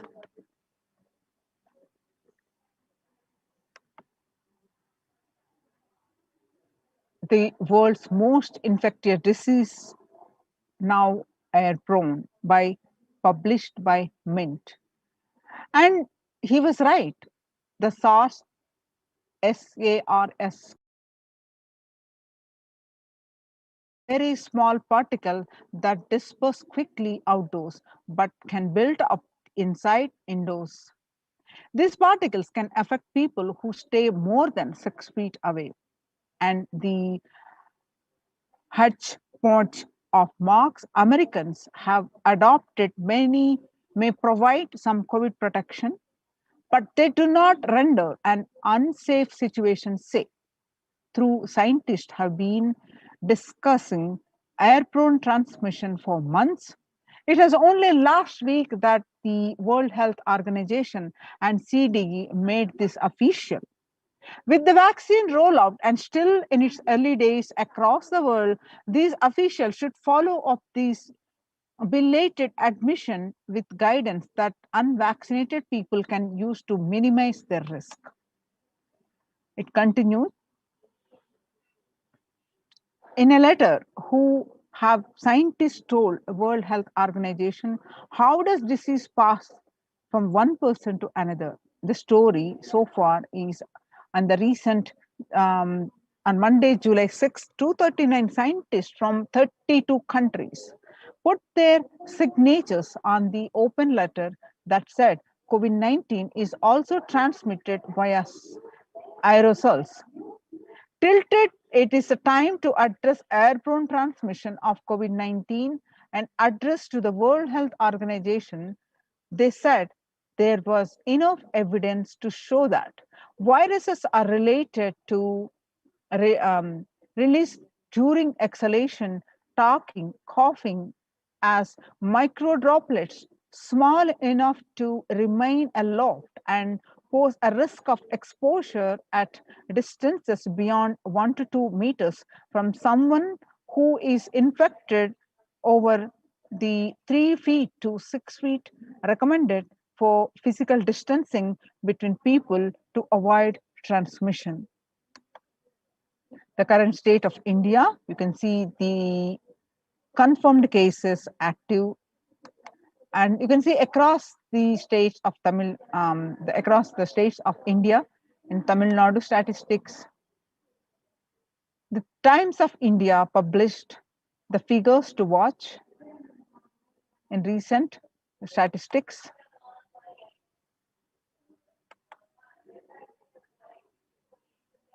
Various statistics and across the districts.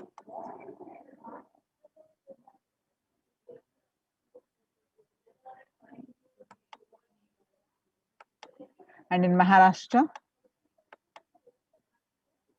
statistics, as you see, the cases are in thousands, 10,000s. And in Mumbai, case summary for Mumbai from 3 lakh to 7 lakh.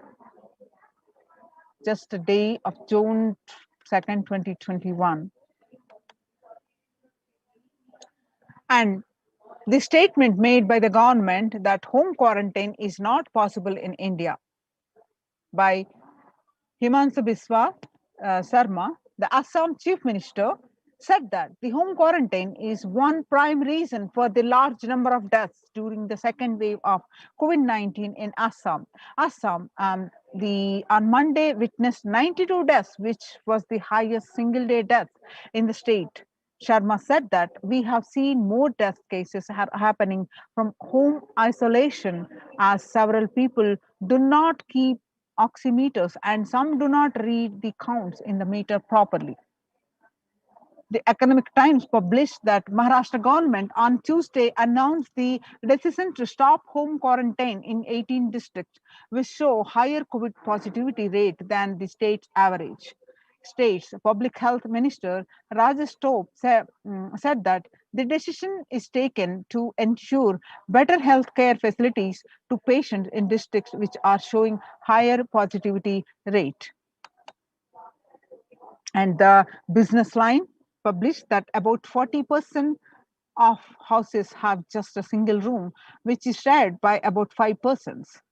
About 41% households in India have just one room or don't have an exclusive living room, and about 5 people share such accommodations. About 32% of the household have just 2 rooms, and adding to the O's is in fact that only 47% of households have access to water within the premises and 42% do not have a bathing facility within the premises. In order to utilize India's healthcare infrastructure optimally to manage the expanding fallout of coronavirus, the central government on 27th April signaled a change in approach from mandating that every person who tests positive for the virus be moved to isolation beds in dedicated hospitals or units. The government allowed home quarantine for these with mild symptoms. The key additional condition was that their house should allow for self-quarantine, that in India, it is easier than said. According to the census 2011, about 42% of Indian households were living in houses where an average 3 to more people were sharing a room. In the context of coronavirus, this challenge of physical distancing is greater in rural areas, the 45% of the households, than in urban areas, which are 35% of households. Only one state, Kerala, is looking relatively dignified on the metric. And all districts reporting at least 250 cases have anywhere between 34% to 54% households averaging 3 or more to a room. In New Delhi, the health ministry last week said that the more cases of coronavirus have been asymptomatic or mildly symptomatic and had advised home isolation for such people. It is also said that 65% cases across the country were reported from the metros and big cities. However, census data experts also agree that the following the ministry's guidelines on home quarantine is near impossible, particularly in urban households. The guidelines on home quarantine say the person showing COVID-19 symptoms has to remain isolated in a well ventilized room, preferably with an attached toilet. In another, family members needs to stay in the same room. It is advisable to maintain a distance of at least 1 meter between the two, it stated. When the first world countries closed their borders during a massive global emergency, Kailasa has opened its doors to all without exception. The Supreme Pontiff of Hinduism reveals that at least 6 months back, I became aware that the multi-layer quarantine is needed to protect people. If you are in India and you want to protect your immediate family or extended family, anyone who will listen to you, get them immediately to our campuses. Kailasa rushes to help India find itself on the verge of COVID-19 third wave. Multiple free COVID care centers opened across India. Various social services offered during the pandemic in Nithyananda ashrams across India. Spiritual services offering during the pandemic in Nithyananda ashrams across India. The cosmic revelations on global pandemic. The social services offered during the pandemic in Nithyananda ashrams across India includes medical care, which includes allopathy, Ayurvedic, and Siddha medicine, free fire safety equipment maintenance, infrastructure to accommodate thousands, accommodation for multi-layered quarantine, emergency ambulances, and ICU on wheels, and personal protective medical equipment, groceries collected for Annadan organic farming. Join now and Kailasa's COVID production centers. Register now through the link below, https://kailasa care. Take this opportunity and register yourself. We'll continue with the next segment with a short break. The link is projected. Join now and save your life and protect and save your life. The link is https://kailasa, KAILAASA, kailasa.org/Kailasa care, KAILASA, Kailasa care. We'll continue with a short break.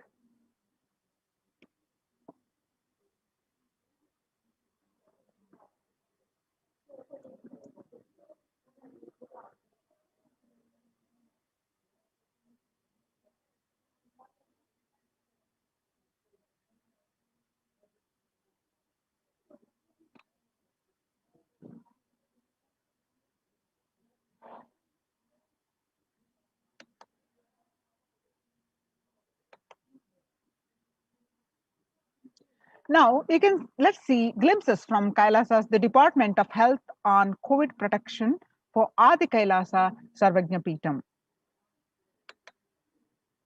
The immunity boosters and COVID care, the supplement procurement from allopathic immune boosters, including zinconia and vitamin D and vitamin C, and the immunity boosters and COVID care through Ayurvedic medicine. Immunity boosters are being provided to protect all the residents of Adi Kailasa Sarvajnapeetham.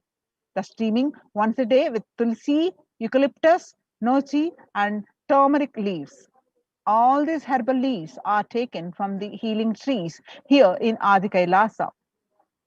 Twice a week, consumption of Kabasura Kundinir, a mixture of pepper, ginger, and clove, and other ingredients, extensively aimed for boosting the lungs, improving the respiratory system, and treating infectious conditions such as cough, cold, and fever. Neelavembu Kundi Neer to be taken once a week. Agastya Lehyam 5 days, Talisadi Vatakam 3-4 tablets per day for 5 days, Indugunta Kashayam, then Amrutottara Kashayam both for 5 days, 1 teaspoon with 50 ml of warm water, Sudarshana Gulika once every 5 days, and gargling with salt and turmeric twice a day. Spiritual routine, Panchakriya, Haritaki, castor oil, neem juice, Pratama Vinyasa Krama, the Nitya Yoga that we do every day, Trinetra Kumbhaka and Puja. The basic sanitation and safety practices include disposal of sail pads, infected material and non-biodegradable done through incineration, RO water systems for drinking water, cleaning and sanitization of overhead tanks, regular DVDing, maintenance and repair of electrical circuits, communication facilities for safety of the residents, compost pit filling with biodegradables. Diagnosis, COVID care, quarantine methodology. How this working is immediately upon the arrival to the campus, occupants will be quarantined for 15 days. Swab test, that is RT-PCR test, to be done by day 5th of quarantine. All food handlers to be wearing mask and gloves and keeping a distance. The disposal of waste food to be done with gloves and mask.